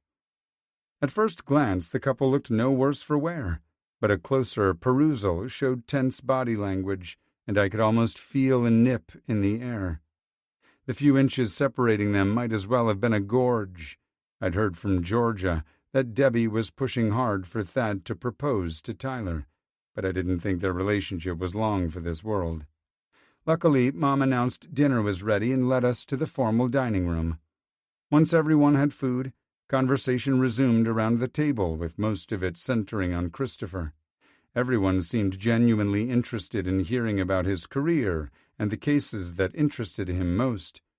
Thad had tried to hijack the conversation a few times, but it always seemed to return to Christopher, who seemed unfazed by the attention. Then again, someone as humble as Christopher wouldn't let it go to his head. His humility and modesty were the things I admired most about him. Maybe we should let Christopher eat, I suggested. He'd asked about the silverware again during the walk to the main house, but he'd barely had time to put his knowledge to good use with all the chit-chat. A body that big would need fuel, Lula said. You've got the shoulders of a linebacker. I braced myself for her to make a bawdy remark about what those broad shoulders could be used for, but Manuel slapped his hand on the table at the same time Mark yelled, Aha! You played linebacker for the Georgia Bulldogs, Manuel said. That's where I recognize you from. Yes, sir, Christopher said. But you didn't go by Christopher, Mark added. He narrowed his eyes. I can't think of what it was, though. A middle name or something? No, sir, I went by my nickname, Topher. That's it, Manuel and Mark said. You were a beast on the field, Manuel said. Bet that's not the only place, Aunt Lulu added, then winked at me. I bit my lip to keep from laughing while Mom softly admonished her. You set the school record for sacks and tackles in that position, Manuel continued as if he hadn't heard Lulu's lewd comment. He still holds them, Mark added. Yeah, but Bix Miller is breathing down my neck. If he stays healthy next year, he'll catch me. He's a good kid, so I hope it happens for him. Thad cast a suspicious look at Christopher. You actually want someone else to break the school records you set? Yeah, I do, Christopher replied. Thad shook his head but left it alone. I never understood why you weren't drafted, Mark said. Oh, wait. You had a bad shoulder injury, didn't you? Yes, sir. I had surgery after my senior season, and I was still recovering during the scouting combines. But truthfully, I had different dreams in mind and didn't enter the draft. Do you mean your career in law enforcement? Dad asked. Yes, sir, Christopher said. After earning my criminal justice degree, I applied to the police academy, served my time as a beat cop before getting promoted to detective. That's very admirable, Christopher, Dad said before looking at me. Julian, how do you like instructing at SCAD? It's only been a few weeks, but I love it. The students are great, and they've embraced their semester project with gusto. Tell me about the project, Dad said earnestly. I gave him a quick rundown of the rules the students must follow before telling them about some of the individual projects the students chose. I was really pleased when the topic caught on and several guests joined the conversation. Christopher squeezed my knee, then shifted his hand higher to rest on my thigh. And, Dad, I said, Georgia told me about the green initiatives you've implemented at the office. I'm really proud of you. Dad smiled warmly. Your passion for the environment is contagious, though I still have a lot to learn. Going green was not only difficult, but outrageously expensive, so we discussed other small ways the company could lessen their carbon footprint. I expected the guests to tune out, but I was surprised how many remained interested. My boy is passionate about climate change, Mom said. I think your boy is passionate about Christopher, Lulu countered. Christopher lifted his glass of wine and toasted her. He can multitask like no one's business. When the conversation shifted once again, Topher inched his hand a little higher until the tip of his pinky rubbed against my balls. It was a damn good thing I wasn't eating or drinking, or I would have choked to death. I looked at him with an expression that hopefully conveyed the revenge I planned to eke out on his sexy body later. His smile said, Bring it on. Chapter 12. Julian. I woke up at dawn, plastered to Christopher's side for the second morning in a row. The sun had filtered into the room through the tiniest gap in the blinds, laying thin stripes across our tangled legs. My morning wood was pressed against Christopher's lean hip and getting woodier with each breath. Topher's right hand strummed my lower back like a guitar, and his left hand played chords on my forearm resting across his abdomen.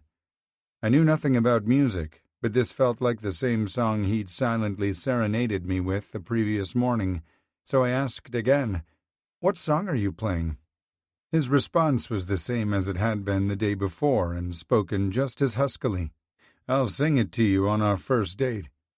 Topher's hand stilled on my lower back when I didn't react to his comment, and he pulled me even closer to his side. "What happened to the guy who practically proposed marriage to me at every turn? Not even a month ago you texted me a picture of a fluffy kitten brought into Harper's office and said, and I quote, 'I want to adopt a sweet baby like this when we're married.'" Embarrassment heated my cheeks, and I buried my face in Topher's neck. I could say those things because I never believed they would happen. Christopher stiffened, and his hands fell away from my body. I realized I'd said the wrong thing. Fear seized my lungs, but my brain kicked into high gear. Before he could slide away, I moved my left leg up and over his abdomen to pin him down. His erection brushed against my inner thigh, and we both shivered. "Don't go," I whispered against his neck. He trembled again and tightened his hold on me. "I've meant every word I've said to you, even if I never dreamed they'd land in a place where you'd take them seriously or return the sentiments." I took a deep breath. "I compare every man I meet to you, and they fail miserably. That's the real reason I've settled for grinder hookups." Christopher rolled onto his good side, and I stared into his eyes. Well, I did once I stopped ogling his bare torso and the erection straining his tight boxer briefs. I wanted to ease my hand under the waistband and teach him delicious things about his body. For 2 mornings in a row I refused to act on my desires to preserve my sanity. "What's holding you back now?" Christopher asked softly. "Is it because you don't believe my interest is genuine?" I ghosted my fingers over his stubbly jaw. God, this man was too beautiful for words. "You're the most honest person I know, Toph." I started to accept his date, but my phone rang on the nightstand. "I should probably get that," I said. "It's either my mom or sister." Topher groaned but placed a chaste kiss on my lips before untangling his limbs from mine. I blindly reached for my phone so I wouldn't miss seeing Christopher's boxer-clad ass as he stretched his big, delicious body. A wicked voice inside my head reminded me I could pull his underwear down with my teeth if I played my cards right. I found my phone and fumbled around with my thumb until I managed to accept the call. "Hello? Julian!" my mom shrieked in my ear. I jackknifed into a sitting position and looked at the bedside clock, assuming I'd overslept.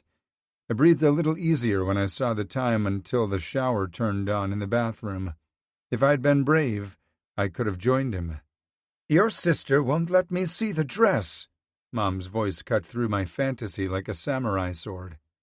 A soft scuttle came through the connection before Georgia said, "I caught your mother sneaking into the room where my dress is to take a peek, even though I made my wishes very clear."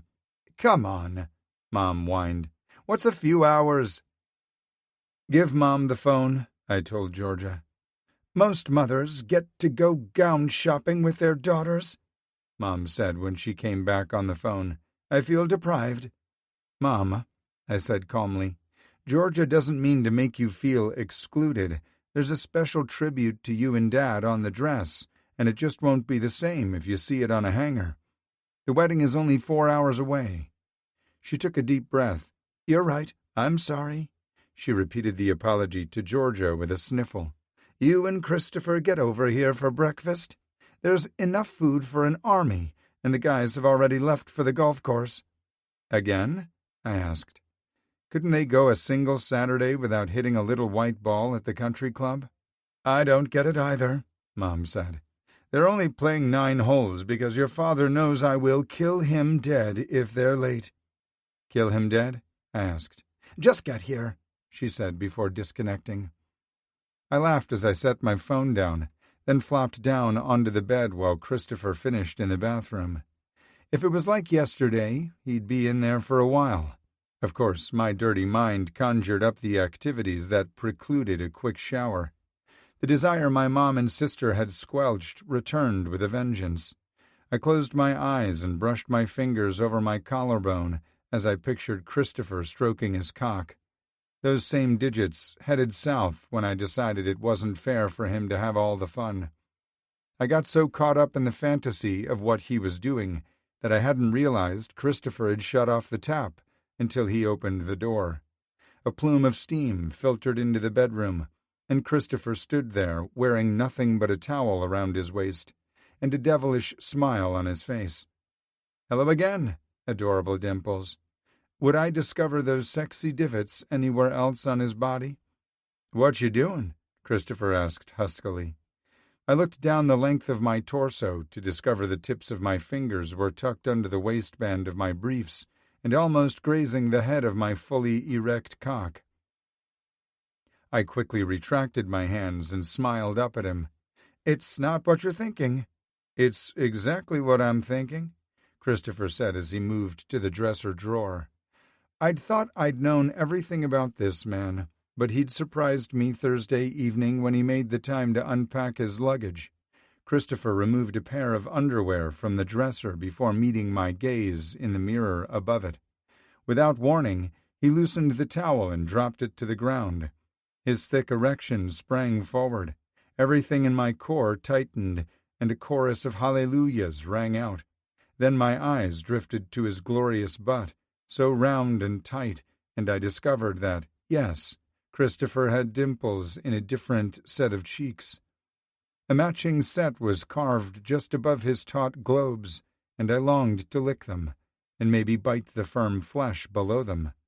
Christopher bent forward and lifted his right leg into his underwear, giving me a glorious view of his sack. Holy fuck, what was happening? He repeated the action with his left foot, giving me another peekaboo of his balls. They looked as firm and taut as his sweet ass. Christopher took his time pulling his underwear up his legs. By the time he snapped the waistband into place, I was so revved up by the show I was ready to capitulate to anything Christopher wanted if he'd just saunter across the room and... My breath stuck in my throat when he did just that. He gripped my ankles and tugged me down to the foot of my bed until my legs dangled over the edge. I spread my thighs to make room for him as naturally as I drew my next breath. Christopher leaned over me, bracing his weight on one forearm. The difference in our heights meant my dick lined up with his slightly furry belly.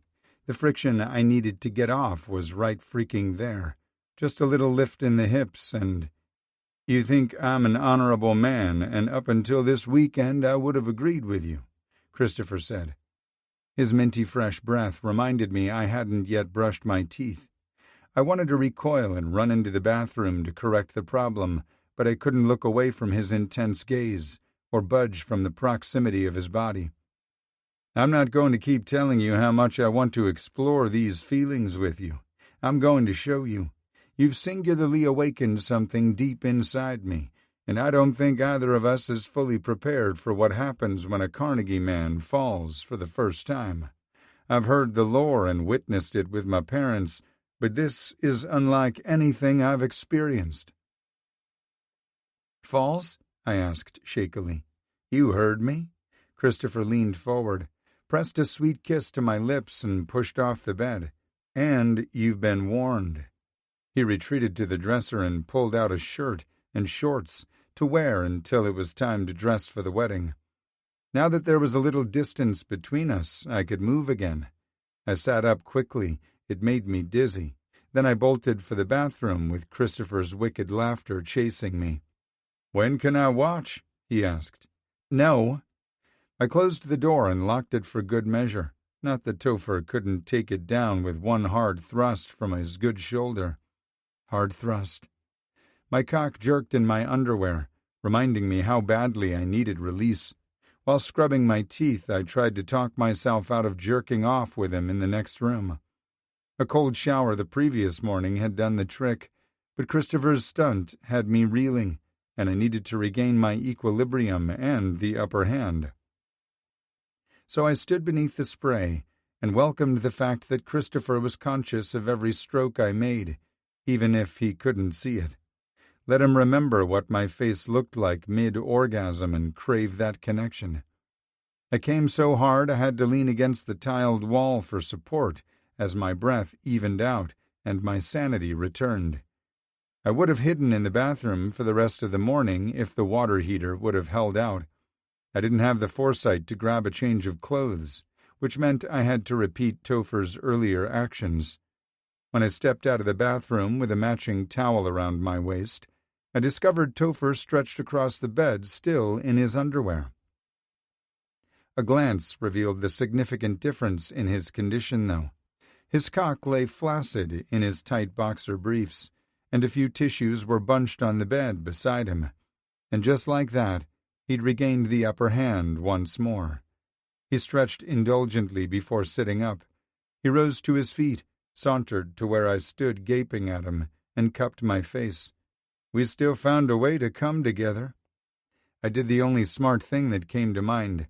I rose on my tiptoes and kissed Christopher like I would have if he'd joined me in the shower. I straightened Georgia's train before circling back to the front. I took a few steps back and scrutinized the finished dress, looking for anything that didn't fit flawlessly.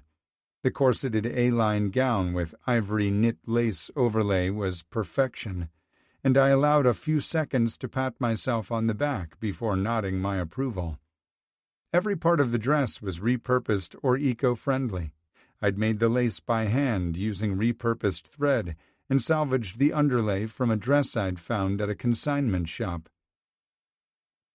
"Georgie, you must be the most beautiful bride ever." "Ha," she scoffed. "We've both seen our parents' wedding photos. Mom in her thrift store hippie dress has me beat by a country mile."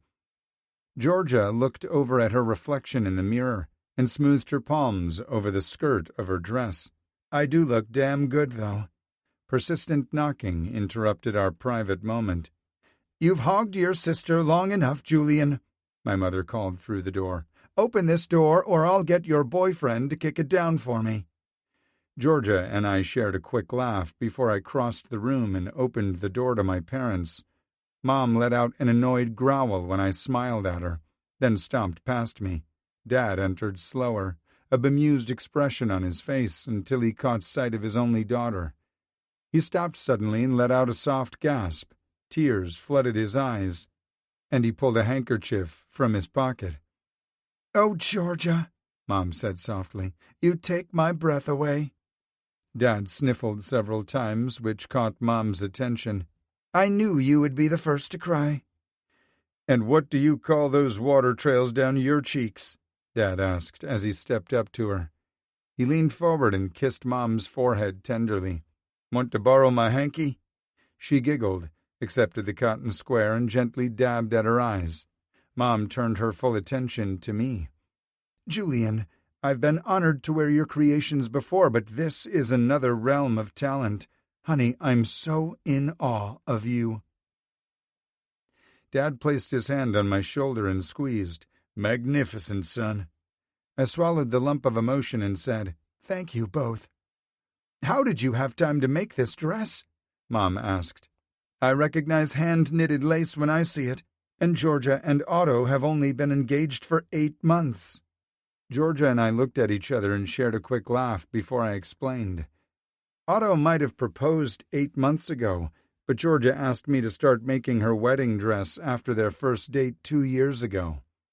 Mom and Dad turned their heads to study Georgia at the same time. My sister shrugged and said, "Daddy, you always taught us to shoot for the stars." Our father smiled softly. "Yes, I did." Georgia crooked her finger, and our parents stepped closer. She pointed to the stars I'd knitted into the lace overlay. "Those are for you, Daddy." "My word," he said softly, and teared up again.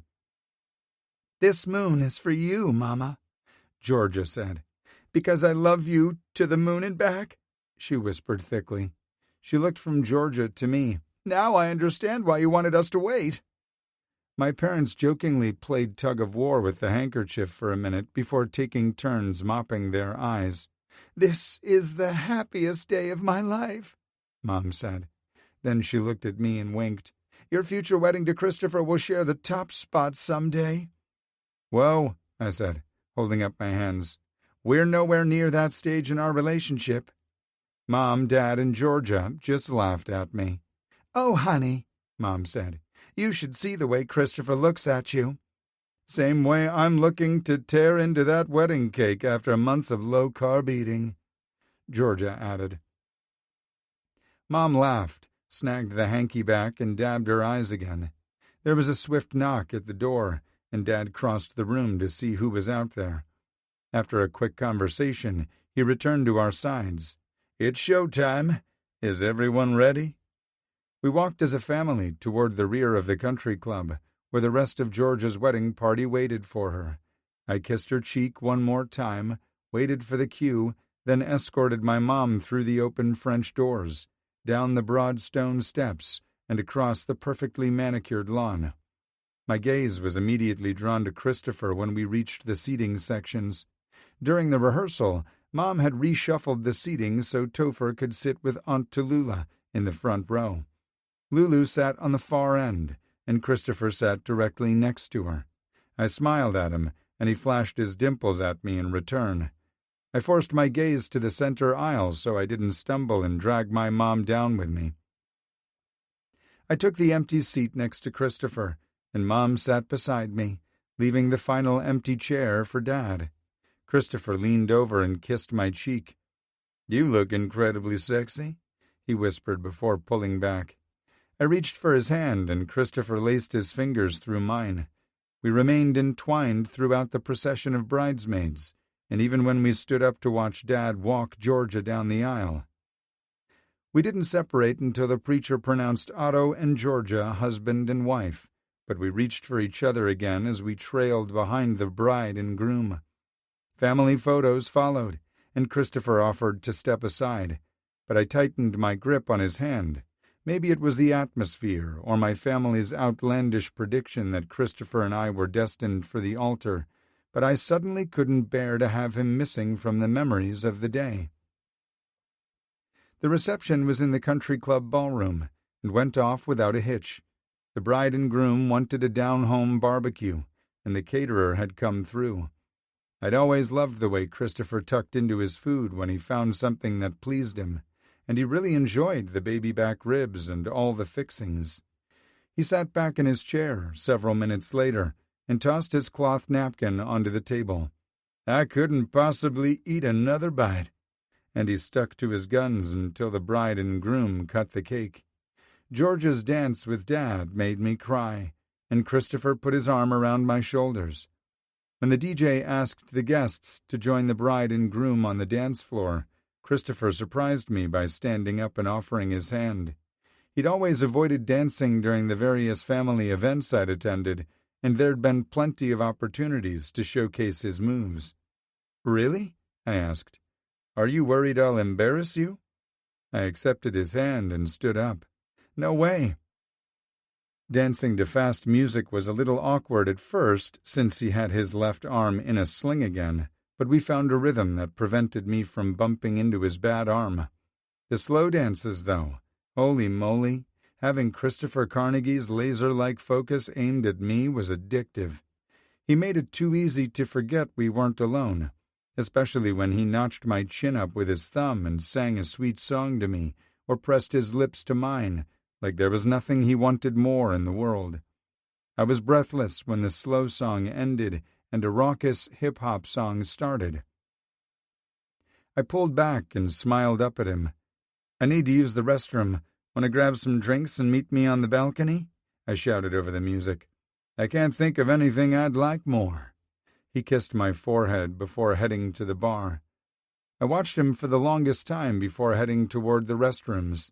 The men's room was empty, so I was in and out in quick order and whistling to myself as I made my way back to Christopher. I'd started to recall the beautiful things he'd said to me over the weekend, when a hand darted out from a dark alcove and snagged my wrist. I knew immediately who the cruel grip belonged to and wrenched my arm free. I took a few steps back, and my assailant stepped out of the shadows to follow me.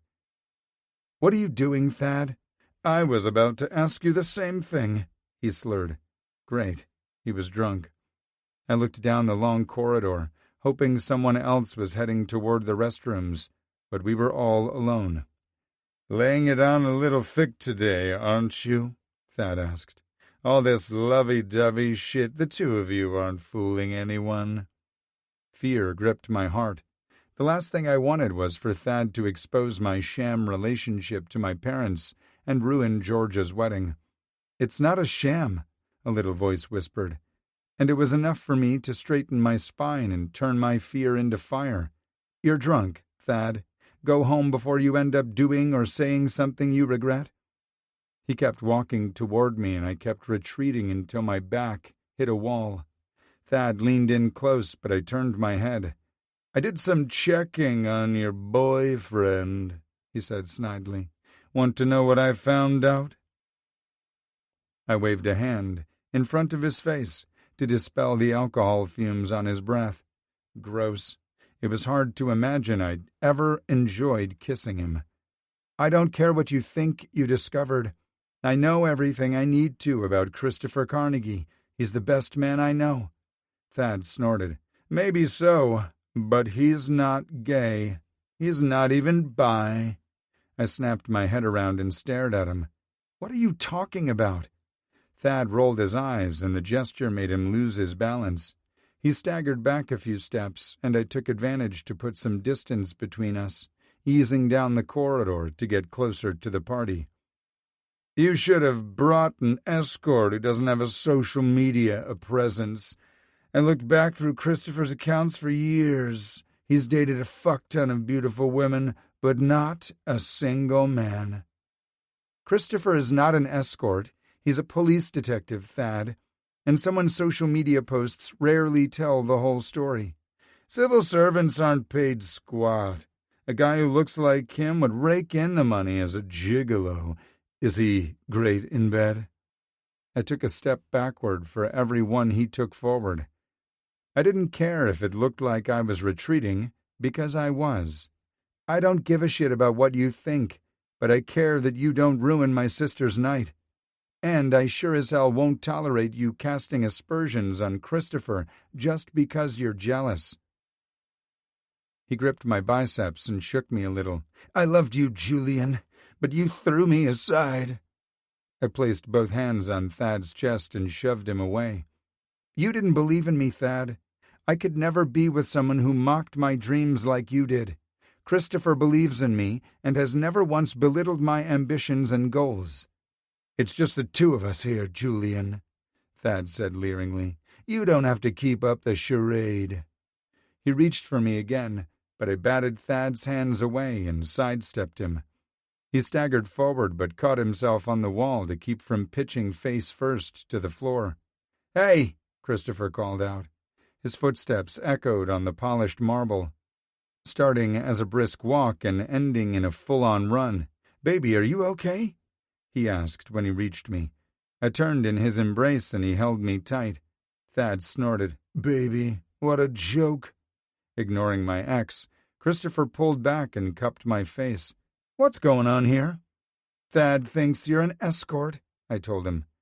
"Or someone after Julian's inheritance," Thad called out. "That's a brand new accusation," I told Christopher. "Jackass, I'm not an escort. And I'm certainly not after Julian's inheritance. You've insulted my character and Julian's intelligence, and I'm not going to stand for it." Tension coiled in Christopher's big body, turning his biceps into boulders of muscle. He was good and pissed, and the result could get ugly if I didn't de-escalate the situation. Unbeknownst to Christopher, a small crowd had formed behind him, including my parents and Thad's. I wanted to ease the worry I saw in Mom's and Dad's expressions, but didn't want to chance the confrontation between Christopher and Thad getting out of hand.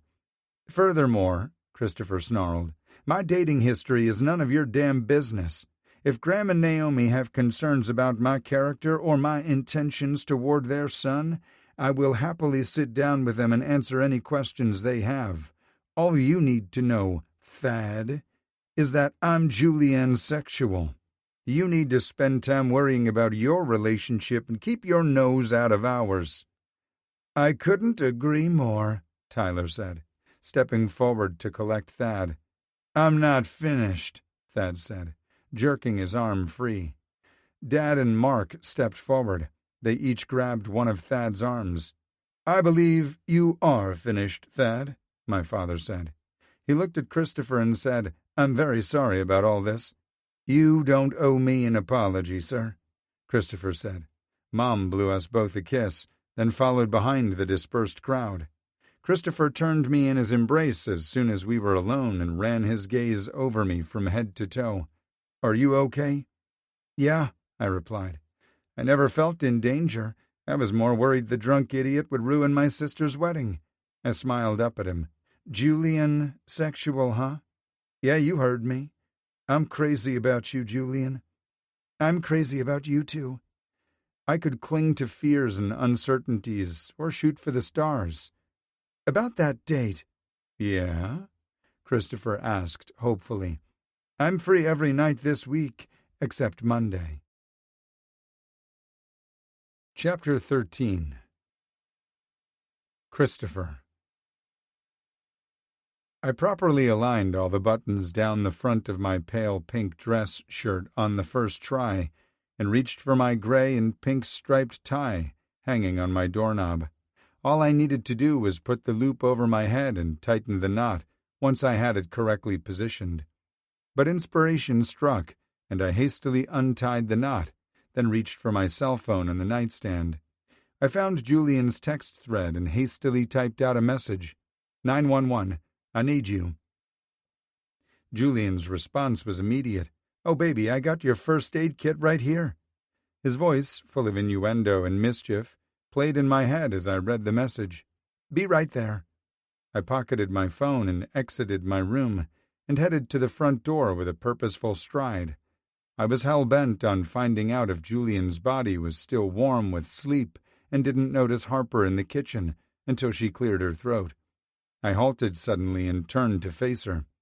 She was in the middle of unloading the dishwasher.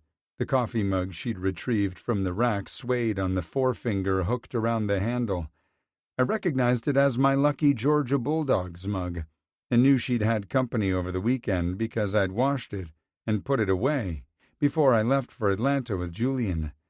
I was dying to ask who the hell had been drinking from my cup, but remembered the advice Julian had given me when dealing with Harper and her mystery man.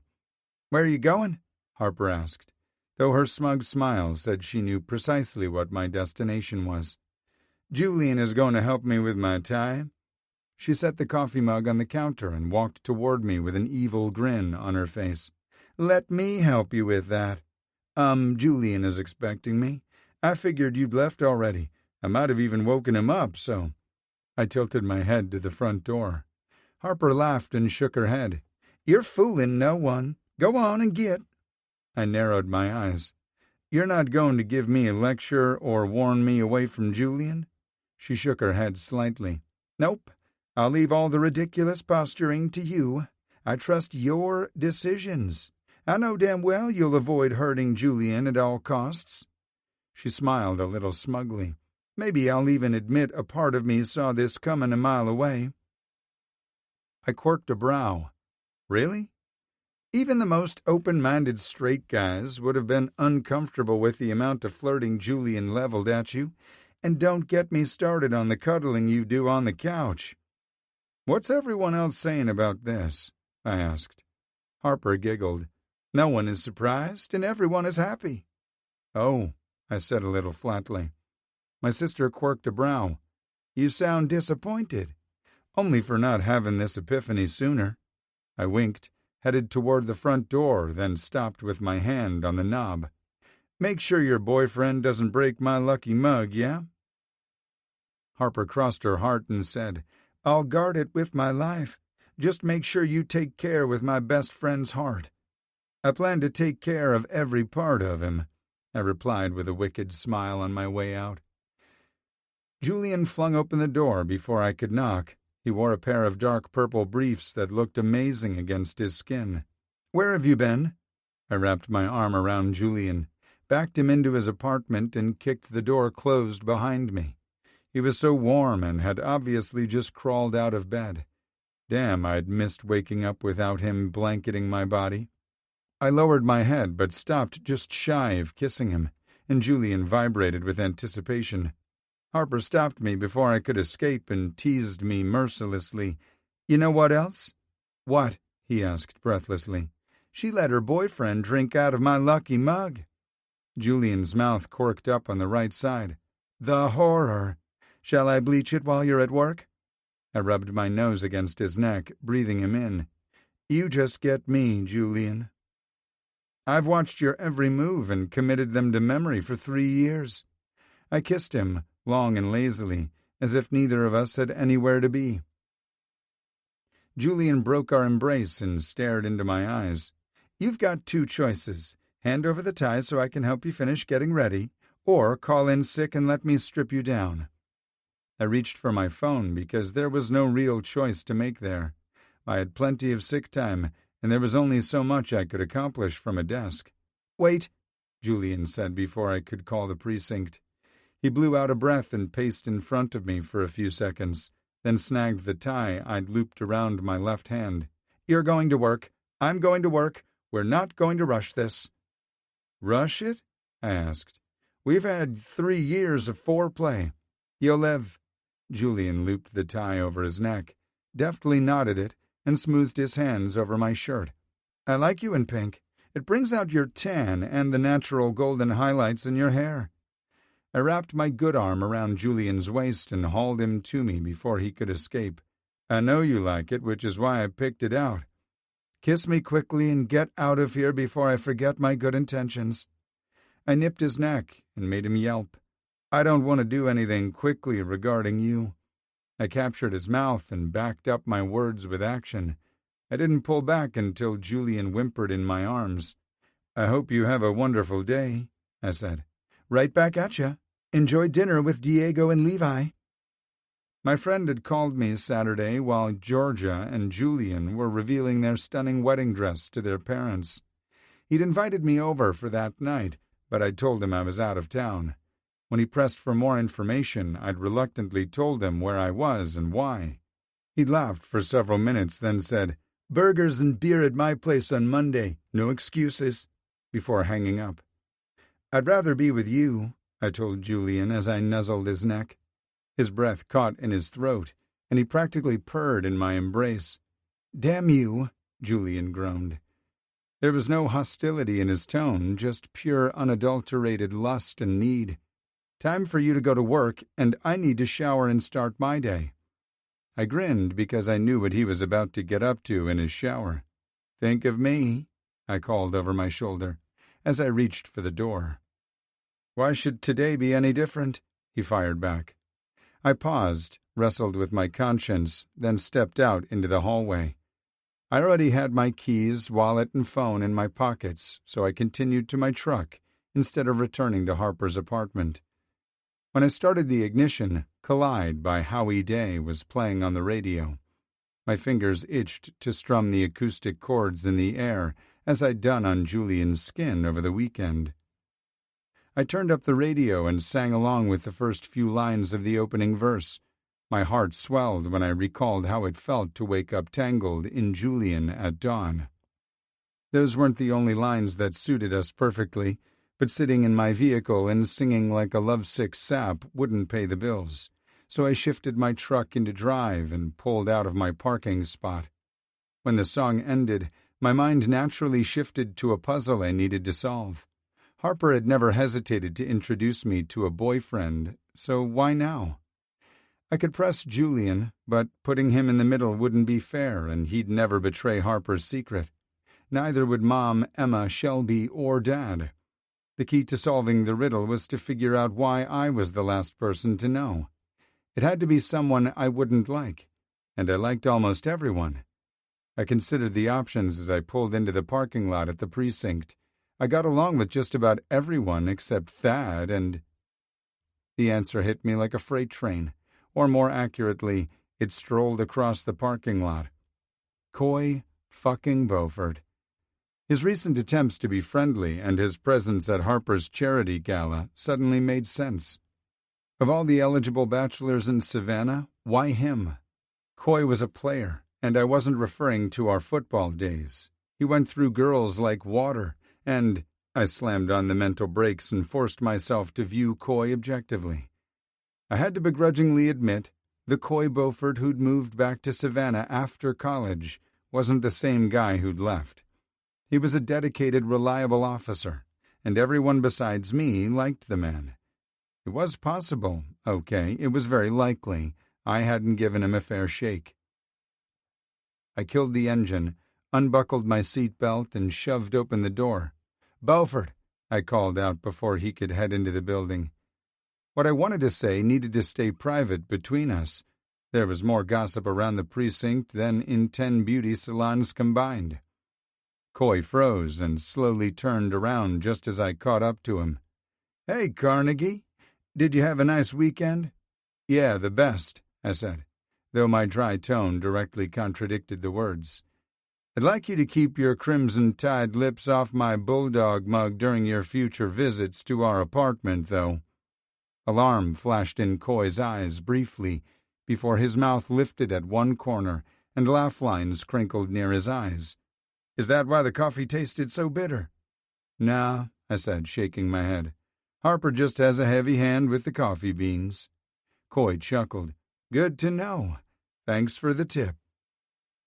"I haven't completely let go of my grudges," I confessed. "Yeah, well, I'm probably not done irritating you either." We exchanged wry smiles.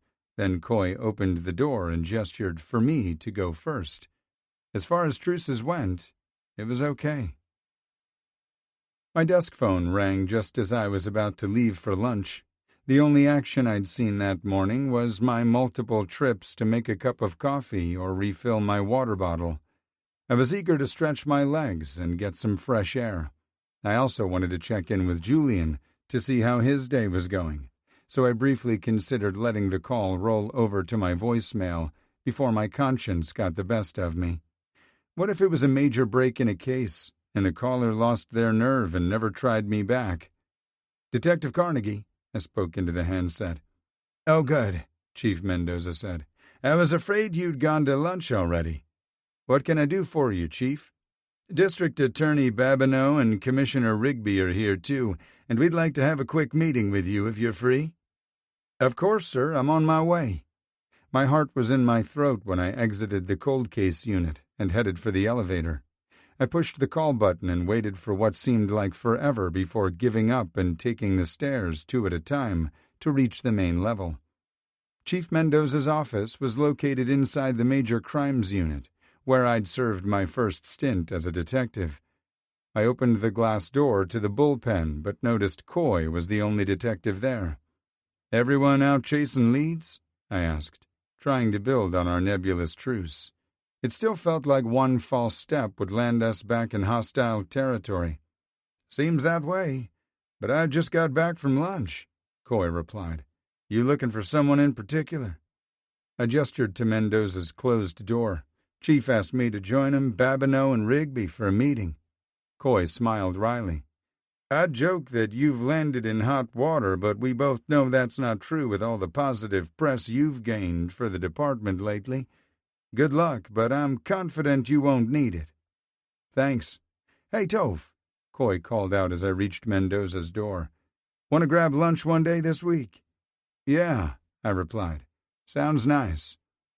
I knocked firmly on the chief's door, and he called out for me to enter.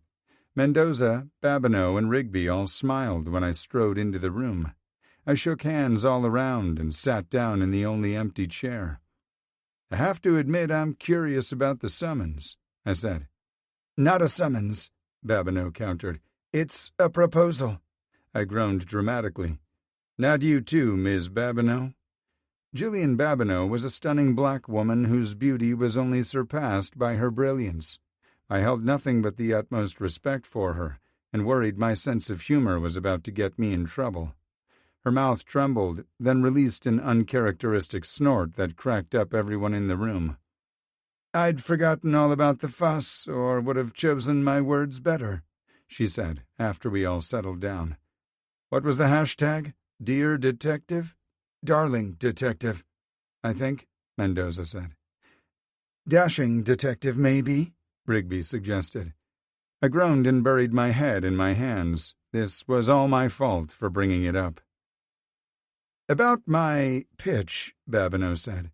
I'm sure by now you've heard the rumors about former ADA Adam Savant. Oh, yeah. Allegations of his predatory and malicious prosecutorial behavior were frequent topics on the Sinister and Savannah podcast, but I failed to understand what they had to do with me. Savant was gone before I became an officer. This line of work often comes with speculation and accusations of misconduct, Babineau said, especially from people who've been sent to prison for a long time. As the top elected legal officer in the county, I take these claims seriously, and I vigorously investigate each one. Misconduct in our office has been extremely rare. She took a deep breath. Until now. I'm sorry to hear that, Ms. Babineau, I said, though I was still confused about why they wanted to speak to me. To ignore such gross negligence goes against everything I stand for, and I had no choice but to file a motion to overturn one of Savant's convictions. The court docket is log-jammed, so my hearing isn't for 4 weeks, she said. If I'm not careful, every case Savant touched could get overturned. Therefore, I need to get ahead of the situation. I'm creating a temporary task force to review every case Savant prosecuted. That's where you come in. I'm flattered, ma'am, but I don't know anything about trying a case. My investigation goes beyond the prosecution, Babineau said. I need to break every case down, including the initial investigation performed by SPD or CCSD. I'm talking about everything from the initial interviews to the evidence collection and the arrest. An in-depth review from top to bottom. It's doubtful Savant acted alone, Detective, Commissioner Rigby said. I want to know if anyone in the SPD helped facilitate wrongful convictions. The picture was becoming clearer, but I was still confused. Isn't that what Internal Affairs does? Yes, but they'd need to know who to investigate first, Mendoza said. And I'm not just looking hard at SPD, Babineau added. My office has full-time investigators on staff who are often tasked with finding additional evidence after local law enforcement refers a case to us. I want to know if any of my investigators are compromised. No one is escaping scrutiny. My task force will include a local PI, 2 attorneys unaffiliated with my office, and 2 law enforcement representatives, 1 current and 1 retired. The 5-member team will break down each investigation from beginning to end. And you want me to be the active-duty LEO representative? I asked. Mendoza leaned forward and captured my attention. Your experience investigating cold cases has taught you how to look at the evidence with fresh eyes, and from new angles, and that's what D.A. Babineau needs. You know how to look for patterns and recognize when something just doesn't add up. Ma'am, I said, I'm truly honored. But I can tell by your somber expression that you're hesitant to accept, Babineau quipped. What are your concerns? I think what you're doing is important and honorable, I told her. I think malicious prosecutors and dirty cops are an ugly blight on society. We should all be outraged by the possibility they even exist.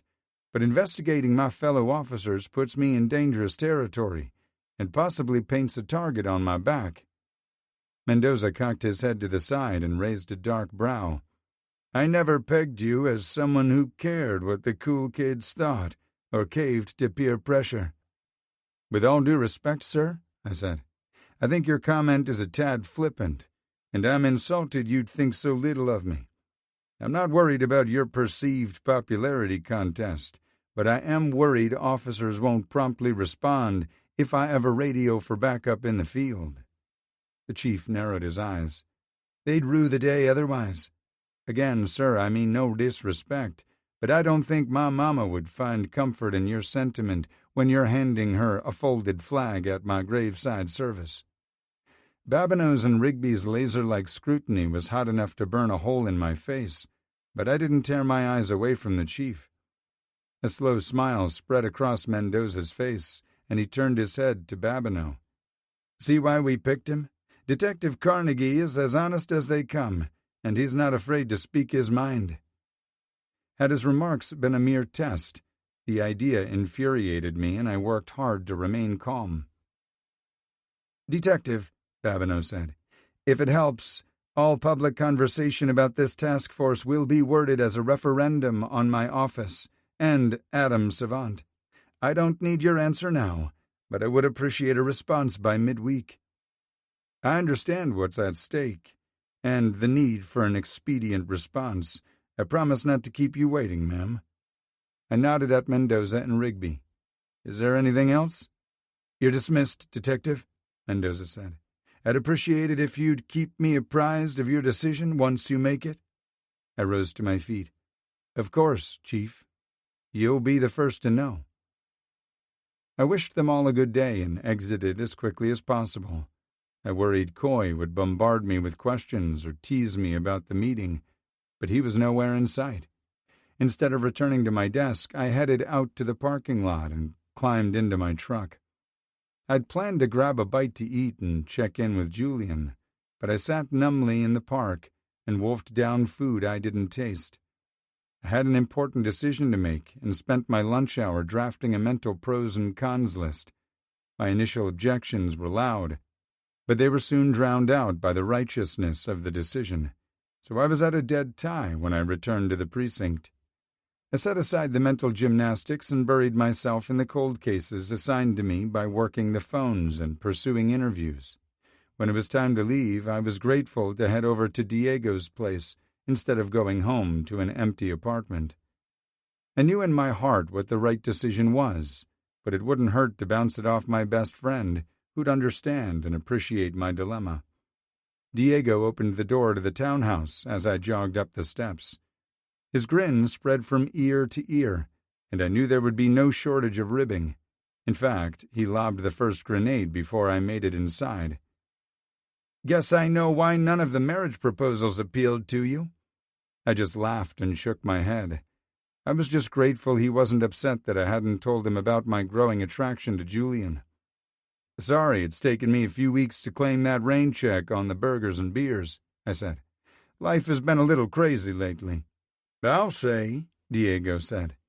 I looked around the townhouse, noting how much bigger it looked without boxes stacked everywhere. "Your new place looks great, Dee." He smiled as he gazed around his home with pride. "Thanks. Wait until you see the backyard. I didn't get a chance to really show it off to you when you helped us move. Come hang out with me while I grill the burgers." "Wait," Levi said as he ran down the stairs, pulling a t-shirt down his torso. His hair was mussed, and his black-rimmed glasses sat crooked on his nose. I looked at Diego and arched a brow. "Did I interrupt something?" Levi stopped when he reached us and hugged me. "I just got home from work and changed clothes. I smell like coffee and food." "Two of my favorite things," I said. "Not if you immersed yourself in it for 10 hours a day." Levi owned a popular cyber cafe called Bites and Brew, which served amazing food and coffee all day long. He looked between his husband and me with big blue eyes. "Did you start the interrogation already? I told you I didn't want to miss a single second of it." Diego rolled his eyes, and it became my turn to volley my gaze between my hosts. "Interrogation?" I asked. "There's no interrogation," Diego said, clapping me on my good shoulder. "Just some chit-chat between buddies." I wasn't buying it for a second, but followed him out to the backyard. "Oh, wow," I said. "This is a great space." The yard was huge and surrounded by a privacy fence. It was the perfect spot for kids and a dog, both things I knew they wanted. There was a wide patio with plenty of room for a grill and outdoor dining area. Levi pulled back 2 padded chairs, patted one for me, and sat down in the other. Diego chuckled and headed over to the grill, where he turned on the burners to preheat it. He faced me and crossed his arms over his chest, then proceeded to do exactly what he said he wouldn't, lobbing one question after another about how and when the fake boyfriend ploy had developed. "Whoa," I said, holding up my hand. "Slow your roll, Dee." "Yeah," Levi said, "and you didn't include the most important question." I quirked my brow at him. "Which is?" "What took you so long to realize you were crazy about Julian?" Levi asked. Diego laughed as he checked the temperature on the grill. He turned back around and said, "I was getting to it, babe. You always start with softball questions so the person doesn't get defensive. The goal is to loosen lips, not seal them. We're not going to get the goods if you keep insulting our friend." Levi stiffened in his chair. "I didn't insult Topher." Diego sighed heavily. "You basically called him a moron without really calling him a moron." Levi turned stricken eyes on me. "I would never." Seeing he'd upset his husband, Diego crossed the patio and tilted his husband's chin up for a sweet kiss. My gut clenched because it made me miss Julian so much. As much as I enjoyed hanging out with these two, I would much rather be with the guy who held my heart in his talented hands. Julian had a full day at the tailor shop and needed to grade papers before his class on Wednesday afternoon. I would not do anything to hinder his success, but maybe I could steal a kiss or two to tide me over until our date. The newlyweds pulled apart and smiled sheepishly at me. "Sorry," Diego said. "I know we get carried away." "Don't apologize to me. I love seeing you both so happy." I sighed deeply and looked over at Levi. "And maybe I was a little slow on the uptake, but at least I finally arrived at the destination." He smiled gently. "And that's all that matters. Does that mean you're dating for real now?" "Yep. We're going on our official first date tomorrow night." "So this is serious between you?" Levi asked. "Very. I've never felt this way about anyone." Diego looked over at his husband with a smug smile. "You owe me $50. Levi laughed. "I don't have any cash on me. You'll either have to wait until I swing by an ATM or accept sexual favors in trade." Diego waggled his brow. "Pretty sure you know my answer?" Now I knew how Harper felt recently. "Should I go?" "No," the husband said, and turned their attention back to me. "I want to hear the details of your weekend," Levi said. "All the details," Diego amended. I snorted. "I'm not telling you all the details." Diego grinned like an idiot. "They're written all over your face. I knew you liked this guy because you talk about him all the time, but I don't think I realized the depth." "I didn't realize I talked about Julian so much." "Oh, yeah," Levi said. "And you should see yourself right now. You're practically glowing." My cheeks heated as they continued to stare at me with dopey grins on their faces. "Do you want to hear some of the details or not?" "Yes." While they worked together making dinner, I regaled them with everything that had transpired since the Terrence Ramon bust. I kept the intimate details to myself, no matter how much prodding I got from Diego. After dinner, I insisted they let me help clean up. Levi packed the leftovers into a paper bag for me. When it was time to go home, I felt much more relaxed than when I'd arrived. "Walk me out?" I asked Diego. "I'd like to talk a little cop shop for a minute." "Of course." I hugged Levi and thanked him for dinner and the leftovers before following Diego outside. He leaned against the side of my truck and crossed his arms over his chest. "Everything okay?" he asked. "Yeah, I'm just conflicted after attending an unexpected meeting with Mendoza, Rigby, and Babineau." Diego furrowed his brows. "Sounds serious." "Yeah, it is." I repeated the conversation verbatim, including my concerns, and Diego remained quiet until I finished. "You know what you need to do, Tove," he said. "If there's a dirty cop on the force, they need to go. They're a threat to the citizens and to good cops everywhere." I nodded. "I agree. And I'll have your back no matter what, you know that." "I do." "Feel better?" Diego asked. "Yeah, about everything we discussed." Diego grinned. "I want to meet the guy who's finally won Topher Carnegie's heart." I didn't bother trying to correct him. "Give me a week or two to lock this down before you scare him away." "Deal." Diego hugged me tightly, then headed back inside. Once inside my truck, I started the engine, then checked the rearview mirror before backing out of the driveway. I caught a glimpse of my reflection when I did and recognized the glow Levi mentioned. That put a song in my heart during the trip home. I smiled when I saw Julian's little Prius in the parking lot of our apartment building. My grin grew when I stepped off the elevator and saw him standing in his doorway.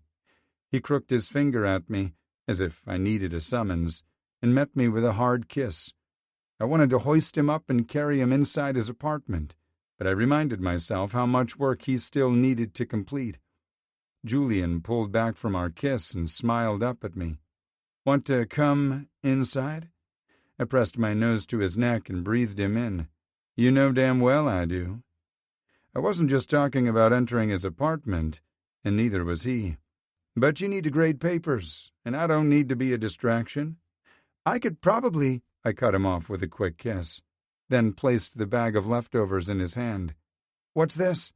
"Leftovers from dinner. I want to make sure you eat." Julian inhaled deeply. "Then you should come in and make sure for yourself." "You little minx." I took a few steps toward Harper's apartment so I wouldn't be tempted. "Make sure you get plenty of rest. Tomorrow is our first date." "I can't wait."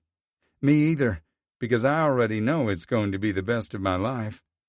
"Damn, you're good," Julian said, breathlessly, before he stepped inside and shut his door. I just hoped it was the best date of his life, too. No pressure, Carnegie. No pressure. Chapter 14. Julian. Knuckles rapped softly against my apartment door as my heart knocked loudly against my ribs. Christopher hadn't wanted to meet in the hallway or at his truck. He'd insisted on picking me up at my door, as he would with any other date. My clamoring heart told me this could be the date to end all others.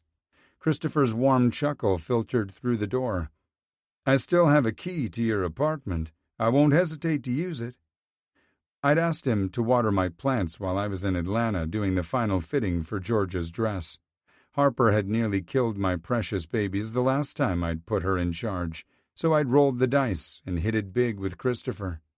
I'd never asked for my key back and didn't want to think about why that was. He tapped lightly again.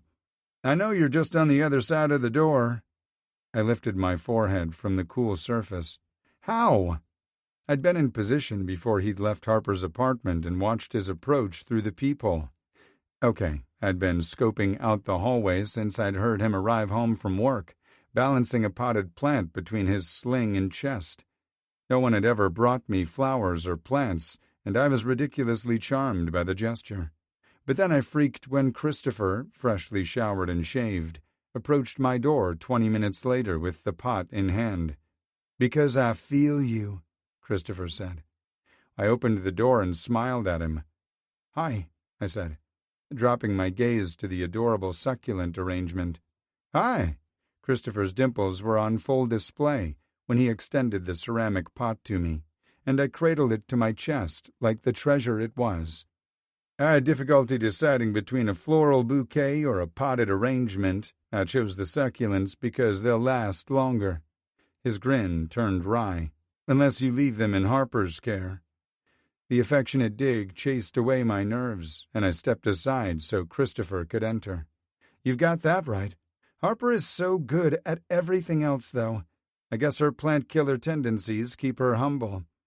I shut the door and turned to find a new home for my latest green baby, but Christopher snaked a hand around my waist and hauled me up against him, my back to his chest. He pressed his nose to the sensitive spot behind my ear and inhaled deeply. "I missed smelling you first thing in the morning. You're more addictive than coffee." Christopher lifted his hand and sifted through the curls I'd worn soft just for him. "Missed these, too." I took a deep breath and withdrew from his embrace when all I wanted to do was melt into him. I turned and looked at Christopher. A frown marred his lips and brow, and I realized he'd mistaken my action for rejection. I rose on my tiptoes and kissed him until his lips softened and the groove in his forehead disappeared.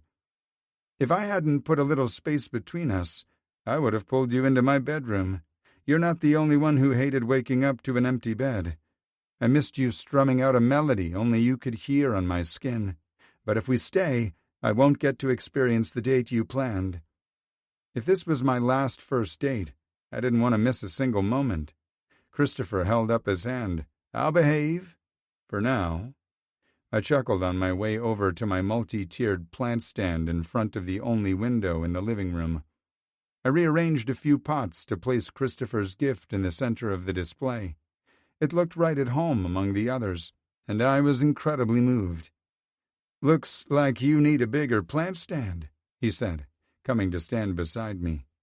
I turned and smiled at him, and a bigger window for more light. I placed a quick kiss on his lips, still not fully believing I could do that any time I wanted.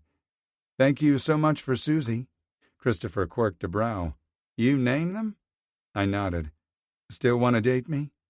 Laughing, Christopher pulled me into a hug. "Even more. Maybe you'll share the names of the other plants with me." "As soon as you tell me the song you play against my skin," I challenged. Christopher cupped my face. "I'll sing it to you the next time I wake tangled up with you." He sounded so sure that there would be a next time, and I found breathing impossible. Christopher chuckled and dropped a quick kiss on my forehead. "Don't overthink it." "You're right," I agreed. "Shall we go?" Christopher gestured for me to precede him to the door and placed his hand on the small of my back. He kept it there while I locked my apartment. Then he reached for my hand. I lifted our laced fingers once inside the elevator and said, "Technically, we're tangled right now." Christopher backed me up against the wall and lowered his head until his lips nearly touched mine.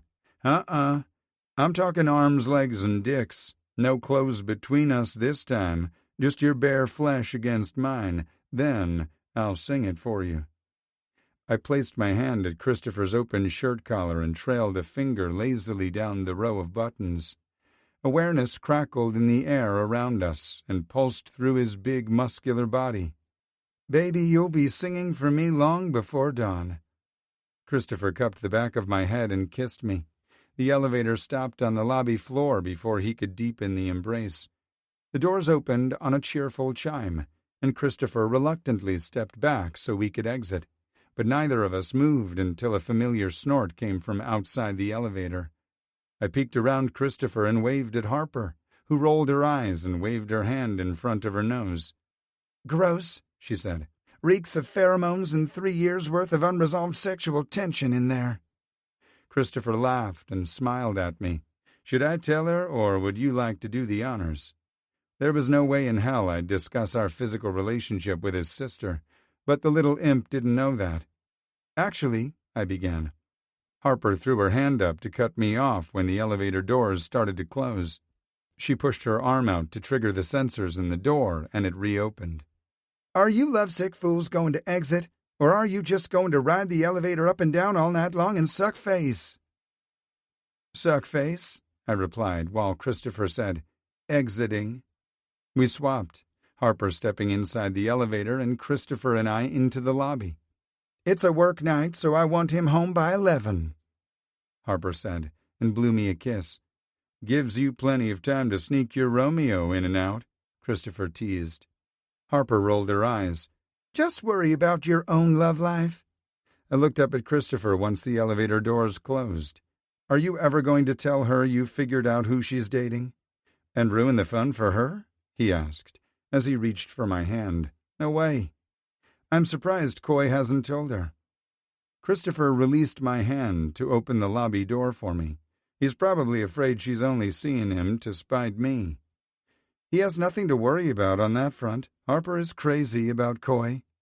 And that's for them to figure out for themselves," Christopher said. He stopped suddenly and looked at me with an astonished expression on his face. "Not sure how I can be so wise when it comes to everyone else's relationships, but dumb as hell when it comes to my own. It shouldn't have taken me so long to realize the affection I felt for you went much deeper than friendship." I cupped his face and kissed him soundly on the mouth. "You're not the only one questioning why they hadn't recognized the signs sooner. Are we going to waste precious time ruminating on old memories, or focus on making new ones?" "Definitely new," Christopher replied. Neither of us said anything else until we drove out of his parking spot. "I hope you don't mind if I make a quick detour before our date officially kicks off," he said. "Well, since I have no clue where we're going, I wouldn't know it's a detour." I looked over at his handsome profile. "If it's a trip to the pharmacy for condoms or lube, though, you don't need to worry. I've got us covered, literally." "Good to know, but I bought those things at lunchtime." I was a little overwhelmed by the lube options, so I snapped a pic and texted it to Diego. When he didn't answer, I figured he was working a case, so I texted his husband Levi. I was incredibly charmed by the idea of Christopher phoning his friends to get advice on the best kind of lube to buy. I'd heard him mention Diego and Levi dozens of times, but I'd never met them. "What do you think about us going out?" Christopher laughed, and I playfully swatted his arm. "What?" I asked, suddenly nervous. "You and I are the only ones who hadn't seen this coming." I turned as far as my seatbelt allowed. "Really?" Christopher stopped at a red light and looked at me. "Yeah, I guess I talked about you all the time. I didn't even realize I was doing it. They're very excited to meet you." "Oh, wow. You've already planned an introduction." "Between my favorite people, of course." His left brow slowly lifted. "Too soon?" The light changed and Christopher forced his gaze back to the road. "Not at all." Christopher chuckled. "Tell that to your heart. I can hear it pounding from over here." It was racing as if we'd just crested a roller coaster hill. "Cannot. Can too."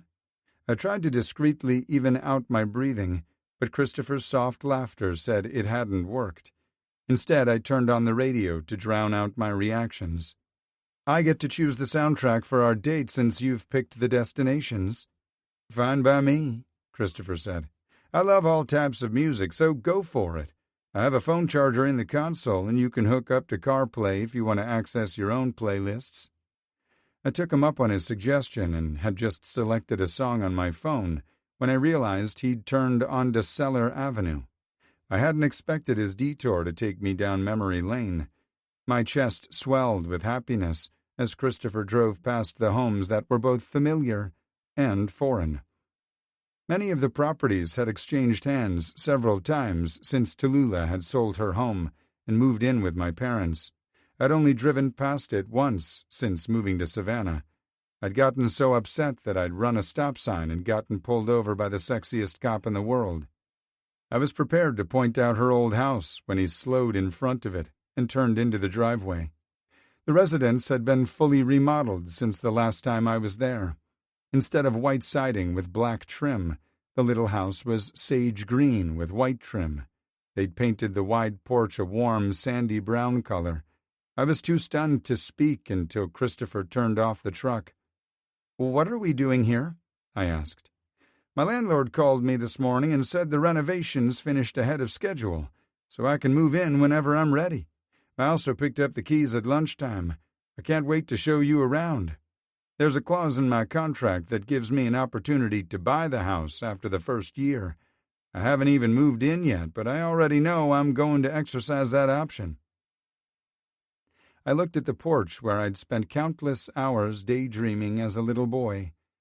The longing I'd expected to feel was there, but it was surpassed by disbelief and more profound feelings I couldn't name. Sensing Christopher's gaze on me, I turned to him. "This is the house you rented?" He narrowed his eyes like he couldn't get a read on my emotions. That made two of us. The feelings built until they burst out of me in a squeaky hiccup, which I followed with deranged laughter and tears of joy. Christopher blinked rapidly, and I could practically hear his gears grinding as he tried to figure me out. Again, that made two of us. "Did I do something really right or really wrong?"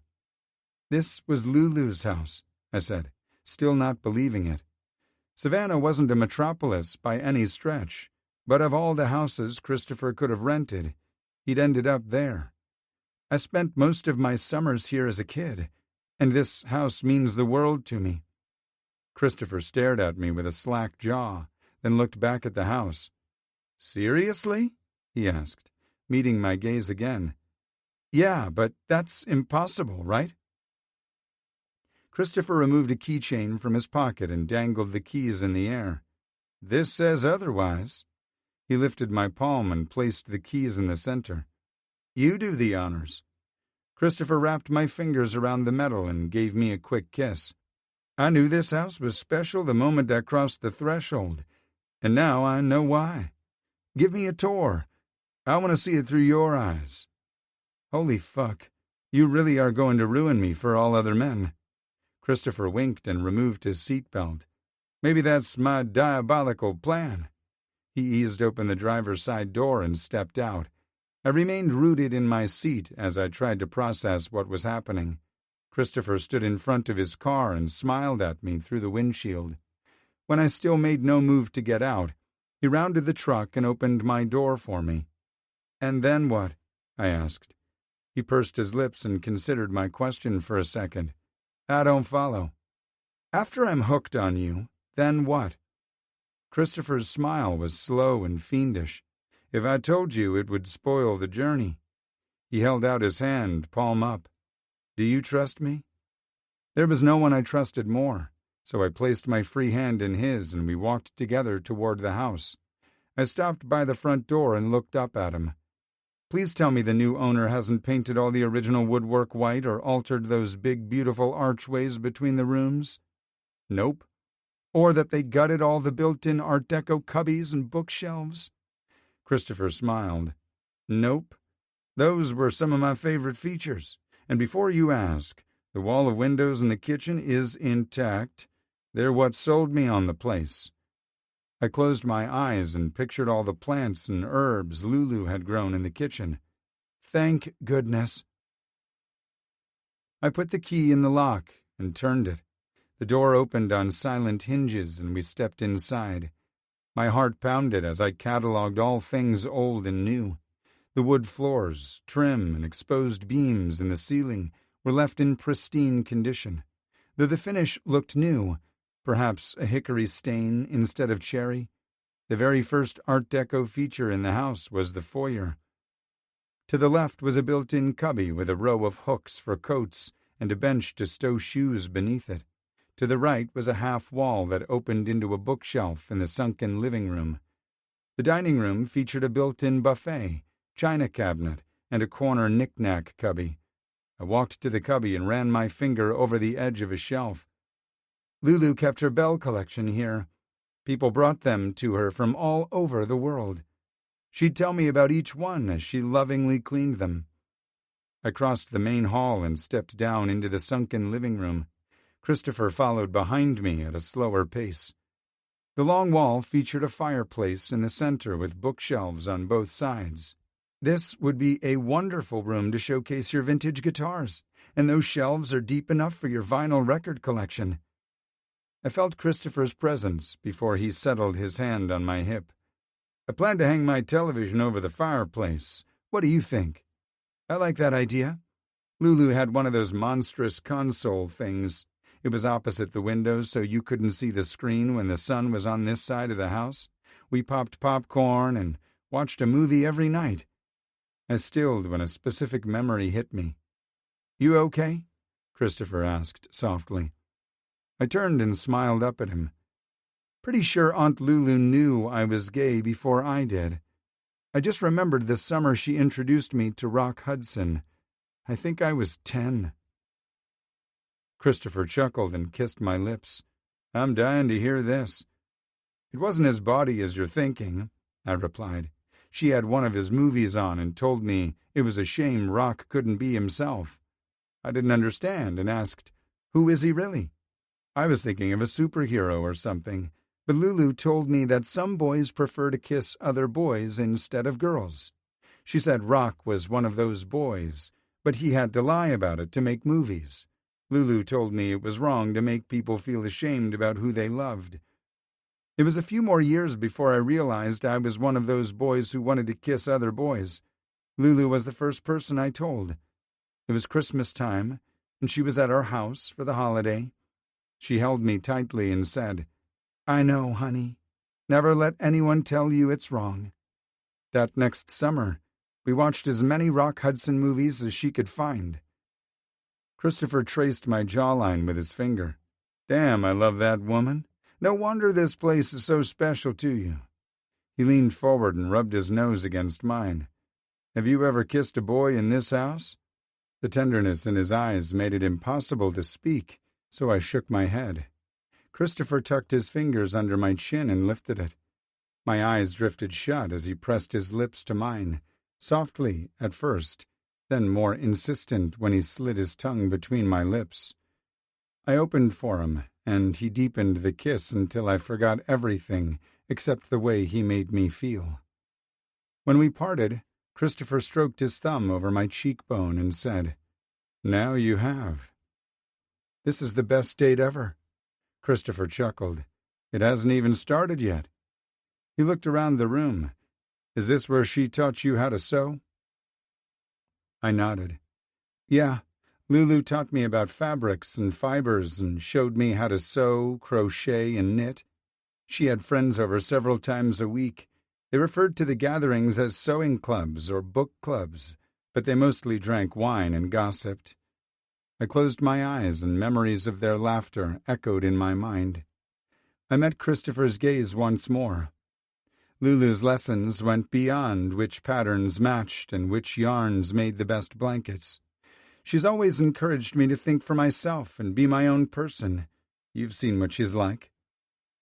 Christopher pulled me into a one-armed hug, which I decided was way better than a two-armed embrace with any other man. Christopher's love language was touch, whether he knew it or not. With one hand on my lower back and the other in a sling, he still managed to caress my face with the intensity in his golden gaze. The warmth of his adoration ghosted over my cheeks as tenderly as his touch would. This gentle giant had a power to crush my soul in ways others never could, but as I stared into Christopher's eyes, I realized he never would. He saw me. He really saw me, and he was letting me know. Christopher placed a whisper-soft kiss on my lips. "It must have been really hard for her to sell the place and move in with your folks," he said. I nodded. It was a royal battle between them. Lulu had been diagnosed with cancer, and Mom wanted her to have the best treatment money could buy in Atlanta. They locked wills but came to a compromise. Lulu agreed to stay with my parents while undergoing treatment and would return to Savannah once she was in remission. She really struggled during treatments, and I think it really scared her because she ended up staying in Atlanta permanently. She's a warrior in more ways than one, and I love her so much. Pride radiates from Lula every time she looks at you, so I know the feeling is mutual." I blinked and a few rogue tears slid down my cheeks. "That is the nicest thing anyone has ever said to me." Christopher dropped his hand from my back to wipe away my tears. "When I imagined our first date, making you cry wasn't in my plan." I tilted my head to the side. "Not even tears of ecstasy?"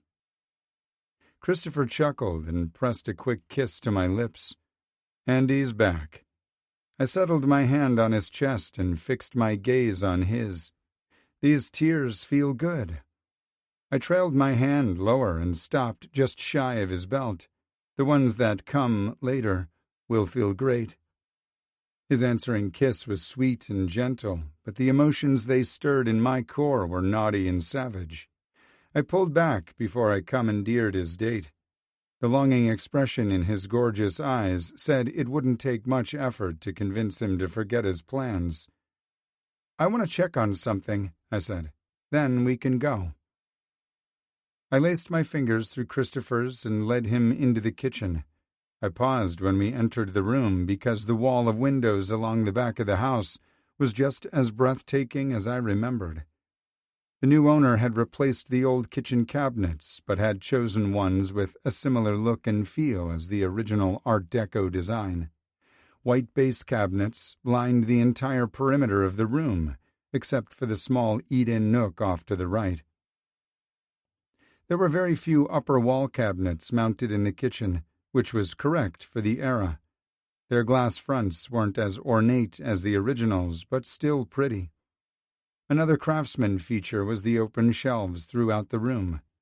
I crossed over to the ones by the kitchen windows and said, "Lulu filled these shelves with plants and herbs, and over here," I said, pointing to the stove, "she kept her dry spices, seasonings, and cooking wine." "So that's where your green thumb comes from." I nodded. "My mom has it too. She spends countless hours working in her flower beds and vegetable gardens." I looked into the backyard and noticed the owner had replaced the old metal fence with a nice wooden one. "Lulu had a small garden over there," I said, pointing to the right corner. "She grew mostly tomatoes, onions, peppers, and green beans." "No okra?" "Yuck," I said with a hard shiver. "You just haven't had it prepared correctly," Christopher replied. I snorted and shook my head. "Says every okra nut." Christopher chuckled and tugged me closer. "Is that what you wanted to see?"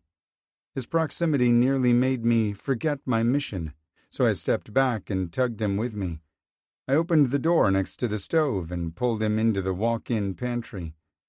"The landlord told me what was behind the door, but I didn't inspect the space. It's huge."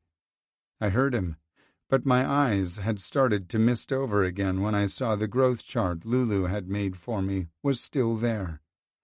"I was sure someone had painted over it," I said, running my finger over the pencil marks and notations.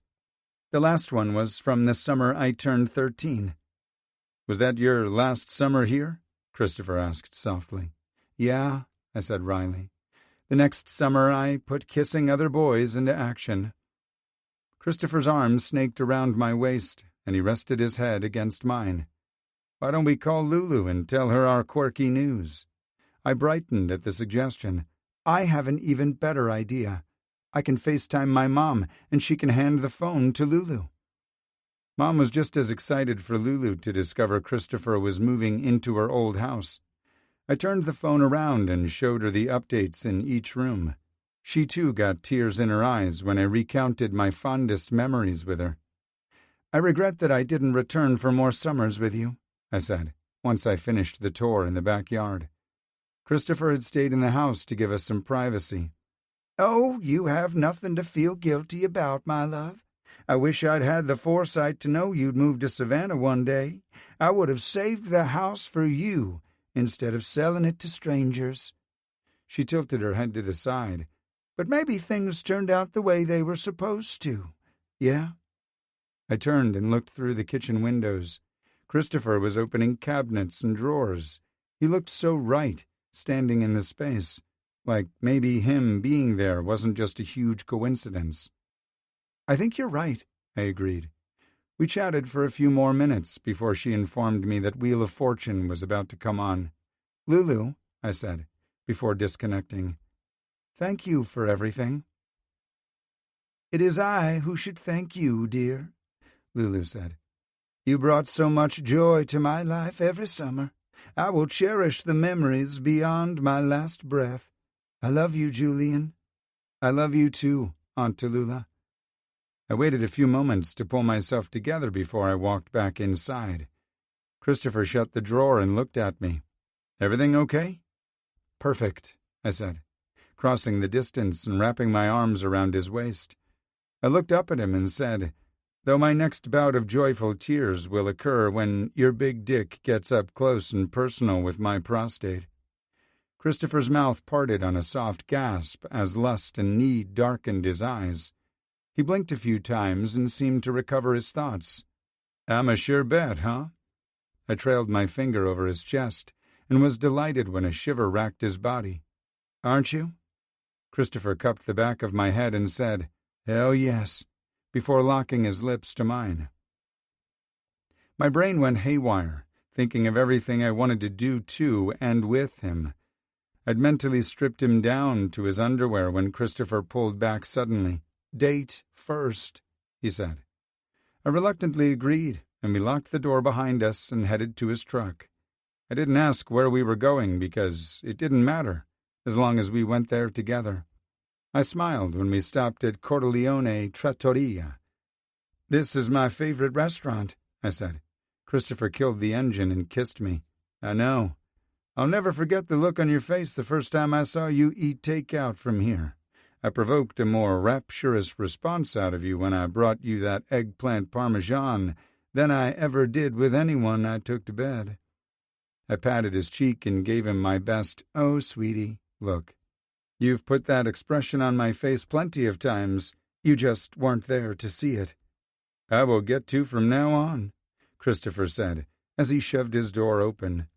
He volleyed his gaze between the restaurant and me, and a cute scowl formed on his face.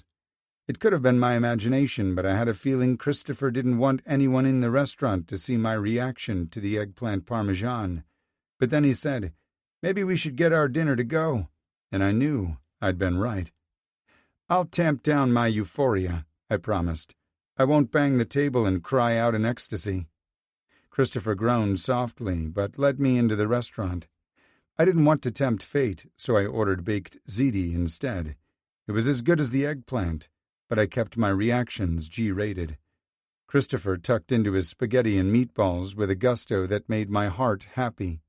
He caught me smiling at him and narrowed his eyes. "Am I making a pig of myself?" "No," I replied. "I love the way you enjoy food." He sat back in his chair and patted his stomach. "If I'm not careful, I'll pack on weight while my shoulder heals. I'd still climb you at every opportunity." Unfortunately for me, our server decided to check in with us at that precise moment. I worried it was too much for Christopher, but he laughed when the poor kid stumbled through his question and beat a hasty retreat when we assured him everything tasted wonderful. "I'm serious," Christopher said once we were alone again. "I gain weight easily, and I seriously love a dad bod." I set my fork down and said, "I think you're incredibly sexy as you are, but I'd still feel the same way if you were bald or suddenly sprouted a bunch of back hair." Christopher grimaced. "Hopefully not at the same time." I chuckled but waved away his concern with my fork. "I'd just shave my initials in your back hair so everyone would know you're mine." He tilted his head to the side. "I actually believe you." "As you should," I replied. "As much as I appreciate your looks, I'm drawn more to your character." He swallowed hard, and I could tell how much my words meant to him. "I feel the same about you, Julian." I didn't know how long we stared at one another, before the poor waiter returned to see if we wanted dessert. "We'll take 2 boxes for our leftovers and the check, please," Christopher said. "Wait, do you want dessert?" It was on the tip of my tongue to say no, but then I imagined feeding cannoli cake to Christopher in bed. I ordered a piece to go, and the waiter commended me on my choice before disappearing. Once back in Christopher's truck, he started the engine and turned to me. "I was going to drive out to Jessup so we could watch Twister at the drive-in theater. I'm still eager to share that experience with you, but I could go down on you in a more comfortable environment, like on my sofa or in my bed." Christopher responded by pulling the gear shift down, but the truck lurched forward when he hit the gas instead of rolling backward. He engaged the brakes and smiled impishly. "You rattled me a little. Baby, I'm going to rattle you a whole lot." Christopher took a deep breath and corrected his course. "Tell me, have you ever played with your ass or asked one of your girlfriends to do it?"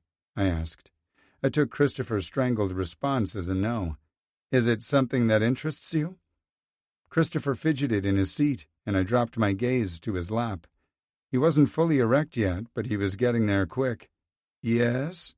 His voice sounded choked and dry, as if he'd been stranded in a desert for a week without water, or he'd recently deep-throated a cactus.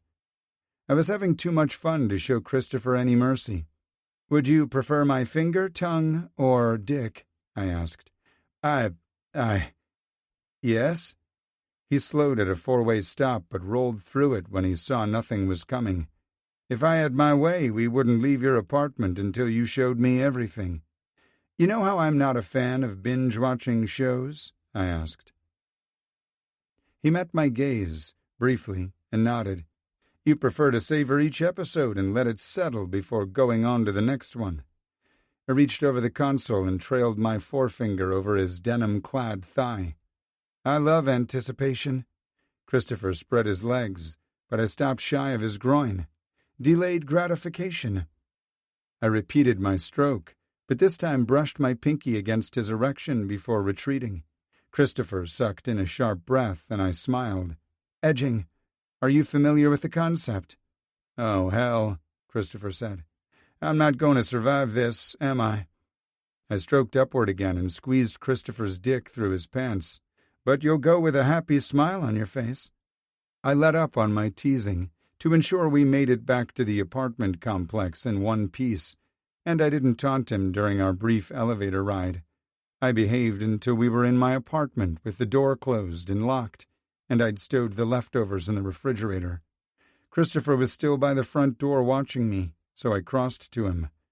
I started to reach for his hand to lead him to my room, but froze when I saw hesitation shimmering in his eyes. Is everything okay? I asked. He nodded vigorously, but I wasn't convinced. Was I moving too fast? Was he not ready for more? I don't think I'm very good at this. My heart sank, but I refused to let my disappointment show. This? I asked. Christopher squeezed his eyes shut. This is embarrassing, he said. I stepped into his arms, and he reopened his eyes. It doesn't need to be. Just tell me. He swallowed hard, and I saw the struggle in his golden gaze. I almost backed off, but he said, I've never pleased the women I took to bed. I don't think I'm good at sex. He took another shaky breath. I think they saw my size and expected me to be, dominant, I guessed. He nodded. I guess it's not in my nature, but I didn't realize it until I saw those assholes arguing if you were a power bottom or a... He scrunched up his face, and I chewed on my lips so I wouldn't smile. God, could he be any cuter? I can't remember the other term. A submissive bottom? I suggested. Yes, that's it. He tilted his head. You read the comments on your channel? No, but now I know you do. Christopher blushed, and I pressed a lingering kiss to his mouth. Joy was building inside me, and I was afraid it would bubble out of me in a giggle. I didn't want this beautiful man thinking I was laughing at him. I'm just familiar with both the terms. This type of debate is pretty common. Which are you? Definitely a bossy bottom, I said.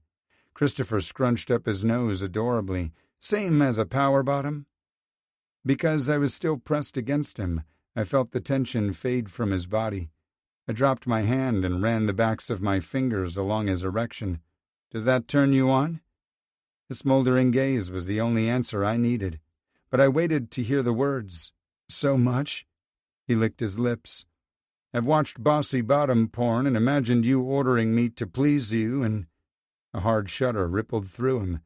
And now you know about my internet search history. I grabbed his arm and tugged him toward my bedroom. Clothes, socks, and shoes came off between kisses and gentle caresses. My excitement amped up every time Christopher sucked in a breath, or I felt need ripple through him. Sit on the edge of my bed and spread your legs, I said. I want to choke on your dick. Christopher looked momentarily horrified. Just want to gag a little. Trust me. I love it, and so will you. He sat on the edge of my bed and spread his legs. I grabbed a pillow and dropped it on the floor between his feet. I knelt on the pillow and ran my hands up his hairy thighs and brushed them over his stomach. So strong and masculine and all mine. I leaned forward and nuzzled my face against his belly hair. I love this so much. I wasn't sure if you liked it and almost shaved. I jerked my gaze up to his. Don't you dare. Christopher swallowed hard and nodded. I rewarded him by sucking his left nipple into my mouth. He inhaled sharply and I pulled back. Not every guy likes this. Feel good? So good. I sucked it again, but harder, while rolling the other nipple between my thumb and forefinger. Christopher slid the hand of his injured arm into my hair and held my face against his chest. I sucked, nibbled, pinched, and rolled until he cried out my name. I pressed a kiss to his mouth and inched lower, kissing a path down his strong chest and stomach. I dipped my tongue into his belly button, then buried my nose in his trimmed pubes. His hand tightened in my hair, and I lifted my head to meet his gaze. I kept my eyes locked on his as I licked a path from his taut balls to the leaking head of his dick. I swirled my tongue once around the crown before wrapping my lips around his cock and taking him down to the root. "Fuck!" he roared, loud enough to wake the dead. I kept his cock buried deep and swallowed around the head, gagging just a little on his girth. The thick vein running the length of his dick pulsated against my tongue, and I figured he was already close to spilling down my throat. I pulled back slowly, easing his cock free 1 inch at a time. It smacked against his belly with a wet plop. I longed to give him a blowjob while pegging his prostate, but decided to wait until we got the first-time jitters out of the way. "Lie down on your back," I said, then reached into the nightstand drawer to grab the supplies while he got into position. I crawled up the length of his body, only pausing to drop a few kisses, until I straddled his hips. Christopher reached for me and pulled me down onto his chest for a long, passionate kiss. "I can't wait until your shoulder heals enough so you can pin me down and take me." Christopher wrapped his good arm around me and rolled to reverse our positions. He supported his weight on his good hand. "Like this?" "Hell yes," I said, lifting my legs up and around his waist. "Now kiss me." And he did, alternating between teasing, soft kisses, and animalistic ones. The constantly changing tempo amped up my desire until I nearly forgot about being bossy. I pulled back from the kiss and retrieved the lube. "Squeeze a little on your fingers and tease my pucker. Swirl it around the rim to wake up the nerve endings and ease the tip of your finger in to stretch it a little." Christopher's brow furrowed in concentration as he followed my guidance. I gasped and arched my back when he slipped just the tip inside my ass. "A little deeper. Slide your finger along the wall until you find my prostate." "How will I know when I find it?" A moment later, he let out a soft "oh" when he found the spot. "There?" He pressed against my prostate and made my eyes roll back. "Yes, do it again." Christopher pressed harder and chuckled when incoherent mumbling released from my lips. "You like that?" "So damn much. I could come with the right pressure." "Show me," Christopher said, rubbing the pad of his finger against the gland. My cock jerked and leaked. "Fuck yeah. Just like that. Now give me 2 fingers. Christopher slowly pulled back, added more lube, then eased 2 digits inside me, pegging my prostate like a pro. 3, I whispered hoarsely. Christopher retreated, lubed, and sank 3 thick fingers inside my greedy hole. When he hit my gland, it felt like fireworks burst inside me. My balls drew tight, and my breath snagged in my throat as my cock jerked and splattered cum all over my stomach. I glanced up at Christopher and caught the wondrous, rapt expression on his face as he continued fingering my ass until the last drop fell. "And now you roll a condom on your dick and fuck me." Christopher deftly suited up and positioned his dick at my entrance. I drew my knees to my chest and wrapped my arms around my thighs to minimize the risk to his shoulder. It took him a second to line up just right, but then he pushed inside me. Usually I didn't like anal sex after an orgasm, but I'd wanted to be claimed by this man from the moment I first set eyes on him. I craved the pressure and fullness of having him own me. He stopped once the head of his dick stretched me wide. "This okay?" "Perfect. Fuck me with that big dick. You won't hurt me."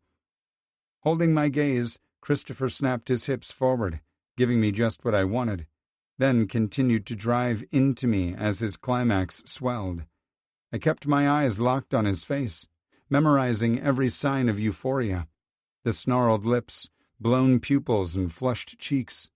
He dug his fingers into my ass cheeks and sped up, driving faster and harder until his big body stiffened and his dick pulsed as he filled the condom. I released my legs and let them fall to the sides of Topher's hairy thighs, and he lurched forward, managing to catch himself with his good arm before he landed fully on top of me. "Remember my ideal weight?" I asked. Christopher eased down and buried his head in my neck.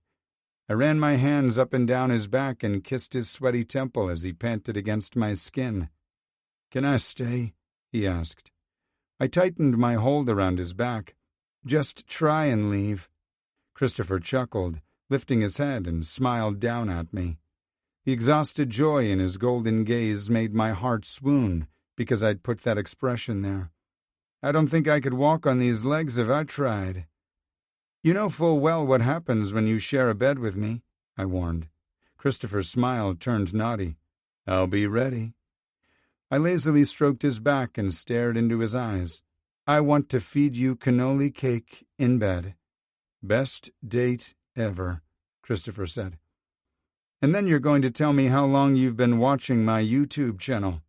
He buried his head in my neck again. "Do I have to?" His pouty voice made me smile. "Yes, and while you're at it, you can finally admit you watched my season on The Next Face in Fashion." Christopher lifted his head. "Fine, but you need to delete that Grindr app off your phone." "Already did," I confessed. I raked my feet over the back of his legs. "I won't be needing it ever again." Chapter 15. Christopher. I woke tangled up in Julian the next morning. I'd never been a cuddler before meeting him, but now I struggled to sleep without him wrapped around me. Recalling my promise, I strummed the opening chords to Collide on Julian's warm skin. The first few lines of the song were my all-time favorite lyrics, and now they were even more special since I was living them. Julian stretched and yawned as I played the intro, only lifting his head to look at me when I sang the first line in my sleep-roughened voice. He propped his chin on my chest and smiled. A dark curl fell over his forehead, and his green eyes shone brightly in the early morning light. By the time I reached the first chorus, the sleep had faded from my voice and I sounded less froggy. Julian stared at my mouth while absently drawing a heart against my skin as I sang. I paused to kiss him, needing to taste the smile curving his lips. "Keep singing," he commanded once I pulled back. "Making me sing for my breakfast?" Julian's smile grew dirty. "Something like that?" He swiped his tongue over my nipple, then placed a kiss over my sternum. "Keep singing," he repeated. I sang the following line, and Julian inched lower and dropped another kiss. We continued the pattern until Julian's head hovered over my crotch. My words faltered when he ran a hand over my belly hair and growled, but Julian incentivized me to keep singing by nipping my inner thigh. At the top of the second chorus, Julian pressed his nose against my skin and inhaled deeply. I responded by pulling my feet closer to my ass and parting my thighs to give him better access to everything. My breath hitched and my brain froze when Julian swiped his tongue up the length of my erection and circled it around the leaking head. My tormentor licked his lips, leaving them shiny and oh so tempting. "Keep singing," Julian whispered huskily. "I forgot where I was." "Then start at the beginning," he replied. So I did, and Julian sucked my right nut into his mouth. He let it slide free to nuzzle his nose between them before cupping and lifting my sack. Julian kept his gaze locked on mine as he pressed his open mouth to my taint and sucked with the perfect amount of pressure. "Damn, that feels good." Julian lifted his head and grinned. "I know, but I don't recall that being part of the song." He shifted the rumpled covers around to find the bottle of lube we'd tossed aside and forgotten during our second round of sex, after confessions and cake. "Keep singing." I sang while Julian coated 2 fingers with lube. The next line came a little shaky when I felt the cool liquid against my pucker for the first time. Julian circled around and around the rim, awakening nerve endings I never knew existed. The tight ring of muscles seemed to have a heartbeat of its own, quivering and pulsing with the new yearnings Julian brought out in me. I somehow managed to serenade him, though the words sounded breathless and out of rhythm. Julian's finger, long and slender like a pianist's, pushed inside me. The burn was a little much at first, but the delicious friction against my nerve endings made me forget. Julian played me like a classically trained musician, and I fell deeper under his spell. He nudged me to sing a few times as he worked his finger back and forth, but when he pegged my prostate, I abandoned all attempts at singing to groan and grunt my pleasure. "Christ, do that again," I begged. Julian pulsed his finger against the gland, and I understood how he could come from that alone. Then he sucked the head of my dick into his mouth, sliding down the entire length until his nose nestled in my pubic hair and nailed my prostate again. My orgasm ripped from me, flooding his mouth. I would have apologized for not warning him if I weren't too busy rubbing out my pleasure against his tongue. Julian groaned and swallowed everything I gave him and let my cock slide free from his mouth. Saliva and cum clung to the corners, so I swiped my thumb over his lips, then fed it back to him. I crooked my finger, and Julian crawled up my body, stopping to straddle my waist. I fisted his cock with my right hand, using his pre-cum to work the length up and down. I was just about to urge Julian up higher so I could give him a blowjob, too, but he stiffened against me and painted my chest and chin with his spunk. Laughing, Julian leaned forward and licked his essence off my face before kissing me deep and long, as if we didn't have a care in the world or anywhere else we needed to be. Eventually, we separated to breathe, and Julian rested his head against my good shoulder. I thought of how far we'd come in just a few weeks. "About last night," I said. Julian lifted his head and arched a brow. "Yeah?" "It was the best of my life." Julian's bright smile threatened to burn my retinas. "For me, too."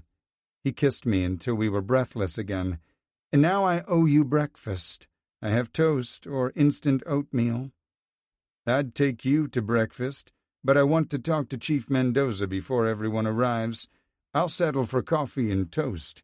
Maybe a quick shower together?" "Deal," Julian said as he eased out of my embrace. I reluctantly followed, and we worked together to make a simple breakfast. "This fancy cinnamon honey butter elevates the toast a little," Julian said after he chased a bite with a swig of coffee. I set my empty mug in the sink, then kissed his lips. "I'd eat dry cardboard if it meant sharing more mornings like this with you." Julian blinked for a few seconds before reaching out and pinching my bicep hard. "Ouch," I said, rubbing the afflicted spot. "Just checking, not dreaming." Knowing time was of the essence, I didn't explore Julian's body the way I wanted to as we shared a shower. But I did snag the loofah from his hand and wash his back and sweet ass. Julian spun around and took it back. "You'll be late," he said, and urged me back under the spray to wet my hair. He knew about the significance of the meeting because I'd told him about the task force during confessions and cake. In my mind, whatever affected me also impacted Julian. I wouldn't make potentially life-changing or even life-threatening decisions without his input, and he made it very clear he supported my decision. Less than 10 minutes later, he walked me to his apartment door. Wearing my clothes from the previous day wasn't appealing, so I borrowed a towel and wrapped it tightly around my waist. With my balled-up clothes tucked under my sling, I used my good hand to cup Julian's head for one hell of a goodbye kiss. "Go while you still can," he said breathlessly. I pulled open the door and nearly ran into Mrs. Johnson and her dog Phineas. She startled but smiled when she noticed Julian in a robe and me in a towel. My, it's about time." "See," I told Julian, "everyone got it before I did." "Even my dog knew before you," Mrs. Johnson quipped. Julian laughed and disappeared inside his apartment while I wished Mrs. Johnson and Phineas a good day. Harper's door opened just as I aimed the key at the lock. Coy Beaufort jolted, then grinned sheepishly. I would have tried to scowl menacingly if not for my state of undress. "Better not have used my cup," I said as we passed each other. Coy just laughed and headed down the hallway. I shut the door and found Harper watching the exchange with a raised brow. "You're not going to lecture me or warn me away?" she asked. "Would it work?" "Nope," she said. I smiled as I poured a second cup of coffee into my favorite mug. "Unless the two of you would get a real thrill out of it, I can catch up to Coy and threaten to beat his ass." Harper rolled her eyes, and I dropped a kiss onto her cheek on my way to get dressed. I trust you. She wiped away my gesture and rubbed her hand on her sleep shorts. Yeah, well, I don't trust where your mouth has been. I borrowed your laptop last night, and your browser history was an eye-opener. I didn't feel an ounce of remorse or embarrassment. A man doesn't go into uncharted territory without doing some research first. And were you successful? She called after me. I'm sure you'll be the first to know, I replied. I knew firsthand how much Harper and Julian loved to dish about their lives. I hoped Julian really laid it on thick and strung her along before telling her to mind her own damn business. Not if I can help it, Harper yelled. Yet I knew without looking that she was already texting Julian. The MCU bullpen was empty, but Mendoza's door was open. As I approached his office, warm laughter came from within, and I realized the chief had an early morning visitor. I didn't want to interrupt, so I walked over to Coy's desk and left an immature but harmless note on his memo pad. Footsteps reverberated off the floor, and I jerked my head up in time to see Abe Beecham, Bryan County Sheriff, and Mendoza's best friend, step out of the chief's office. He wore a navy blue polo shirt with the Explorer Academy logo on the chest.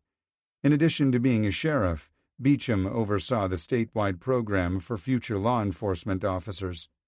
Since our academy was new, his presence didn't come as a surprise, but he clearly hadn't expected to run into me at such an early hour. "Morning, Sheriff," I said, extending my hand. His big paw dwarfed mine. If I was built like a powerful lion, then Beecham resembled a Sherman tank. It wasn't often I ran into men that made me feel small. "Good to see you, Carnegie." After a few minutes of small talk, Mendoza appeared in his doorway. In contrast to his best friend, the chief was average height with a lean, sleek build, and it wasn't the only difference that morning. Where Beecham looked calm and cool, Mendoza looked hot and bothered. His hair was mussed in a way I'd never seen it, and his mouth looked swollen and well-kissed. I volleyed my gaze between the two men. Was there something besides friendship going on here? Beecham lifted his hands and mimed straightening his hair. Mendoza narrowed his eyes at his friend and ducked back inside his office. "Are we still on for lunch?" Beecham called out. "Not after that stunt," came the surly reply from Mendoza's office. Beecham chuckled and headed for the exit.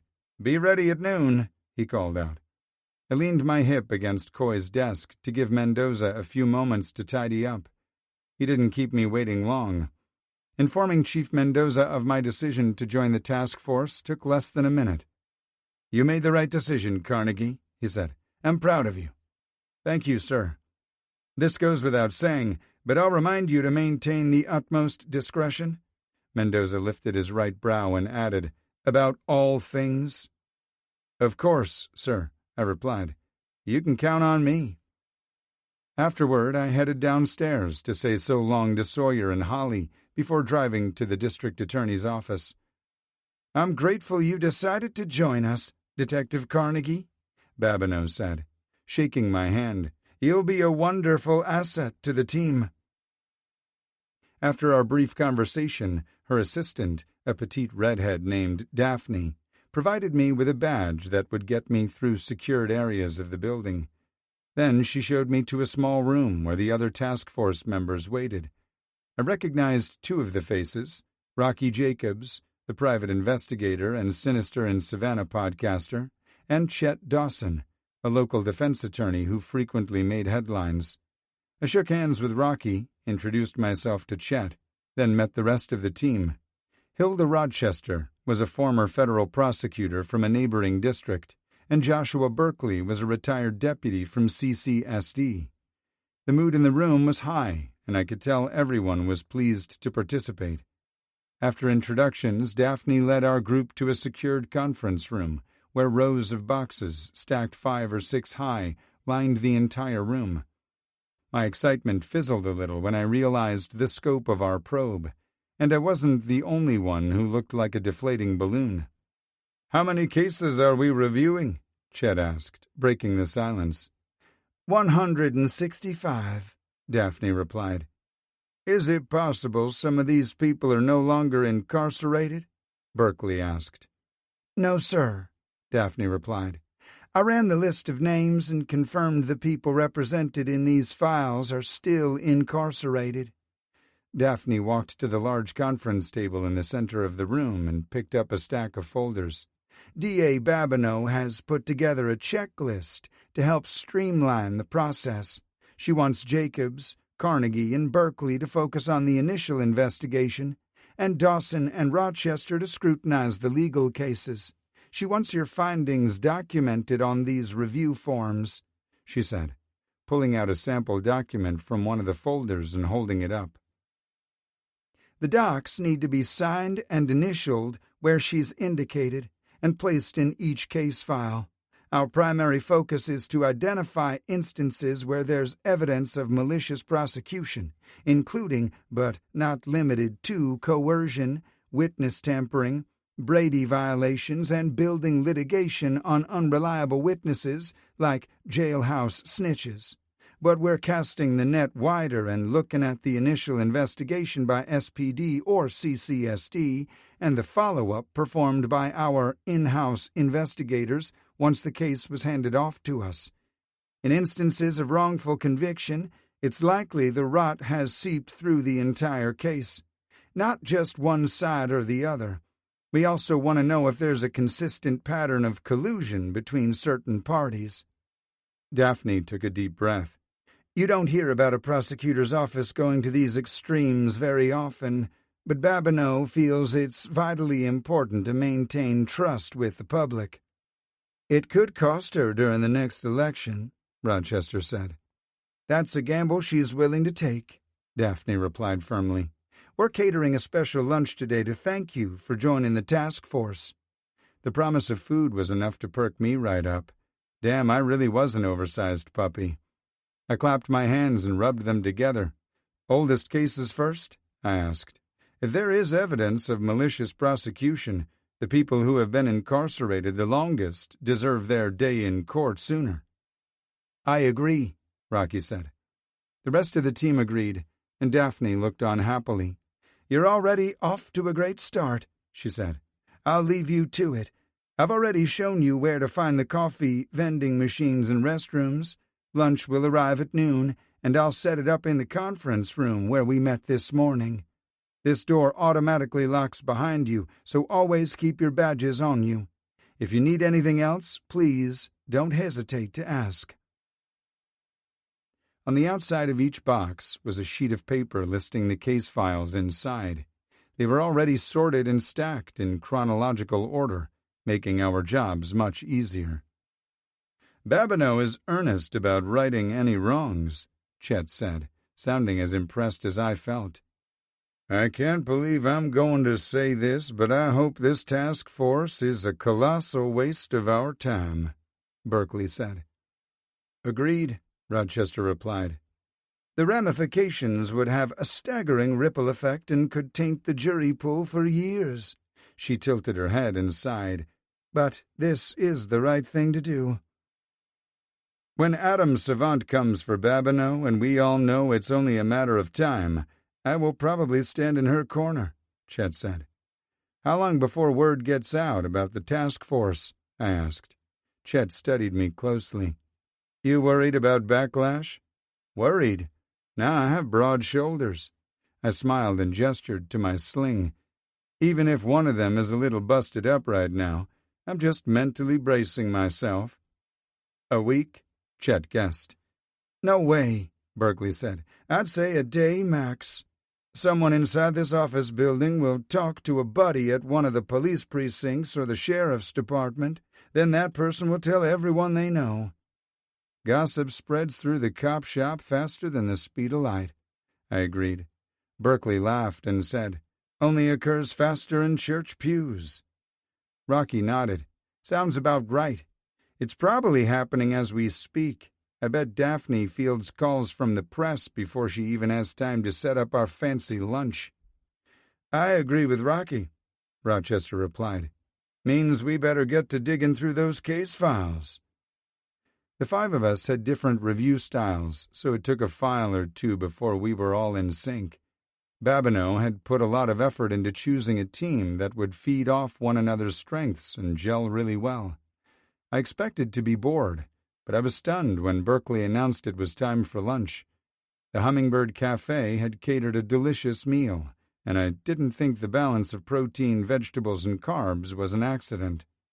The options would keep our brains functioning at optimum performance and prevent an afternoon sugar crash. By 6, we'd worked through a dozen of the oldest cases. The team had worried it was too slow a pace, but Babineau had been pleased with our effort. "Thoroughness over expediency," she said. "What's the verdict on day 1? We hadn't found any overt evidence of tampering, coercion, or malicious prosecution in the first dozen files. I wasn't surprised because Savant probably had good intentions when he first started prosecuting cases. The struggle would come later, after he'd had a taste of power and had his reputation on the line. "Great work, everyone," she said. "Daphne took a few calls from local press late this morning, so word has already started to filter through the law enforcement community. I've declined to comment at this time and will continue to delay until I have relevant data to share or something forces my hand.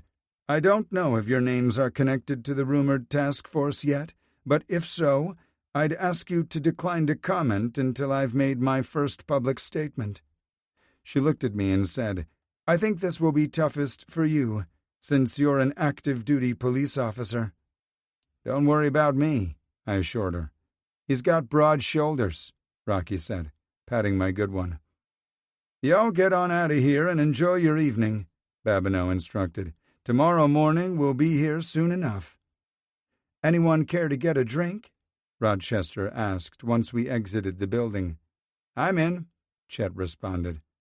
Rocky was also in, but Berkeley and I both had prior commitments. The SPD softball team was taking on the Savannah Fire Department, our biggest rival. I didn't want to compare the game to something as significant as the Civil War, but it would pit husband against husband when Detective Blue Jackson took the field against fireman Zeke Jackson. I couldn't play, but I could support the rest of my team. I didn't bother changing before heading to the ballpark because I didn't want to miss a second of the jawing back and forth between the two departments during warm-ups.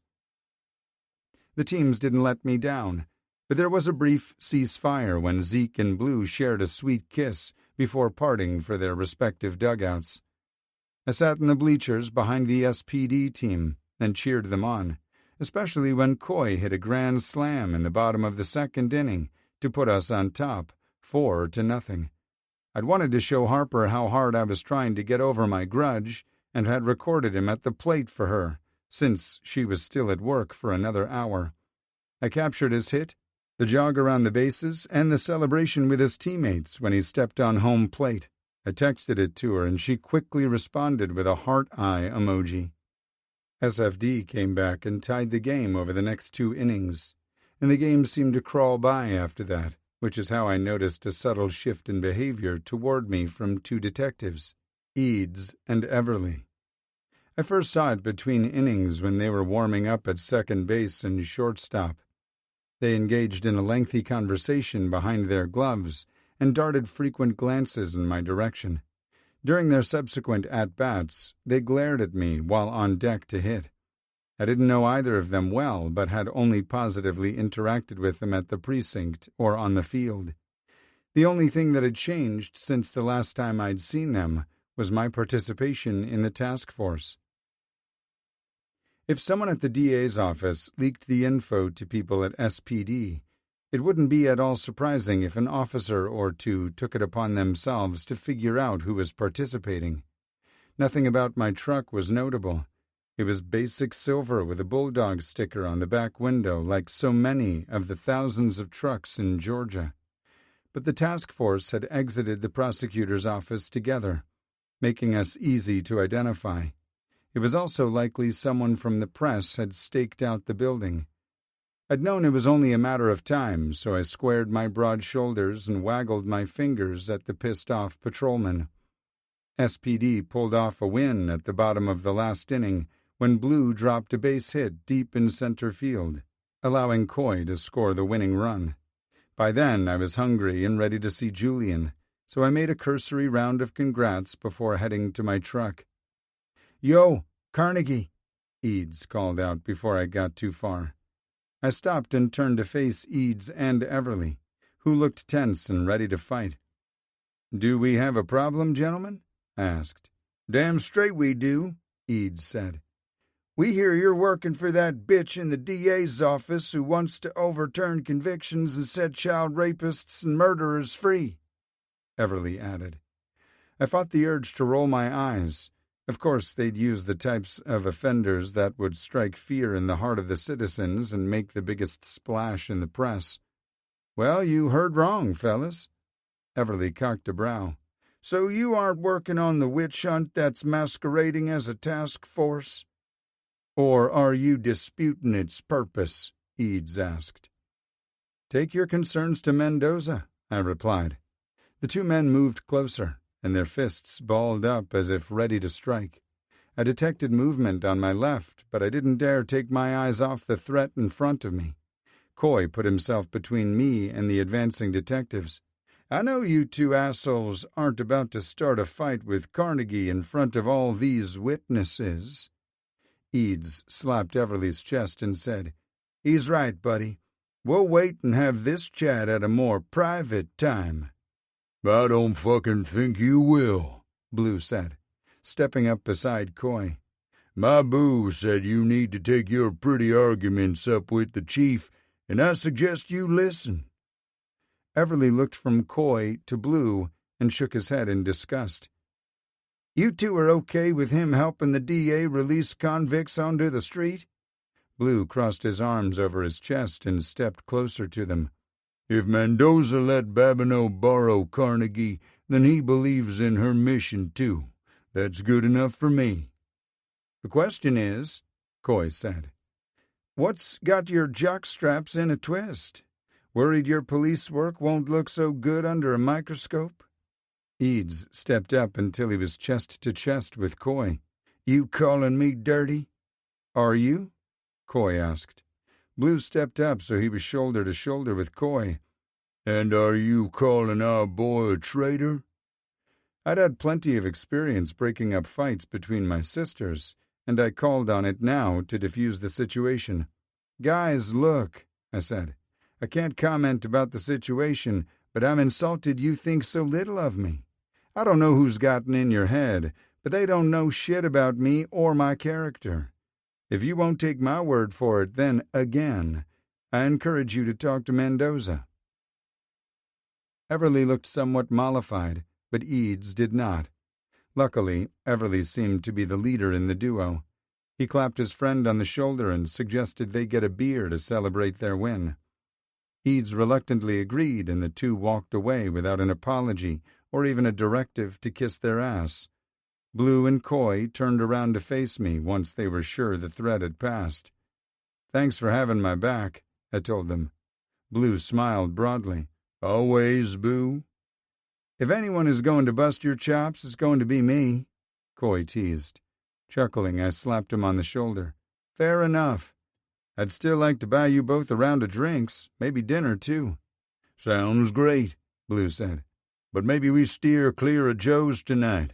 I'm sure that's where Beavis and Butthead are headed." I was still laughing at his reference when Zeke came over and joined us. "Everything okay?" he asked, looking between Blue, Coy, and me. "It's great. I was just offering to buy dinner and beer. How does Pearls sound?" Just mentioning the Saltwater Grill's name made my stomach growl. I checked my watch and saw that both Harper and Julian should be done for the day. I looked at Coy and said, "Let's see if Harper and Julian want to join us. We'll make it a triple date." "I love the sound of that," Coy said as he retrieved his cell phone from his bag. I suspected what he truly loved was any opportunity to spend time with my sister, especially now that I knew their big secret. Julian answered on the first ring. "Hey, handsome," he said. "I'm almost home. Have you eaten yet?" "No, that's why I was calling," I said, and invited him to join the group. "Coy is checking to see if Harper wants to meet us, too." Coy gave me a thumbs up. "She's in. What about you?" He didn't respond immediately, so I took a few steps away for a bit of privacy. "Julian, you still there?" Yeah," he said. "I'm here." "What's wrong?" "Nothing." I could tell by his tone that something was up, but before I could ask further, he said, "I'm just really happy." "Because you love eating at Pearl's?" I teased. He laughed. "Yeah, that's it." "What time do you want to meet?" "Now?" I said. His laughter sounded lighter than time. "Hungry?" "Starved." "I'm on my way. Oh, wait, Harper's calling on the other line. I bet she wants to ride together. I'll rendezvous with her and we'll meet you there." "Sounds good." We said goodbye and clicked off. "They're going to meet us at Pearl's," I said. The four of us headed to the parking lot, where we went our separate ways. The restaurant was busy, even for a Wednesday night, but the hostess told us it wouldn't be long before a table was free. Julian and Harper had ordered a lift and arrived not long after us. I soaked in the gorgeous picture of my boyfriend, made in his slim-cut gray pants, pale gray dress shirt, and a purple and gray corset vest. Those colors made his green eyes pop even more. Julian smiled warmly when I introduced him to Blue and Zeke. He'd already met Coy, which didn't surprise me at all. His devotion to my sister wouldn't allow her to date someone he hadn't vetted first. I put my arm around Julian's waist, pulled him against me, and kissed the top of his head. The smell of his shampoo and soap eased the tension left over from the confrontation at the ballpark, and I relaxed into the embrace he returned. The hostess showed us to our table, and our waitress promptly took our drink order. "I missed you today," I said softly. I'd texted him briefly at lunch, but the grueling pace the team set hadn't allowed for anything else. Julian looked up at me and smiled. "I missed you too. Did you have a good day?" "Mixed bag, but I'll tell you about it later," I said as our drinks arrived. I lifted my beer in a toast. "Tonight, we're celebrating friendship and loyalty." "Been kicking SFD's ass on the baseball diamond," Blue said. Zeke snorted and rolled his eyes. "You want to sleep on the couch tonight, big guy?" "To friendship and loyalty," Blue said. We all clinked our glasses together and took a sip. Our steaks and seafood were delicious, but I enjoyed the laughter and camaraderie the most, which was saying something. I loved seeing how comfortable Julian was engaging with my friends.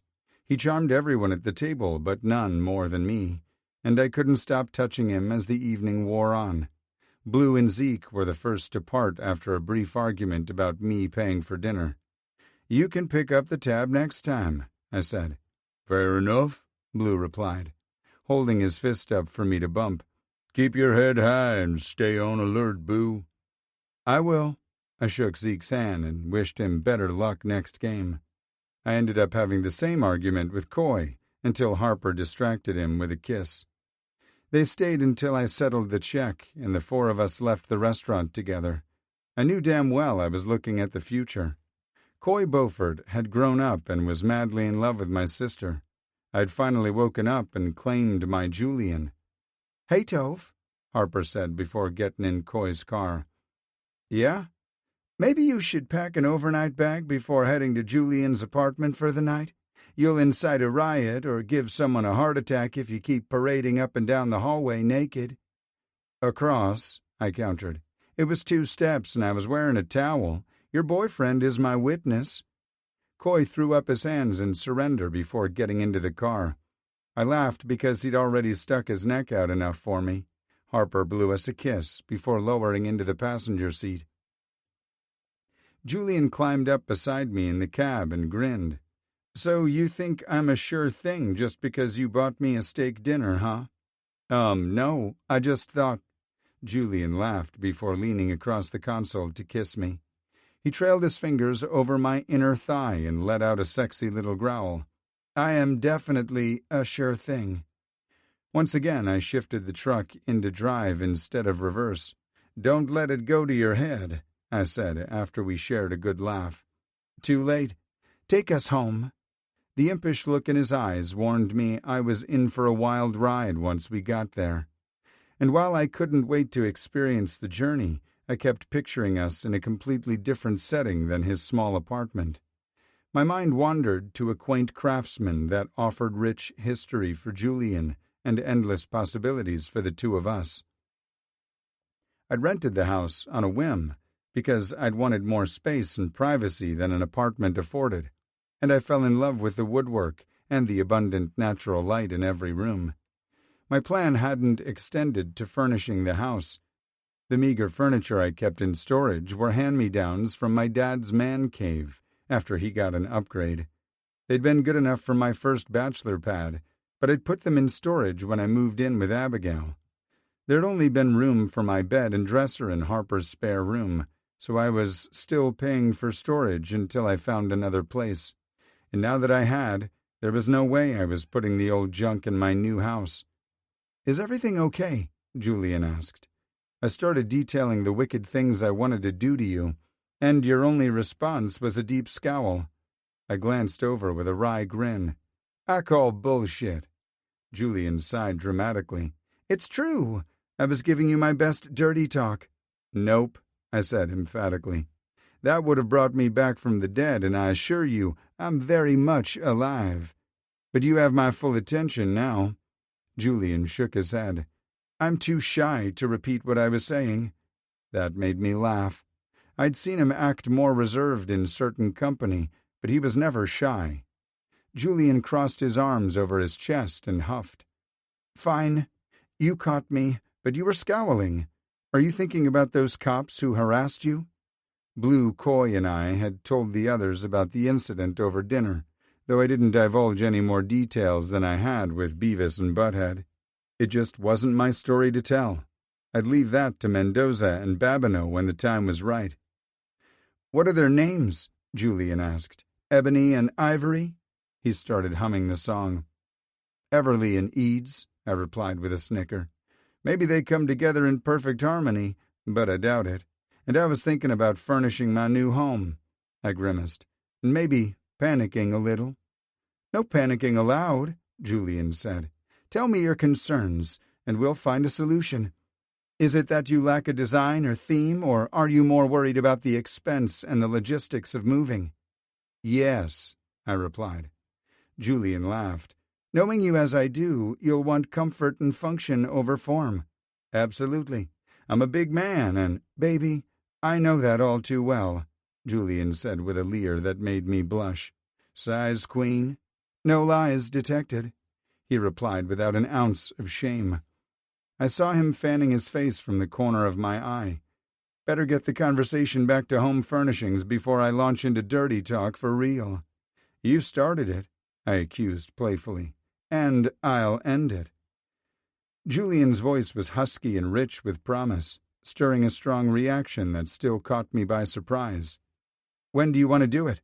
"As soon as I have you behind a closed door," Julian chuckled. "Not that. When would you like to move?" "I should be out of the sling in 2 more weeks. It will take longer to regain my full strength, but I can do more than just tell people where to put things." "We've already established I'm the bossy one in this dynamic," Julian teased. "We'll hit up estate sales and consignment shops. You'll get more bang for your buck there. You can have the items delivered directly to the house. Then you call in all the favors people owe you to help sort it out. I guarantee those broad shoulders have helped a lot of people move." "True," I said, as I found an empty parking spot at the apartment complex. I killed the engine and sighed in relief. "Better?" Julian asked. I reached over and cupped his face. "I'm good now." He shook his head sadly. "Our clothes are still on and our dicks aren't touching. You're just better right now." He pointed to the apartment building and said, "In there, I'll make you feel good." Julian kept his promise that night and over the next 2 weeks. Oh, the things that man could do with his body and the way he could make mine sing. But the biggest surprises came when we hit up every estate sale and consignment shop in a 50-mile radius.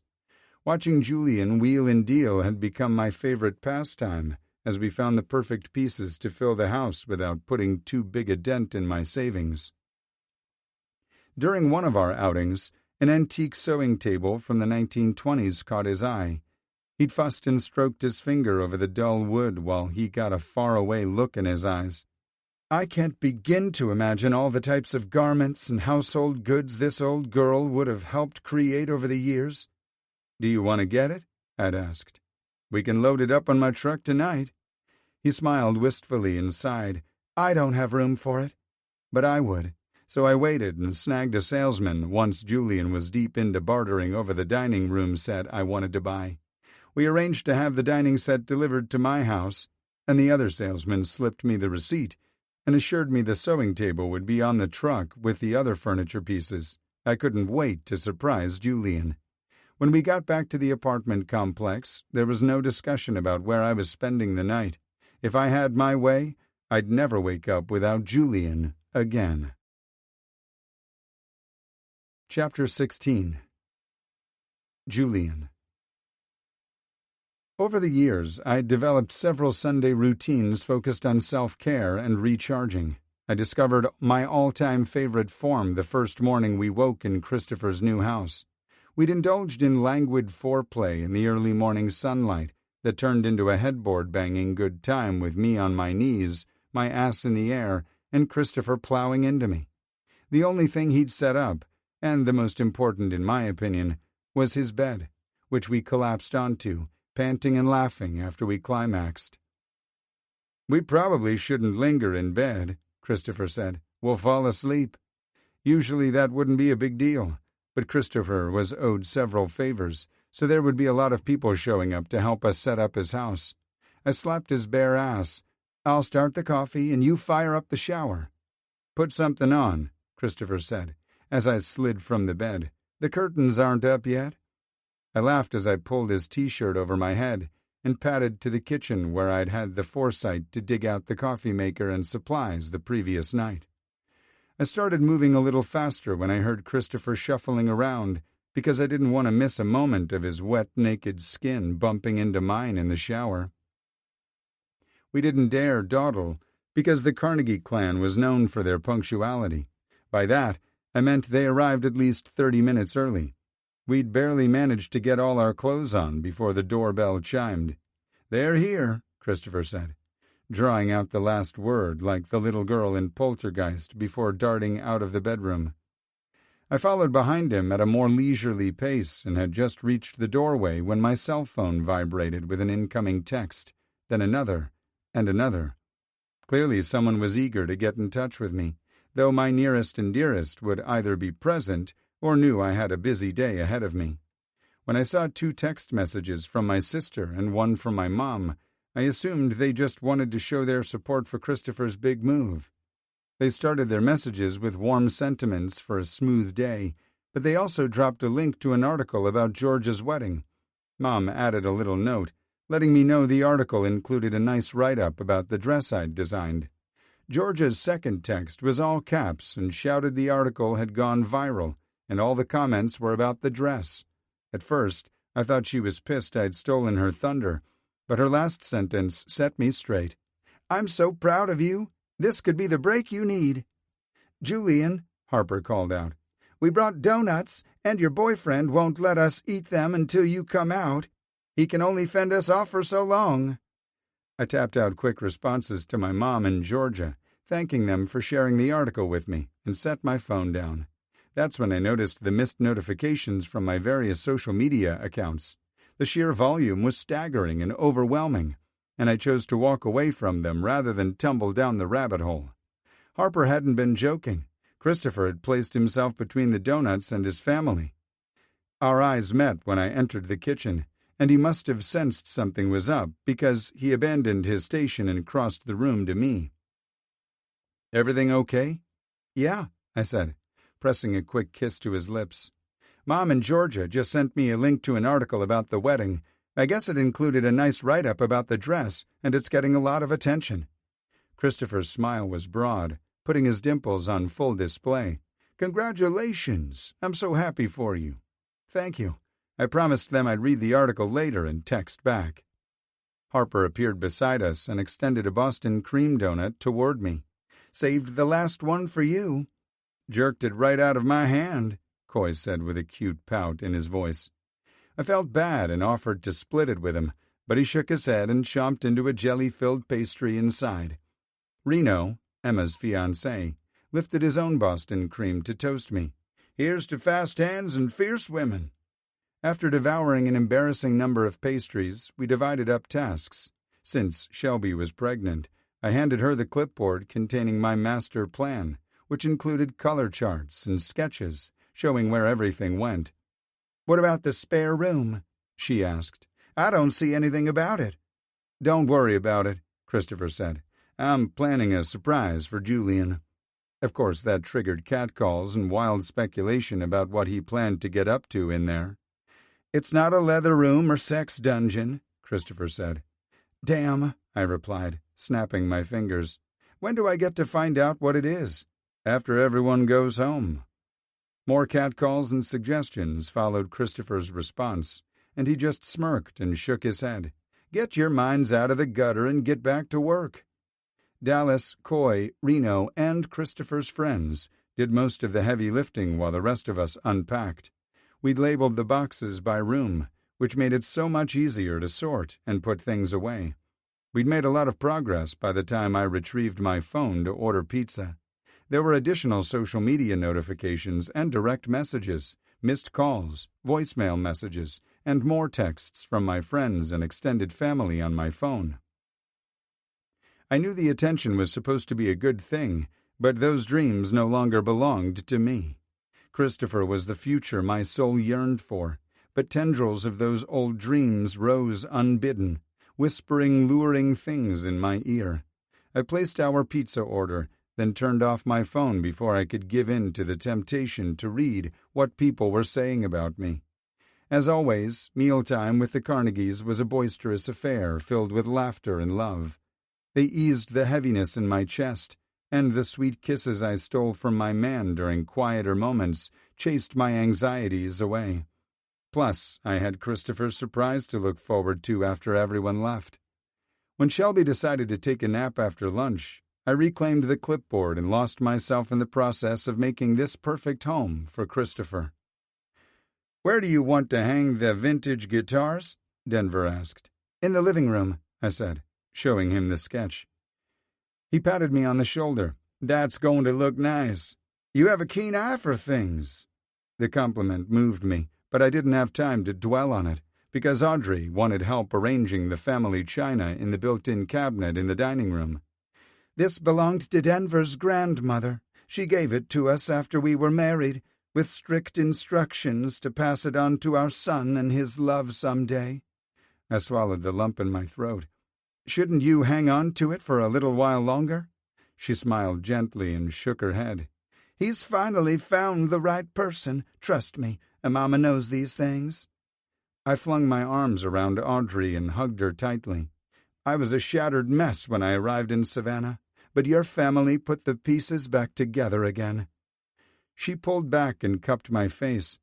"We'd love to take some credit, but you're the one who put in the effort. We just gave you unconditional love and watched you flourish." "We'll have to agree to disagree about that," I said. We worked together carefully unpacking and stacking the dishes inside the display cabinet. "Looks like they were made to be here," Audrey said, once we finished. She kissed my cheek and asked what was next on my list. By 4 o'clock we had the house set up, and the only things left to put away were his clothes and toiletries, which we could tackle on our own. Christopher and I expressed our gratitude as everyone left, and we invited them back the following weekend for a cookout. I turned to face Christopher once we were alone. "And now, my surprise." He took my hand and led me to the guest room. Christopher opened the door, and I saw the antique sewing table I'd fallen in love with while we were shopping for furniture. My eyes misted up as I ran my hand over the worn wood. "I originally planned to sand and refinish the table, but I thought you might prefer its original condition." I nodded through my tears because Christopher got me. I wrapped my arms around his waist and hugged him. "I love it so much. Thank you." He tipped my chin up and said, "Move in with me. I know it might seem soon to most, but we've been circling each other for 3 years. I don't want to spend a single night without you. I threw my arms around his neck and tucked myself under his chin. I don't want to be without you either. We kissed for a long time before breaking apart to tackle the final task on our list, setting up the bedroom. As happy as I was, I kept glancing at my phone. Christopher must have noticed because he picked it up off the table and brought it to me. You've been at it nonstop today. Sit down someplace quiet and soak in the adoration your stunning design deserves. He kissed my forehead and returned to hanging up suits in the closet. I walked out onto the front porch, eased into one of the rocking chairs, and powered up my phone. I didn't know where to start, so I read the article Mom and Georgia sent me first. My craftsmanship had received glowing praise, and the writer included several close-up photos of the hand-knitted lace and the meaning behind it. There was even a video added to the magazine's social media presence.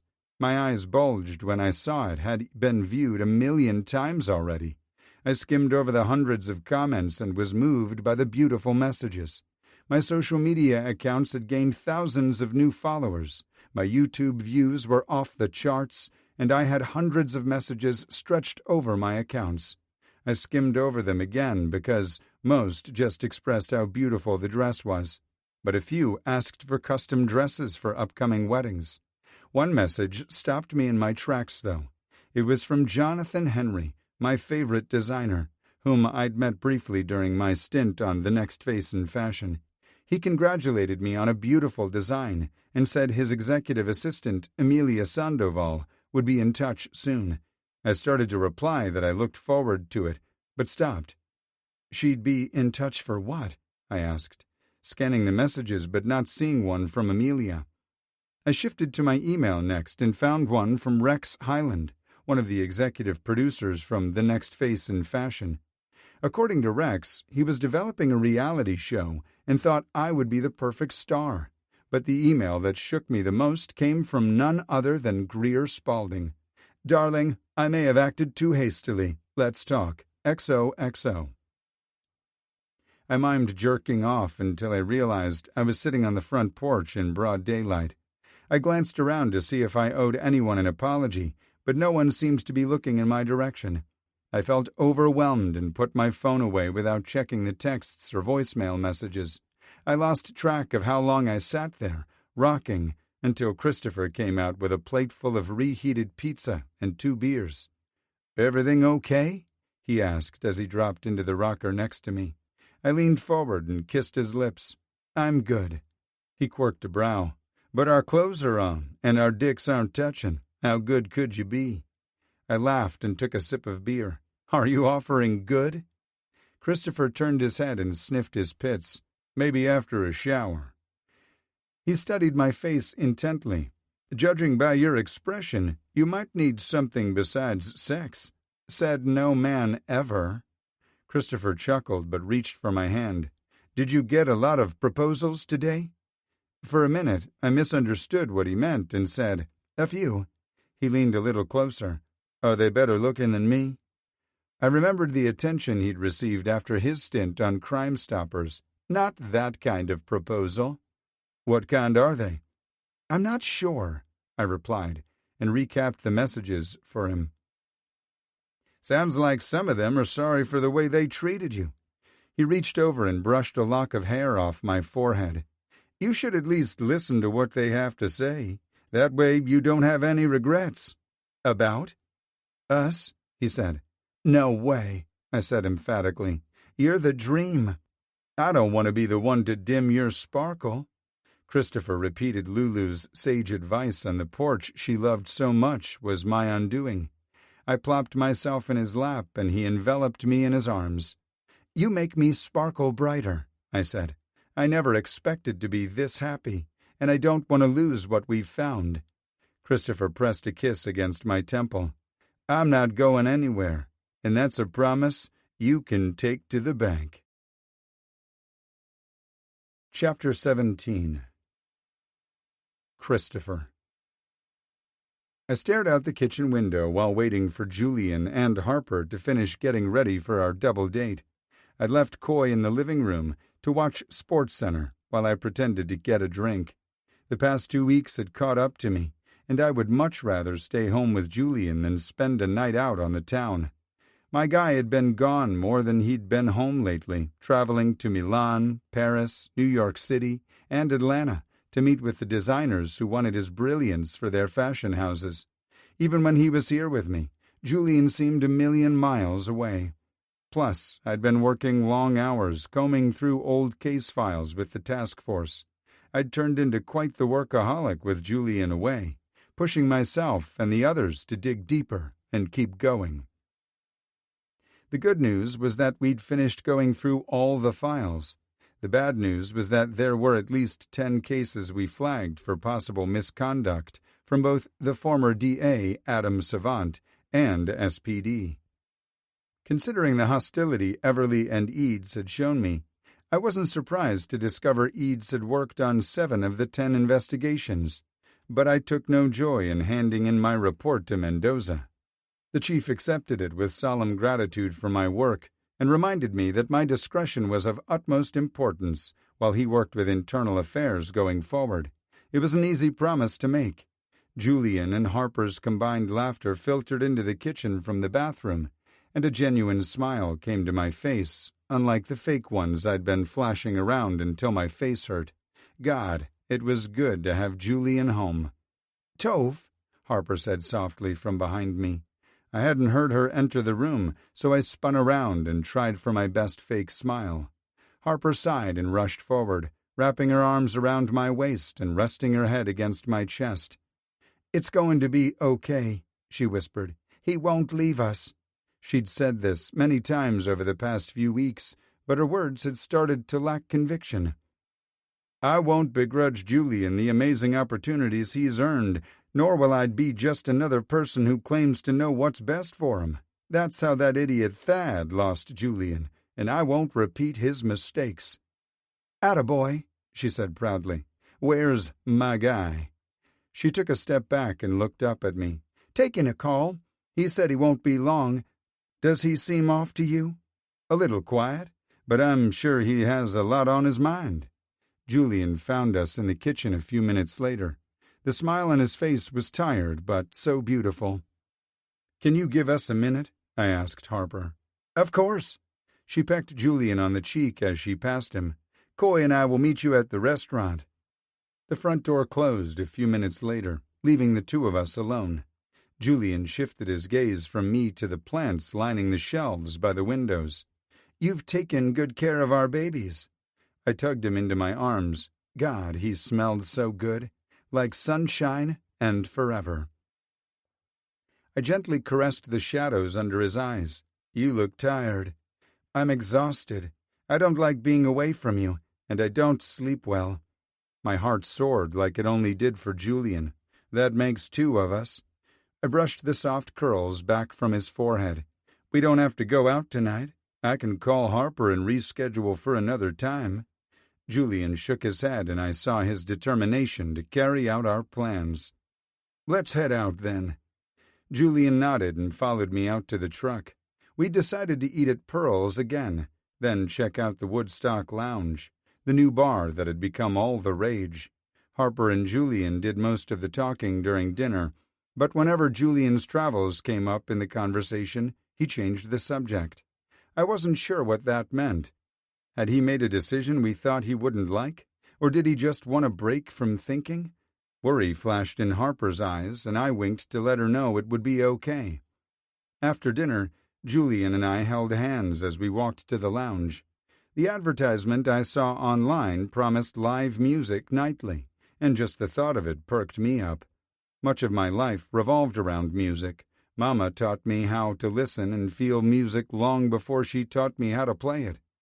I understood the role each instrument played and would pick one to follow all the way through a song. Then I picked another instrument and replayed the song to hear it all the way through, too. I would keep doing that until I cycled through all the instruments on a particular track. Then I moved to the next song on the album.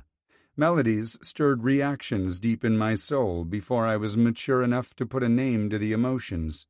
Later, when I was old enough to understand, I sought music for comfort or a way to escape. There wasn't room to wallow in an emotional upheaval when playing an instrument, especially when you were part of a band. If I had a bad night on drums, I threw everyone off. So I'd lost and found myself in music time and time again. It was no different with Julian. He was happiest when working at his drafting table or sewing machine. I'd stand in the doorway and watch him sometimes, and he'd be completely oblivious to my presence. He'd mutter things like, "Measure twice and cut once, Julian." Instead of feeling left out, I felt lucky to witness his genius, and would plan all the ways I'd demonstrate it when he returned to me. And he always did. Then we'd become the Mutual Appreciation Society of roaming hands and mouths. Julian's body was my favorite instrument, and his cries of pleasure were my favorite song. Harmonious voices drifted on the wind, but it didn't sound like a band. "Karaoke?" Coy asked. Then I saw the sign on the sidewalk and pointed to it. "Open mic night." I loved the eclectic vibe of the Woodstock Lounge as soon as we walked through the door. I took a moment to appreciate the exposed brick walls, rich wood polished to a gleam, warm ambient light, and the variety of seating. There was the expected long bar with stools and tables with chairs, but the Woodstock Lounge included pockets of intimate conversation areas that looked like miniature living rooms peppered throughout the space.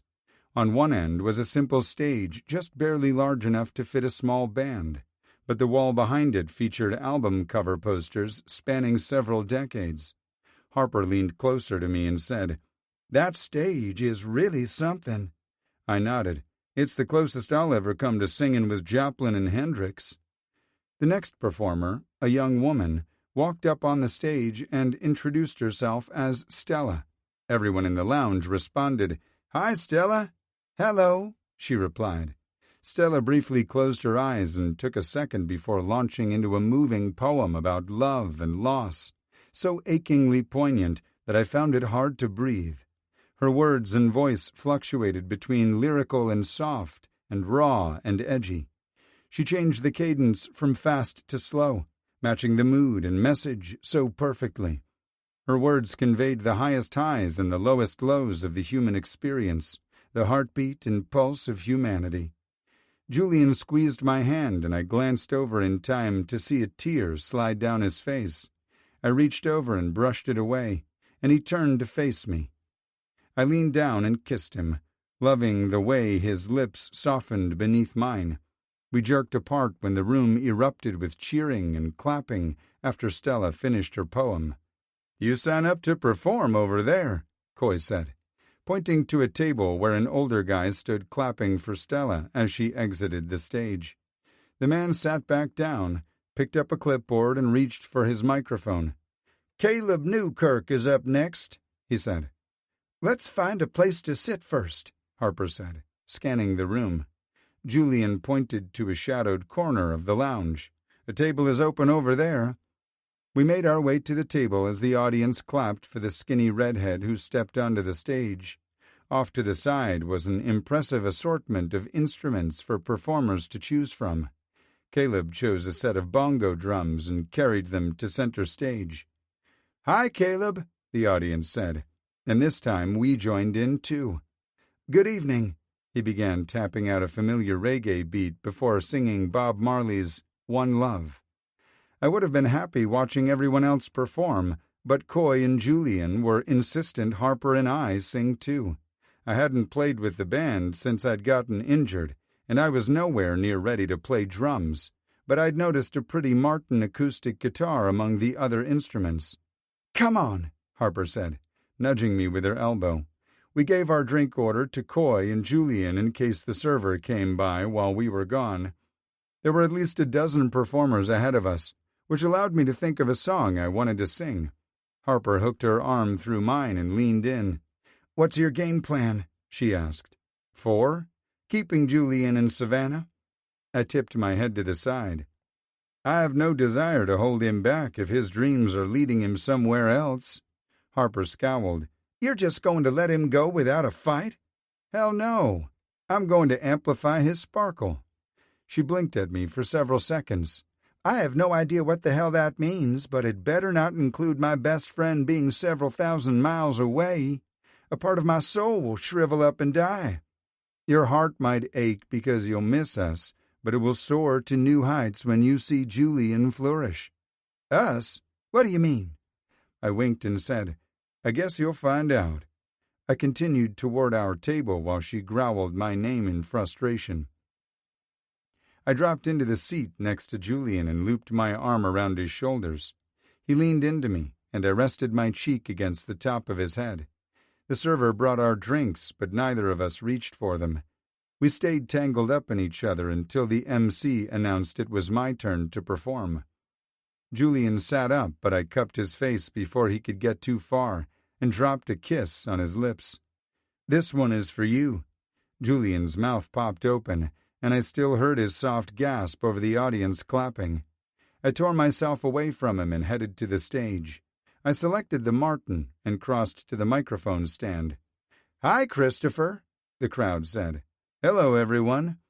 Tonight I'm going to perform Crazy Love for you. Many talented singers have recorded the song over the years, but my favorite version is by Van Morrison.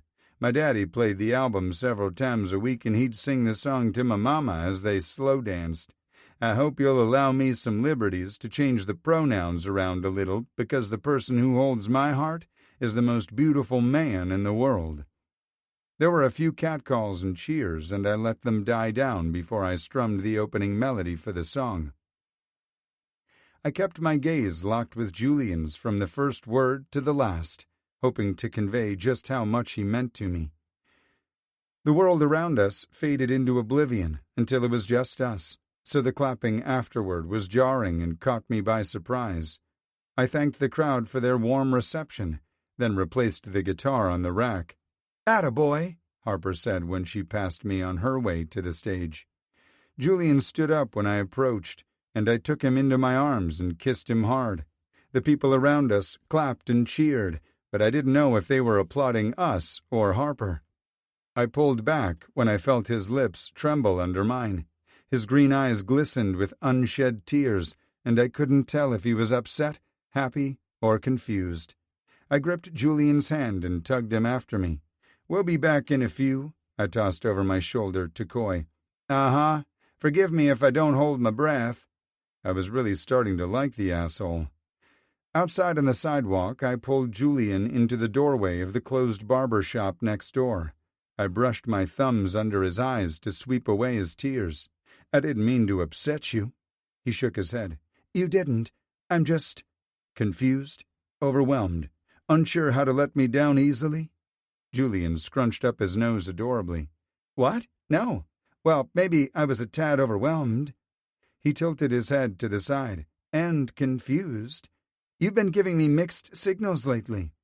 Mixed signals? I racked my brain for a time when I was anything but supportive. I don't understand. For the past few weeks, I've discussed opportunities that could take me hundreds or even thousands of miles away from you. Instead of being sad, you've been a sexy lumberjack-sized cheerleader like you're excited for me to leave. But at night, you hold me in your arms like you're afraid to let go. And in the lounge you sang like you wanted the whole world to know you love me. I stroked my hand along the side of his face. Baby, all those things are true. I'm so proud of the opportunities you've earned. I hold you the way I do because I won't let you go. I brushed my nose against his, not without me by your side anyway. And I do want the entire world to know I love you, because I do. Julian swallowed hard. You are willing to come with me? But you love your life here. I love you more. There's that old adage about letting someone go if you love them, and if they love you in return, they'll come back. I smiled and said, I say if you love someone, you follow them to the ends of the earth if that's what it takes. I love you too, Julian whispered. You make me feel like I shot for the stars and landed on the moon. I kissed his trembling lips. I will not be the person who ruins your dreams. I'll do whatever it takes to see them come true. Need someone to haul your luggage around like a camel? I'm your man. Need security detail to keep the crazed fans away? I'm your man. Need someone to hold you together because you feel like you're falling apart? I'm definitely your man." Julian closed his eyes and took a deep breath. A playful smile toyed at his lips when our gazes met again. "When I arrived in Savannah, I was bruised and battered. I hadn't intended to stay permanently. I was going to lick my wounds and find a way to make my mark on the world again. I still dreamed of becoming the fashion house of the South, but the longer I stayed, the quieter that dream became until I replaced it with something new. You, Christopher, you are the dream. The life we're building is the dream." He exhaled a shaky breath, then said, "I admit the whispers of redemption and the lure of fame enticed the person I used to be, but not for long. I remembered how toxic the fashion industry is. Right now, designers like Jonathan Henry are desperate to have me on their teams, but they'd steal my glory for themselves at the first opportunity. I gave Greer the chance to atone for ruining my reputation. I even accepted her apology, but I can't forget it happened, nor do I trust that she wouldn't blackball me again if another issue cropped up. I'd fallen out of love with the industry before I moved here, but my stubborn pride wouldn't allow me to admit it. Maybe fitting grooms and prom-goers into tuxedos seems like a step down, but I enjoy it. Reed is a wonderful guy, and he gives me the flexibility I need to pursue my other ventures.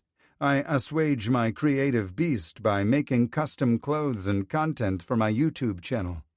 But teaching at the college has been the highlight of my professional career. I'm blown away by the new generation of artists who put as much emphasis on saving the planet as they do on creating beautiful clothes. That's the fashion future I want to be part of, which is why I'm so thrilled by the phone call I received before we left the house." He practically vibrated with excitement, and my heart sped up in response. "Well, tell me." "The dean offered me a full-time position on the faculty at SCAD. They are adding new courses to their BFA and MFA programs and want me to teach them." I kissed him and said, "That's wonderful news. Congratulations. I won't get to teach full-time until next year, but I'm so excited." I leaned my forehead against his. "I love you so much, and I'm so proud of you." "I love you too." He pulled back and looked up at me. "You're not disappointed we won't be traveling abroad?" "Oh, we will for vacations and things. I will still carry your luggage and act as your bodyguard." Julian smiled slyly and took a few steps back, pulling me out of the alcove. "Why wait when we can role-play that right now?" I chuckled as he practically dragged me down the sidewalk. "Isn't it rude to ditch Harper and Coy?" He turned around and walked backward, his green eyes glittering with wickedness. "Do you really care?" I tugged Julian's hand to pull him up short, then lowered my good shoulder and hoisted him over it. "Not in the least. Let's go home." Epilogue. Julian. The following April, my family made the trip from Atlanta to watch the Carnegies perform at the Savannah Music Festival. There was a VIP section near the stage reserved for the special guests of the bands performing each day, so we joined Coy, Dallas, and Reno at the Carnegies table and feasted on steak, shrimp, corn on the cob, coleslaw, black-eyed peas, and garlic toast while waiting for the performances to begin. A lanky cowboy with a broad white hat jogged onto the stage to kick off the night, then welcomed the Carnegies to the stage. The family band was a local favorite and received raucous applause. My eyes zeroed in on my man, who wore dark jeans and a white tank top that showed off his sculpted arms and perfect chest. I leaned toward my mom and said, "Don't start throwing undergarments or rush the stage when the shirt comes off." Denver approached the microphone and thanked the audience for the warm welcome. He introduced the members of the band, then started right in on their first set of the night. I'd seen them play dozens of times, but they never failed to amaze me. The 5 of them were always so perfectly in sync. They covered songs from multiple eras and genres, with Denver doing most of the singing. I knew they'd each get a rotation on the various instruments and a turn at the microphone, so I wasn't surprised when Christopher stood up and walked out from behind his drum kit. "Oh," Lulu said, "I bet the shirt is coming off. Woohoo!" She looked over at me and winked. "What? You didn't say anything about me behaving. Where do you think your mama learned it?" Mom smiled sheepishly and winked. "I spent summers with Aunt Lulu as a kid, too." When Christopher accepted an electric guitar from Denver and walked to the microphone, I forgot all about my two favorite cougars. "This song is for Julian. It's called Just Say Yes." The waterworks started before he even launched into the Snow Patrol song. I felt everyone at the table staring at me, but I couldn't look away from Christopher as he sang to me. The rest of the Carnegies added their voices to the chorus, and they harmonized perfectly. And I knew it wasn't just Christopher asking me to join their family. When the last note faded, Christopher hopped off the stage and walked to our table. I threw my arms around his neck and kissed him while the crowd around us cheered and the Carnegies chanted, "Just say yes! Just say yes!" into their microphones. I pulled back and stared into the amber eyes I loved so much. Yes! This concludes About Last Night by Amy Nicole Walker, narrated by Tristan James. Copyright 2022 by Amy Nicole Walker. This unabridged audiobook is published by arrangement with Amy Nicole Walker and was produced in the year 2023 by Tantor Media Incorporated, a division of Recorded Books, which holds the copyright thereto. Please visit tantor.com for more information on our growing library of unabridged audiobooks.